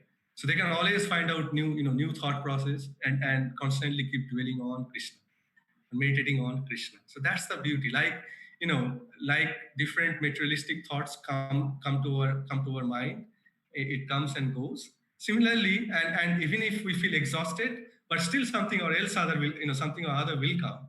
So similarly, one of the beauty or one of the peculiarity of Gopi's love for Krishna is that it never ends. Their thought never ends. They always find out new ways of thinking about Krishna, right? So that's what keeps Gopis and Radharanis completely at a different stage from where we are, or even devotees where we are. So for us, we need to understand that we will never be satisfied with. We should never be satisfied with our level of sadhana. The point of inspiration for us is that Lord's paraphernalias are also none other than the Lord, right? It's a treasure jewel for us. We see in Chaitanya Mahaprabhu's life when he gives Kunjamala to Raghunath Das Goswami, he gives something to Raghunath Bhatta Goswami, and those are like treasure jewel for them. They keep them with them lifelong, as if they are having Chaitanya Mahaprabhu with them, right? So that's the level of that's the level of consciousness. That's the level of belongingness. That's the level of absorption. The great devotees, the great acharyas had. The vows in devotional services limits no boundary. Gopis used to found new ways of unsatisfaction, right? So they are never ever satisfied. I have got another 4 minutes, or how much time I'm left with? Janvi? Yes, Prabhuji. Prabhuji, you have 6 more minutes. Okay, fine, thank you. So gopis used to find new ways of being unsatisfied. We say that, spiritual, what is it that we hear, right? The spiritual life is all blissful, it's all very satisfactory. But we see here that even at a certain stage, of Krishna consciousness, life is also very unsatisfied because of not having Krishna. Gopis used to find new ways of unsatisfaction. And that unsatisfaction used to give them joys. Like the unsatisfaction from different material objects and sense gratification keeps us moving towards acquiring those. Similarly, such unsatisfied feeling or desire for Krishna used to push the gopis to do more. So this verse, like I said, this verse was spoken, Srila Sanatana Goswami says this verse was spoken to Lalita Sakhivas by none other than Srimati Radharani. It's come to mood of intoxication, and we'll definitely cover one more verse, which is very important. Of course, I do not know anything about that verse, but we can talk about the significance of that verse. So let's quickly look at 10:21:11.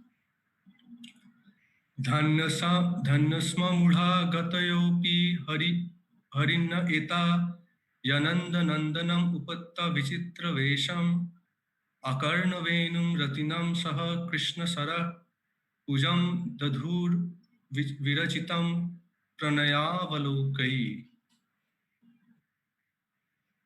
Krishna Chitra Veshesya Shakshate Hariya Taharo Vamsari Dhvani Karnete Suniya Pujaro Vidhano Koila Pranayo Nayone Krishna Saro Saho Ajo Dhanya Mrigi Gane.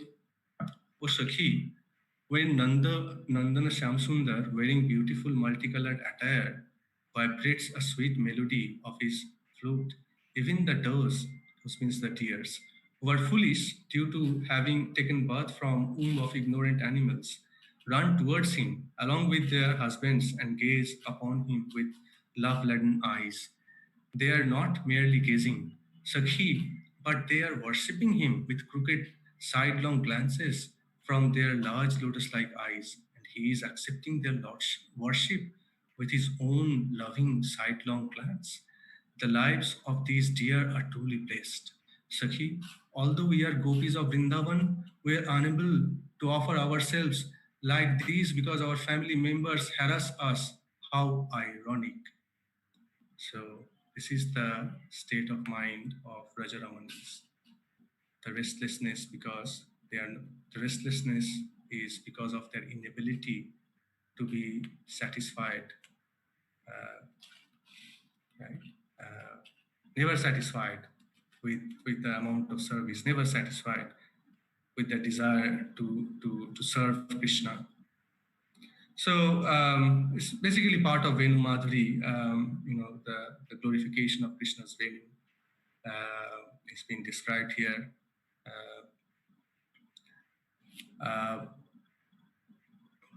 Krishna, somebody is coming.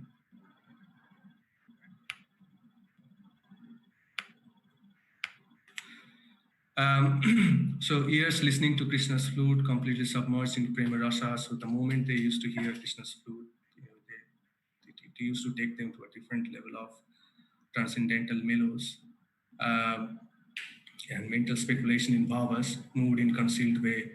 So there are different kind of bhavas which, the technicality and understanding and will take a lot of time. So we will not get into those. Let's come to the next one, I guess. Interesting. So the Vrajadevi's longing to meet with Krishna increases more and more. Eagerness, utkantha, and longing, lalasa, to meet Krishna is very helpful for sadhaka. So we need to have utkantha and lalasa for us to progress in Krishna consciousness. I will not talk about this one. Let's come to the other one.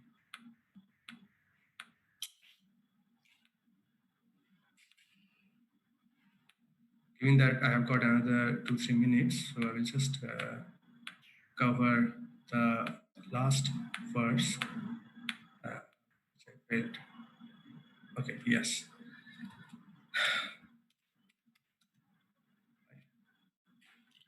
This verse is very one of the most exalted verse in Gaudiya Vaishnava literature. The sentiment of Sri Radha in the state of Dura Pravasa, separation by distance, are most favorable for the meditation of sadhaka who immersed in the sentiments should read Srimad Bhagavatam's Brahma Gita and other chapters. So this verse that we are going to recite is taken from Sri Madhavendra Puri's Padavali. Oi Dina Dayadra Nath He Mathura Natho Kadavolo Kashe Hridayam Tava Hridayam Tvad Aloka Katoram Daita Brahmati Kim Karomi Aham. He Dino Dayadra Nath, He Krishna Mathura Nath, Kabe Puna Pavo Darshana, Na Dekhi Se Chanda Mukho, Vyathito Hridaye Tukho, He Doito Ki Koriche Ekhono. O you whose heart is most merciful to the wretched, O Master, O Lord of Mathura, when will I see you again, O beloved Lord of my life? Because I cannot see you, my heart has become agitated. What shall I do now? So this verse is expressing Radharani's transcendental madness, which is like the full fructification and maturity of all the different rasa, all the different bhavas that she is undergoing. So this verse, like Kasturba jewel is one of the topmost of the jewels. This verse is the foremost among the rasa poetry. Now, the significance of this verse is that there are only 3 people in the entire creation who understood this verse, the inner mood of this verse. Those 3 people were, one is Radharani, who herself encouraged or inspired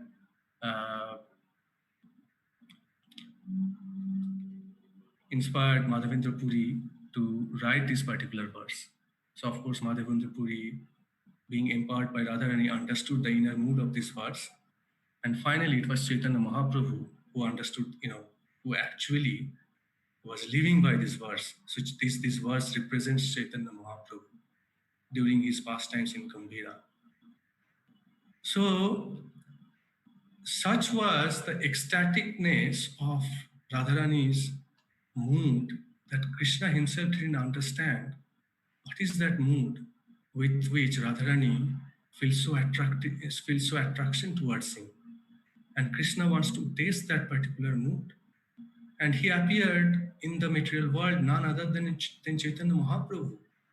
And Chaitanya Mahaprabhu wanted to relish this particular verse when he was there in the material, when he was there in the earth. So when he used to listen to this verse, he would all the Ashtasattvic Vikar will be manifesting from his body. Right? He will cry. He's will have goosebumps. The bloods will come out of his body. He will the sweat will come out of his body. So that is this verse is none other than Chaitanya Mahaprabhu personified. So we have to understand again, of course, it's very difficult to understand the mood. We have to constantly pray, and again, this is not something that we have the adhikar, right? We'll be qualified ever to understand this mood, because these are like I said, like even our great Acharya said that these are like treasure jewels of rasa poetry. But I just want to conclude with this verse. Any question from anyone? Thank you very much. I think I took a little extra time. Sorry about that. Amazing class. We actually are waiting for we have a treat. We have 2 Prabhupada disciples coming to give a spiritual discourse. So I'm here to either Dhir Krishna Prabhu, Radha Gopinath Prabhu, or Chaitanya Prabhu can let me know if there's any time for questions, or if we should if we don't have time for questions. So I think Mother Nidra's class is at 3:30, right? Dhir Prabhu? Yeah, Prabhuji. So we have 10 minutes before Mother Nidra joins. So yeah, we can discuss or have some questions for about 5-7 minutes. At this point, if anyone has any questions, please feel free to message in the chat. Very, very nice class, Prabhuji. It was very thorough. I mean, it was nice. I know it's a very tough subject.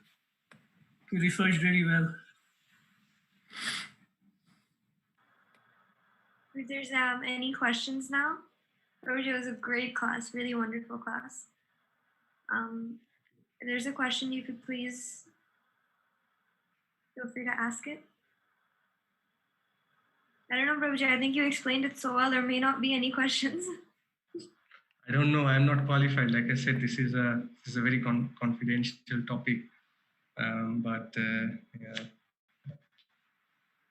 This is what happens when a great murk, right? A great foolish person tries to talk about a subject matter which is beyond his reach. Yeah, thank you very much for giving me the opportunity. If no one has a question, I have a quick request for Prabhuji. If no one has a question. Yes, Prabhuji. Prabhuji, your voice is very blessed. Maybe you can just recite 1 or 2 verses that you took or you liked. It was so nice hearing those verses in your voice. Okay. All right, I will.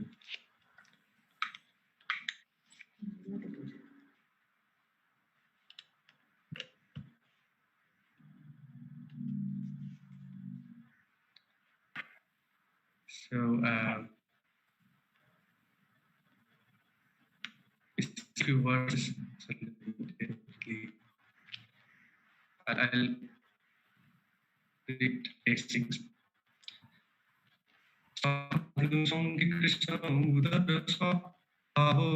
Muralira Satyabhava Jangame Kaila Sando Inapurupane Pulokita Koila Apo Vijitra Lakshane Krishna Raya Prano Pete Jai Kote Soki Viri Krishna Diveno Amai.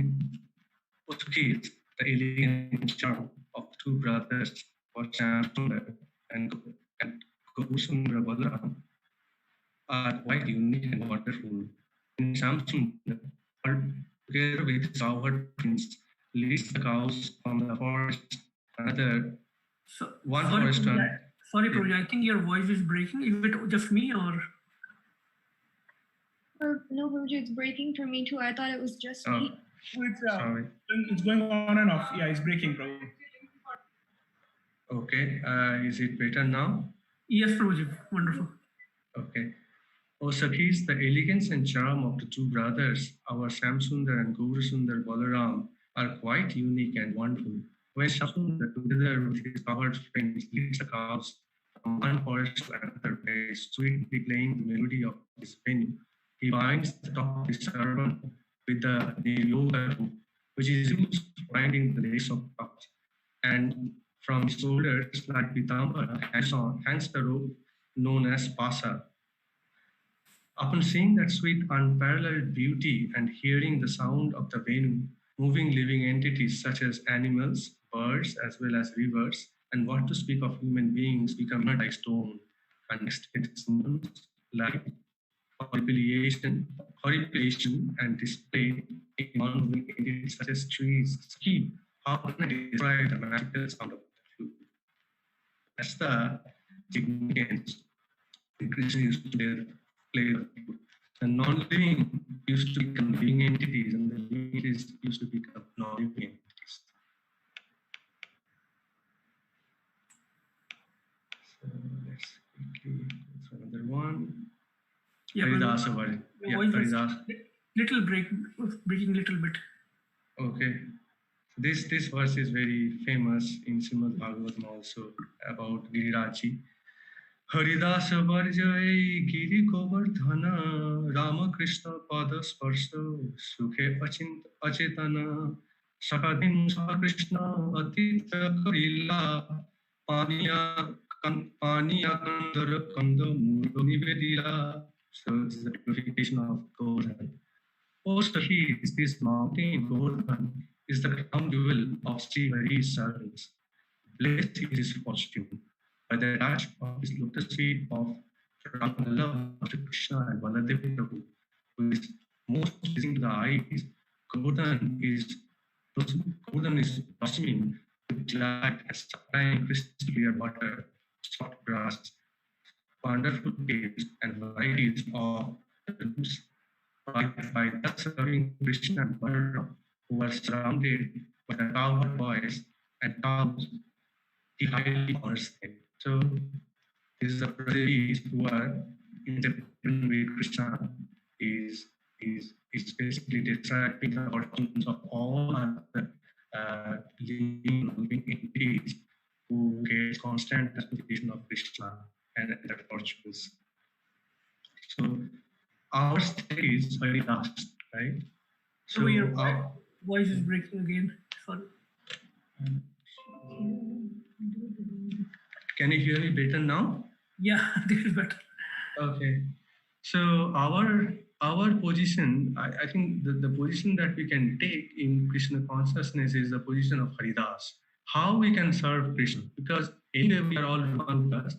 So ideally we should all have daily bhavas rather than serving purpose. That means we should be always in the mood of service as much as we can. And even if we do it in the Dagama, our attitude always would be service attitude. How do we help?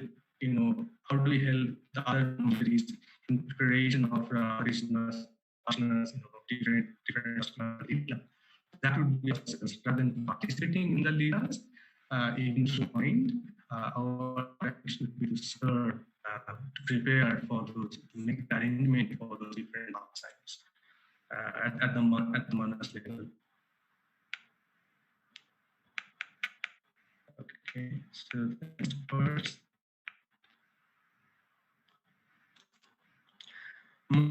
This is from Chaitanya Charitamrita.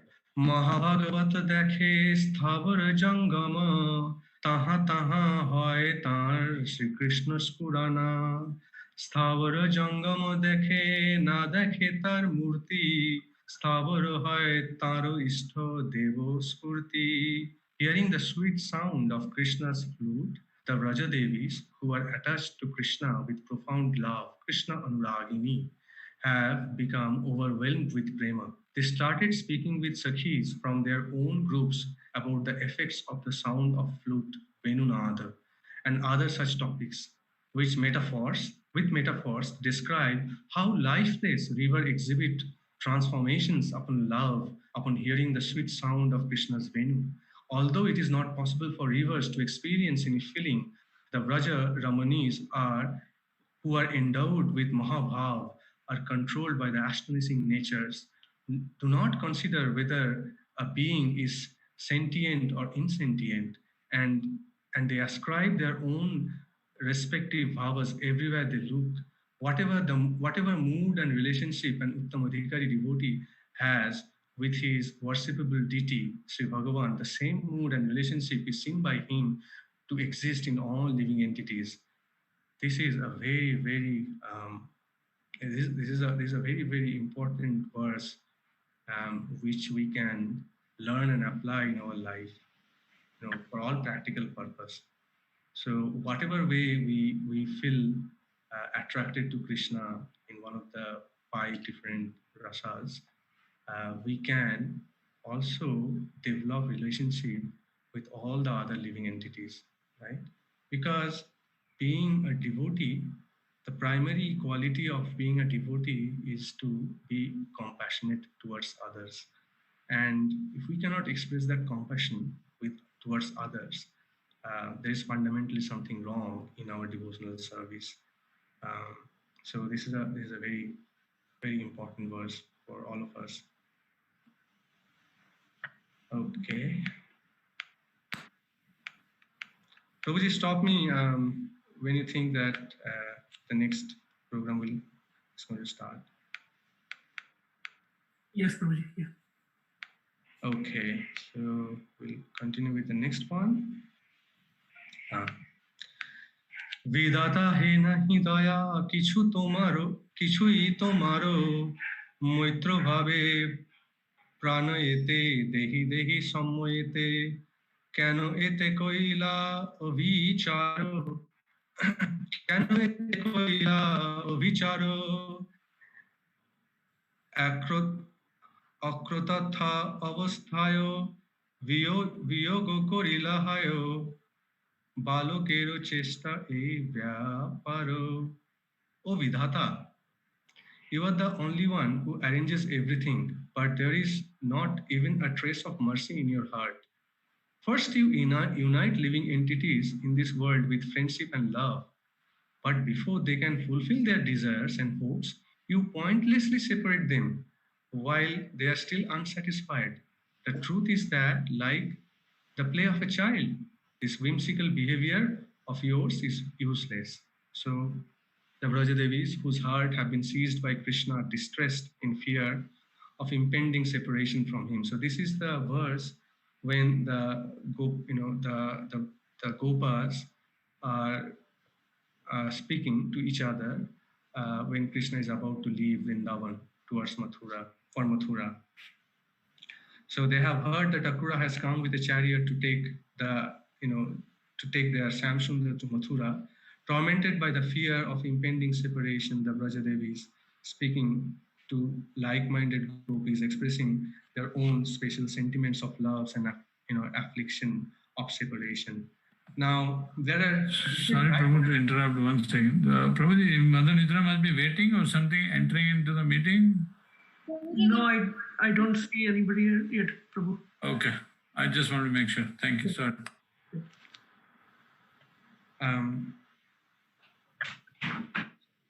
Okay.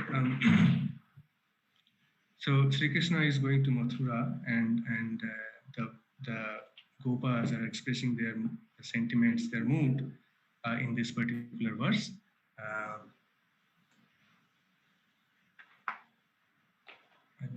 I was talking about different classification of gopis. I think some of you know already knowing the Krishna Prabhu and